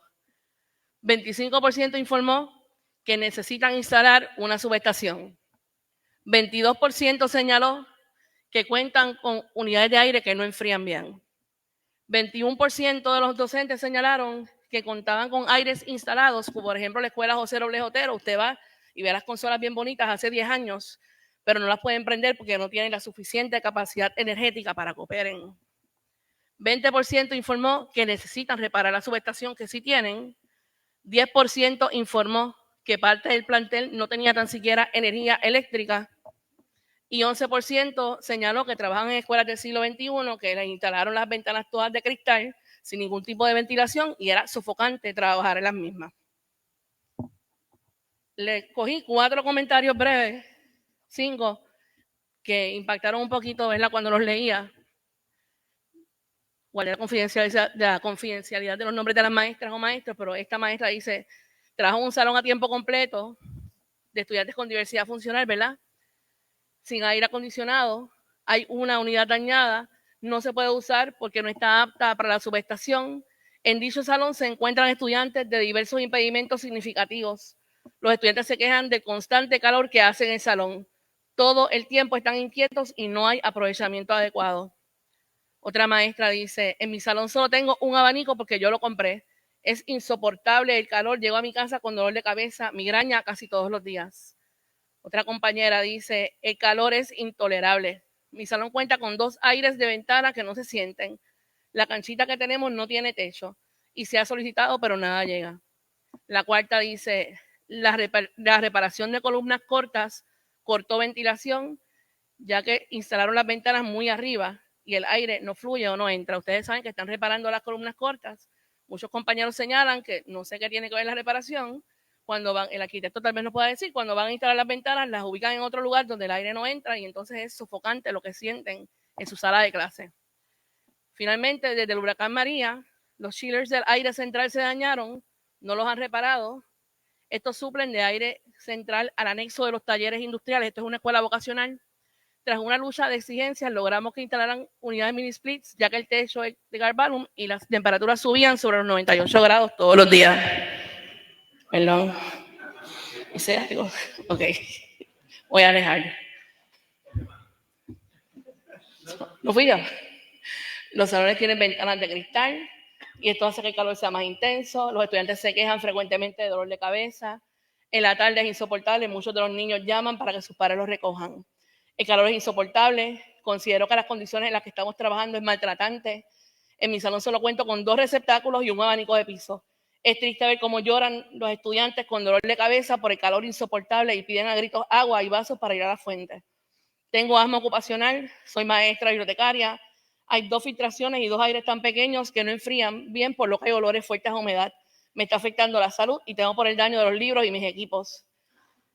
Síntomas en los estudiantes y el personal: dolor de cabeza frecuente, presión arterial afectada en algunos casos, bajones de azúcar y más. Tengo 5 abanicos y no se sienten. Considero que por parte del Departamento de Educación es maltrato. El municipio de Utuado es común, esto es una escuela en Utuado, hice tanto el agua como la luz. Y así, ¿verdad? Hay miles de comentarios en esa encuesta y usted lee lo mismo y lo mismo y lo mismo, vez tras vez, de parte de los docentes de Puerto Rico. El 5 de septiembre, la Federación de Maestros, junto a otros grupos magisteriales del Frente Amplio, acudimos finalmente donde la secretaria para que nos atendiera. Tuvimos el honor de que el doctor Pablo Méndez nos acompañara y que lleváramos allí directamente propuestas concretas ante la agencia. Y esta es una cita, ¿verdad?, que luego de que salimos de la oficina de la secretaria, estaba la prensa esperando, y una cita que me impactó, y el doctor decía: el calor no es solo una amenaza climática, sino que interactúa con las condiciones de salud persistentes. Hay grupos que se consideran vulnerables o sensitivos, por ejemplo, las personas que tienen obesidad, diabetes, asma, problemas de la piel, respiratorio. La temperatura puede ser un factor determinante de sus síntomas. Y agradezco, ¿verdad?, porque no solamente se lo dijo a la secretaria, sino que llevó una presentación completa del cambio climático y de cómo se puede mitigar. Lamentablemente, la mayoría de las cosas que se hablaron allí quedaron al día de hoy en oídos sordos. ¿Qué recomendaciones nosotros le llevamos a la agencia? Algo bien importante que el doctor decía cuando nos acompañó es que cada escuela tiene que tener su protocolo individual, pero tiene que haber algo matriz para que la gente se deje llevar. Pues le hablábamos de reducir los horarios mientras hablábamos de la ola de calor si no había las condiciones en las escuelas, establecer los oasis dentro de los planteles, reducir la cantidad de estudiantes. Ahorita veíamos los cuerpos aquí y el Departamento de Educación insiste en tener 30 estudiantes en un salón. Cerraron cientos de escuelas y ahora el hacinamiento en muchos planteles es la orden del día, así que agrava, ¿verdad?, la situación que viven nuestros estudiantes.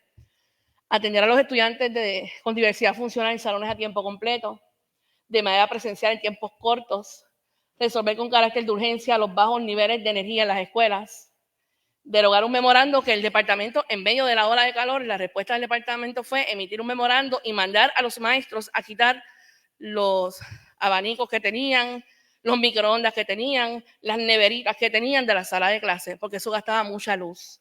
Y maestras que tenían allí agua, porque las fuentes no servían para darle a sus estudiantes, eran obligadas a remover sus neveras de su sala de clase para entonces darle agua caliente a los estudiantes, porque el departamento, ante la ola de calor, lo primero que hizo fue decirle que sacaran todos los electrónicos de la sala de clase. Ropa cómoda para todas, revocar la autorización y la operación de las escuelas charter en Puerto Rico y usar los fondos públicos. Y esto, uno dirá que tiene que ver la ola de calor con esto, pues mucho. Mientras aquí hay un montón de escuelas públicas languideciendo, que no reciben los fondos de nuestras escuelas para atender su situación, hay unas entidades privadas que están desviando los fondos y recibiendo los fondos que pagamos todos los contribuyentes aquí para tener todas las condiciones materiales que merecen todos los estudiantes de las escuelas públicas de Puerto Rico. Así que obviamente para nosotros está directamente ligado y pedimos que esos fondos vayan directamente a los fondos públicos, ¿verdad?, para las escuelas públicas de nuestro país. Campaña de concienciación sobre el cambio climático, ampliar el currículo, el EcoExploratorio, y las compañeras aquí están haciendo algo maravilloso con eso y se lo agradezco. Establecer programas de reforestación en nuestras escuelas, se lo dijo el doctor Pablo Méndez, fue de las primeras cosas que dijo como algo a largo plazo. Pregunte cuántos árboles, ¿verdad?, el departamento ha mandado a sembrar desde ese momento. Activar comités de salud y seguridad, resolver los sistemas de energía, poner en práctica medidas como los techos verdes, energía solar u otras fuentes de energía renovable, reforzar el nombramiento de personal de salud en las escuelas, levantar gazebos y otras áreas de sombra para la protección de los estudiantes a mediodía particularmente, presentar líneas de tiempo que especifique por plantel en qué se van a usar los fondos ESSER que están destinados en el departamento, que son millones de dólares que se puede utilizar para mitigar, establecer una mesa de trabajo que incluyera al doctor y a los grupos del FAEP que fuimos allí, para trabajar de forma conjunta el plan de mitigación, apoyar las legislaciones que estaban radicadas para mitigar esta situación. Lamentablemente la mesa no se ha fundado, no nos han convocado, las alternativas siguen sobre la mesa, pero no se han atendido muchas de ellas.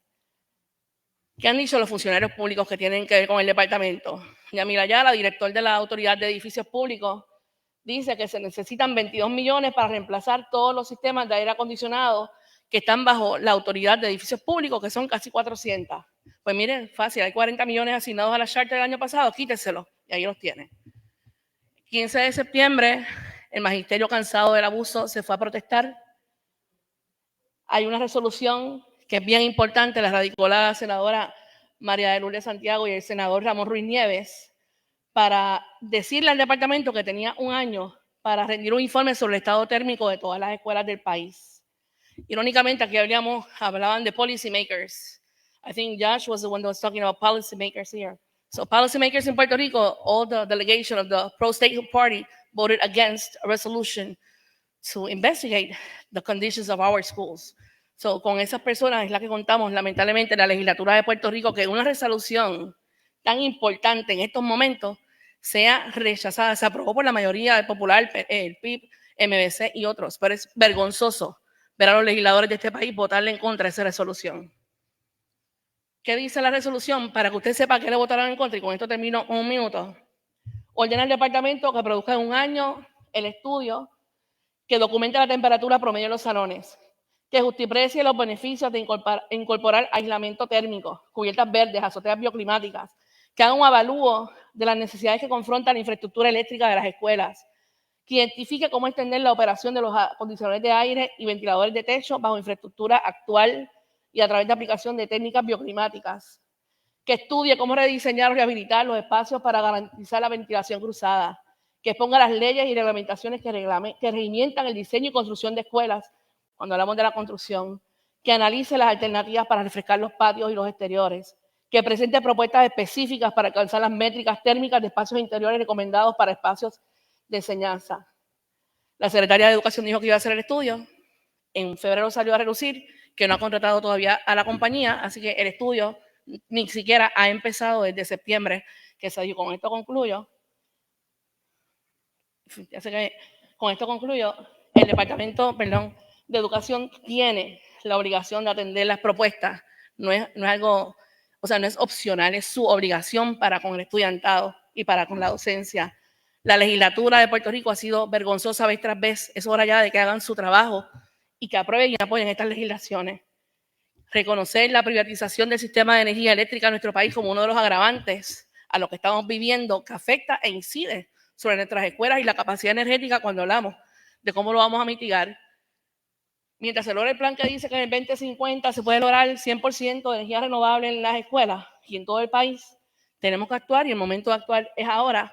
Por eso los fondos públicos destinados a la educación pues tienen que ir a nuestras escuelas, a nuestros estudiantes, a nuestra docencia, para que tengamos condiciones dignas de estudio y de aprendizaje. Gracias.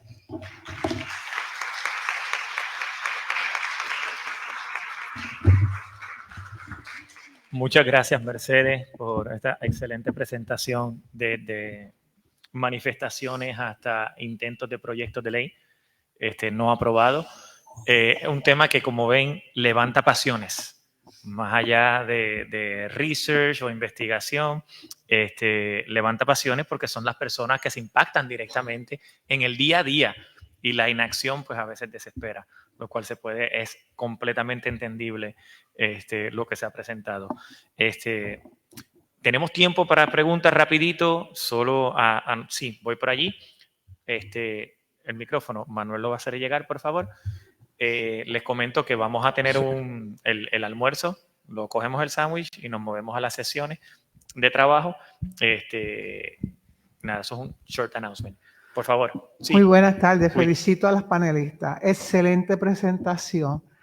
También quisiera darle esta recomendación o que se lleven este pensamiento. Estamos dirigiendo todo prácticamente a nuestra juventud y a nuestra niñez.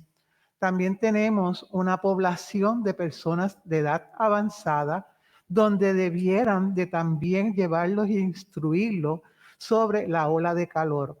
Y eso va en aumento. O sea, quisiera ver cómo pueden planificar talleres dirigidos también a esta población y aparte a los hogares de cuidado extendido que pueden ayudar y beneficiarse. Y de una forma también a la comunidad entera, porque estas personas mayores también pueden instruirnos a nosotros de lo que también ellos trabajaban en el pasado. Y doy como ejemplo, y no es que yo sea viejita, yo tomé clases bajo árboles. Por eso me identifico con las representantes de la federación, porque muchas veces tenemos que salir de la cajita, pero como el calor ha seguido aumentando, tenemos que buscar la forma. Pero les doy esa recomendación. Recuerden también que es otra población. Muchas gracias, claro que sí. No sé si alguien quiere comentar al respecto. Sí, gracias, ¿verdad?, por escribir. Sí, en el EcoExploratorio hemos contemplado lo que es impactar a los adultos mayores. Ya hemos hecho propuestas anteriormente con, ¿verdad?, lo que sería el contacto con el ambiente y el adulto mayor, pero gracias por esa recomendación. Nos la llevamos, ¿verdad?, bien agarraditas, porque sí estamos buscando cómo impactar todas las comunidades. Y aunque estamos dando talleres los sábados abiertos a todo tipo de, ¿verdad?, la comunidad, sería muy bueno hacer una propuesta para adultos mayores en el tema de la ola de calor y nos la llevamos como un gran, ¿verdad?, un gran tema y una gran aportación. Gracias. Gracias. Just for the benefit of the English speaker, so she was asking about if we are considering other kind of initiatives similar like this to this one, but including elderly populations. So not only kids or learning environments K-12. So in this case, she was asking about potential similar activities. So the EcoExploratorio obviously may have those kind of potential activities in the near future. All of the others are working mainly in schools, so that doesn't apply specifically to them, but probably for the rest of the team and all of us to start considering elderly populations.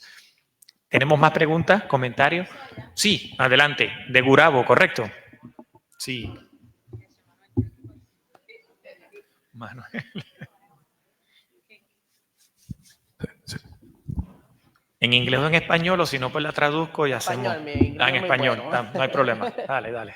Si esto es para la presidenta de la Federación de Maestros, no ha conversado, ¿verdad? Ya que el departamento es deficiente, ¿verdad? Eso hay que decirlo, ¿verdad? Con los diferentes alcaldes, ya que, ¿verdad? Yo puedo decir, soy paramédico, atiendo estudiantes en las escuelas, ¿verdad? Todo el tiempo, ¿verdad? Por la hora de calor. No han hablado con los diferentes tipos de alcaldes de los municipios para ayudar, ¿verdad? A las escuelas. Se lo digo, ¿verdad? Porque en el municipio de Gurabo la alcaldesa ha tomado medidas, ya que el departamento, pues, no hace el trabajo. Ha tomado medidas en ayudar a las escuelas. No han tenido reuniones con los diferentes tipos de alcaldes, no han dado soluciones. Allow me to translate that very quickly. So he's working in the municipality in Gurabo as his first responders and working with school.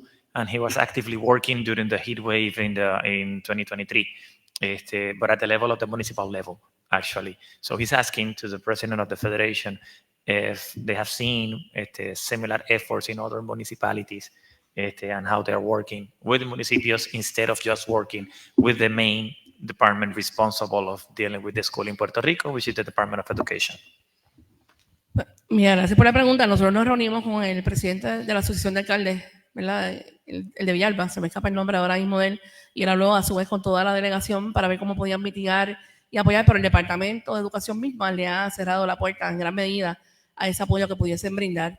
Por otra parte, el departamento tiene ahora mismo, no sé si eran 500 millones, tengo que buscar la cifra exacta, de fondos ESSER que tienen para utilizarlos hasta septiembre de este año. O sea, los fondos, el Departamento de Educación los tiene. No es por falta presupuestaria, es por falta de voluntad. Y tenemos que reclamarle al gobierno que cumpla. Los fondos están ahí, que cumpla con la utilización de los mismos para que llegue a la sala de clase. Pero sí, hemos tenido conversaciones. Will you say it in English? Oh, Mary, ¿no? Okay. Will you say it in English? Or? Sí, no, lo digo yo también si quieres. Very quickly. So, she met with the ¿cómo se llama la presidente de la Federación de Alcaldes? Asociación de Alcaldes. So, the president with the association, Mayors Association, to try to move forward that, but the reality is that they are saying that the Department of Education have budget identified to work on these kind of issues, but for whatever reason, it's not being used by the department to address these problems in the school of Puerto Rico. But at the municipal level, they don't have the budget, and most of them, they don't have the capacity to deal with it. Sí. Preferiblemente.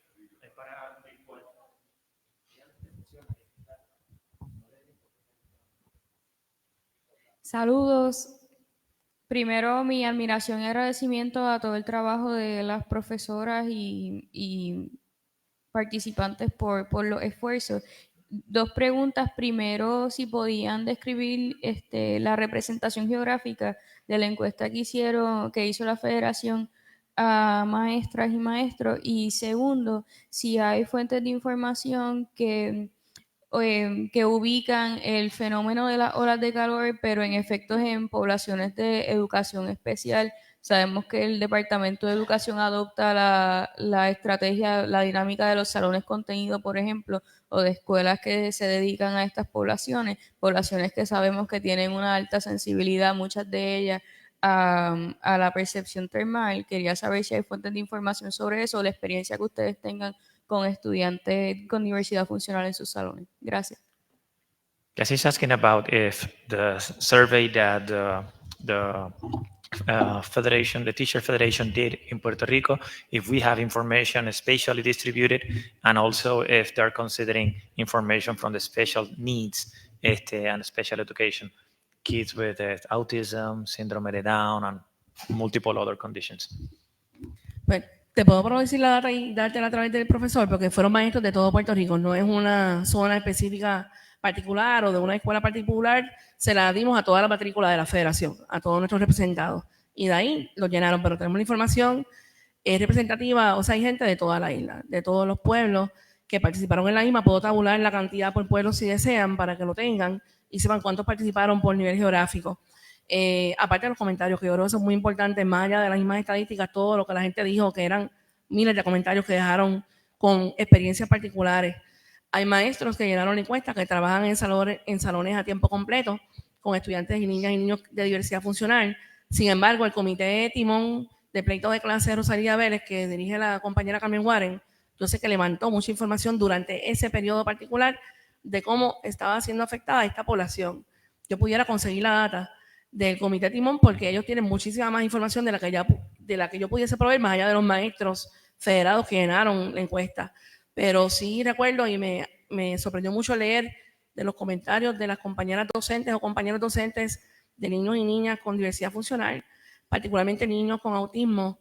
La cuestión sensorial para ellos era bien terrible, bien terrible, bien terrible, y obviamente pues no podían concentrarse. Hay un comentario de una docente que dejó, que hablaba de una niña que se pasaba literalmente alándose el pelo todo el día del desespero que sentía con el calor.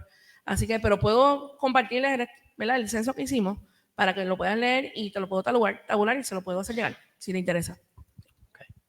Perfecto. No, Sí, Jorge, Pablo, sí, adelante. Un comentario. Primero, felicitar a las colegas maestras, ¿no? Gracias por el trabajo que están haciendo, las felicito.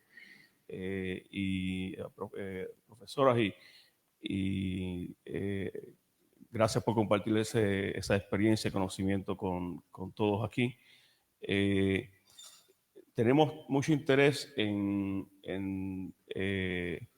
expandir esta conversación a todo el Caribe, particularmente el Caribe americano, ¿no? Las Islas Vírgenes. Y pregunto si, por ejemplo, el trabajo que está haciendo el EcoExploratorio, ¿no? se podría de alguna forma compartir esta estrategia, herramientas de educación al resto del Caribe, particularmente las Islas Vírgenes, ¿no? Porque es parte de lo que estamos intentando hacer, ¿cómo se llama? Levantar esa capacidad intelectual y de práctica. Y estoy seguro que el resto de las islas también se beneficiarían de igual forma, y aún en Estados Unidos continentales, pues yo creo que mi esposa es maestra de ciencias, yo creo que ella se beneficiaría muchísimo de lo que están haciendo. Así que si de alguna forma se podrían compartir estas estrategias. Sí, sí, definitivamente, ¿verdad? Para salir de lo que sería Puerto Rico como tal, tenemos lo que es la plataforma Ciencia Virtual, que hemos impactado para... La plataforma Ciencia Virtual es una plataforma que se hizo para la pandemia, ¿verdad? Por eso mismo, porque estábamos todos encerrados, así que de ahí logramos llegar a varias partes de Latinoamérica, área de España. Así que con la plataforma de Ciencia Virtual podemos hacerlo llegar para lo que sería la ciencia virtual, sería a través de talleres virtuales y se le puede dar el conocimiento. Así que sí estamos, ¿verdad? Hemos salido de lo que es porque sabemos que a veces nosotros somos ese traductor que se necesita en el momento, pero también necesitamos la accesibilidad. Así que entiendo que a través de usando la tecnología podemos llegar. Muy bien. Tengo una sugerencia que es que I have a suggestion. Since the colleagues on USVI couldn't make it here, perhaps we can invite you to go to USVI and then meet the teachers there, all right? So Greg, put you on the spot there, but I think you should, my suggestion is to invite the colleagues from the island to go to visit your teachers there.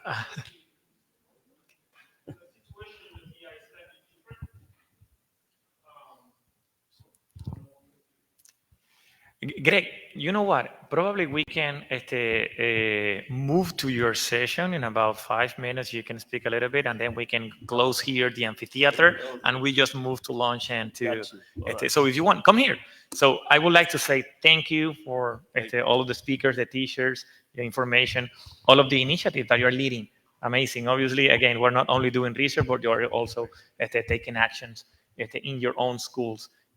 So thank you for what you're doing. Thank you for being here. Thank you for presenting and for sharing your own experiences, even the passion as well, because it's very important what is happening just to translate that into policy, as you're saying, okay? So thank you so much. Gracias. Sí, no se nos vayan. No se nos vayan porque pueden salir. So unfortunately, as Jorge mentioned, our colleagues from the United Virgin Islands, they were unable to come to Puerto Rico. But in this case, we do have Dr. Greg Wanell, who is a professor at the University of Virgin Islands, who can share the local experiences and how the schools and their learning environments are being impacted also by heat episodes in their territories. So we share some similarities, we share some climate hazards, but responses and actions are probably different, right, Greg? So thank you for joining, and please go ahead.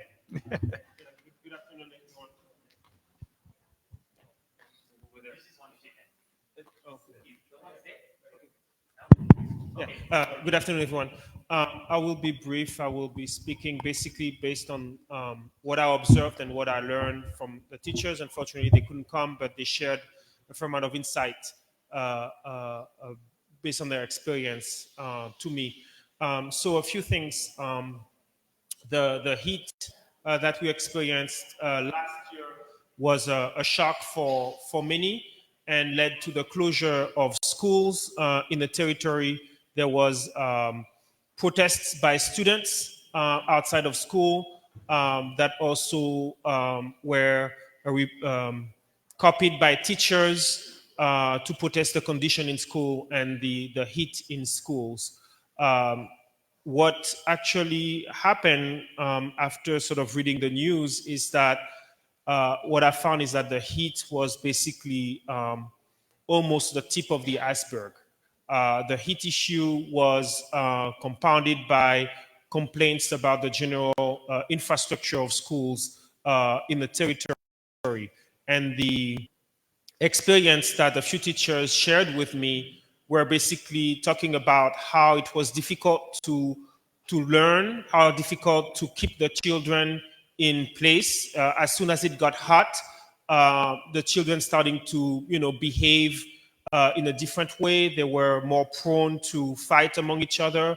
One teacher talked about how from one AC environment to a non-AC environment, and she just couldn't hold the class together. So there was a lot of behavioral issues that sort of started to manifest themselves when it got harder and harder in the classrooms. So that's the sort of impact of heat, which I think would lead to some of the findings that we talked this morning or that were presented this morning about, test score and all that stuff and difficulty to concentrate.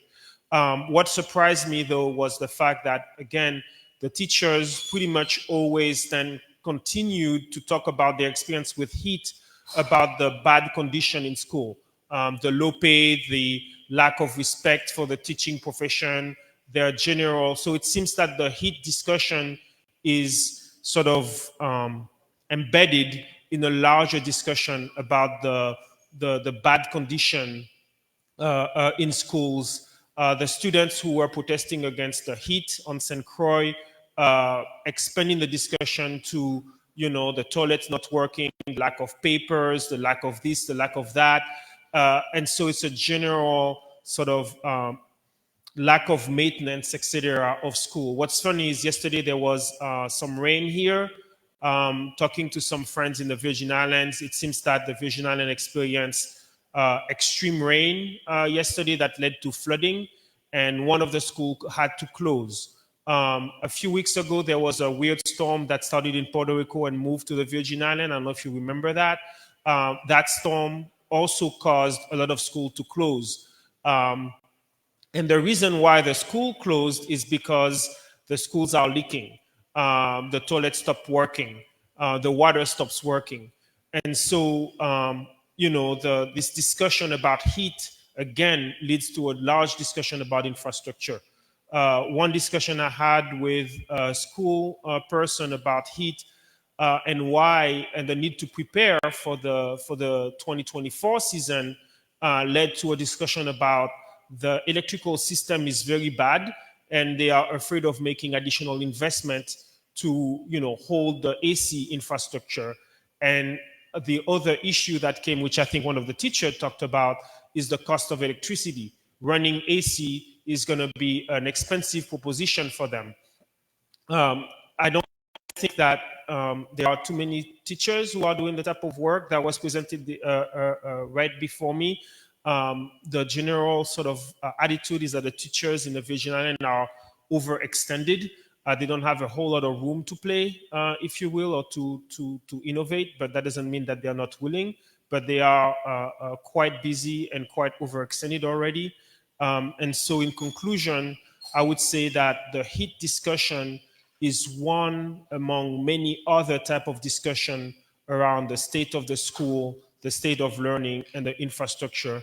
And I am not sure exactly what the path forward will be because of the cost. Right now, the government of the Virgin Islands is waiting for new school to be rebuilt as a result of the hurricane. It's almost like the hurricane, for all the bad stuff, was a bit of a good thing for the government because it allows them to rebuild. This discussion about energy efficiency or climate change is not part of the design discussion that I've heard. It seems that they are going to go with some sort of traditional type structures. So it's a question mark, but not all the schools will be rebuilt. And so again, I appreciate a lot of the discussion that happened this morning, but the question of cost, building in the Virgin Islands is extremely expensive. It's way more expensive to build in the Virgin Islands than it is to build in Puerto Rico. And so anytime you're talking about retrofitting either a home or a public building, you're talking about millions and millions of dollars. And so I think the challenge in terms of heat is an infrastructure challenge, and it's something that runs deeper than just having AC or opening a few windows. But anyway, that's all I can share based on what I heard so far from teachers, both public and private schools. Thank you, Greg.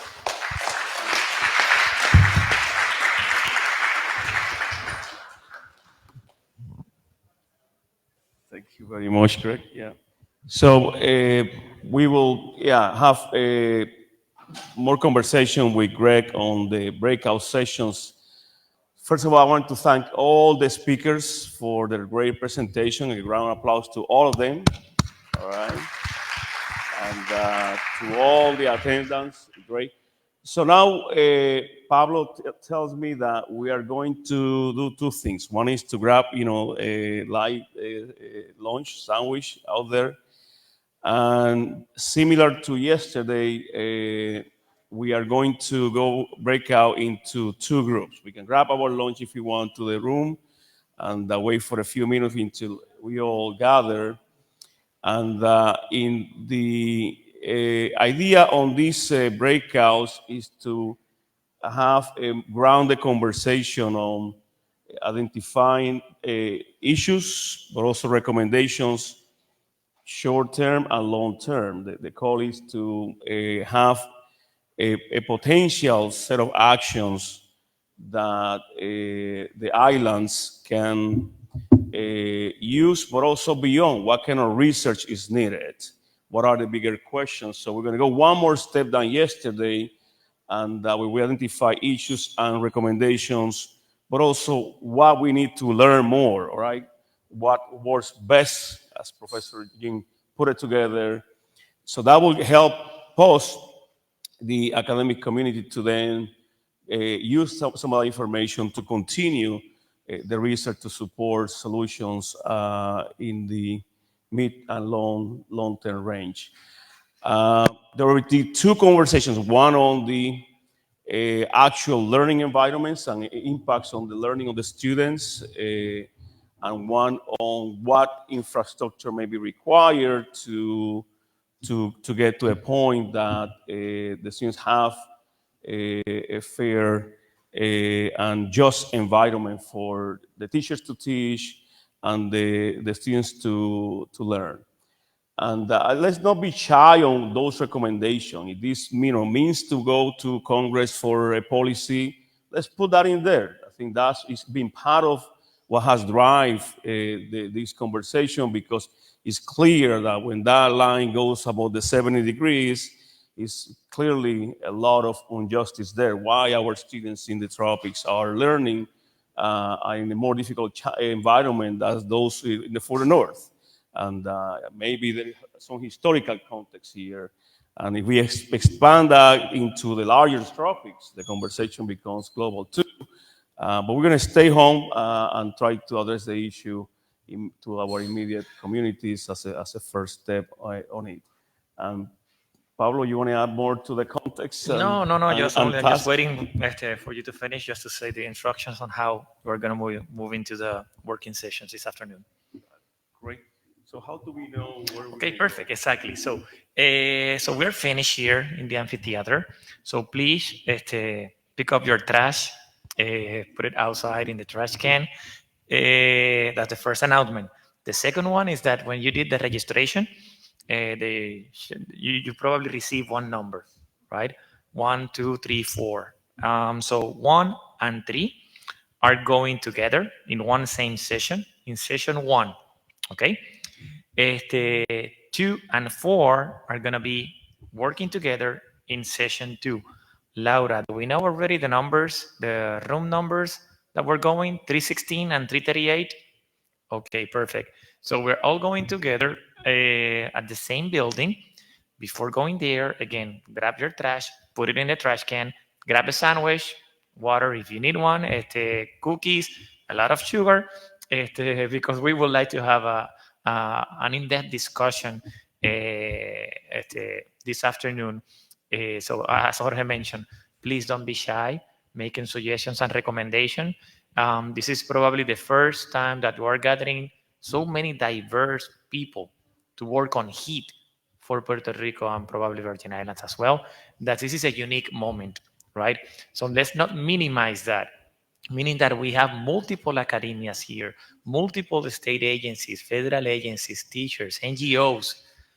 Let's take advantage of that. Let's try to unite our brains together, and let's try to bring strong suggestions on how can we work on extreme heat in Puerto Rico and Virgin Islands. That will be very much appreciated. Please don't leave without making suggestions. We need that. Just grab a sandwich, and in 10-15 minutes, we can have a break, while we're working there. And so we should be finished even before 3 p.m. or something like that, 3 p.m. Yeah.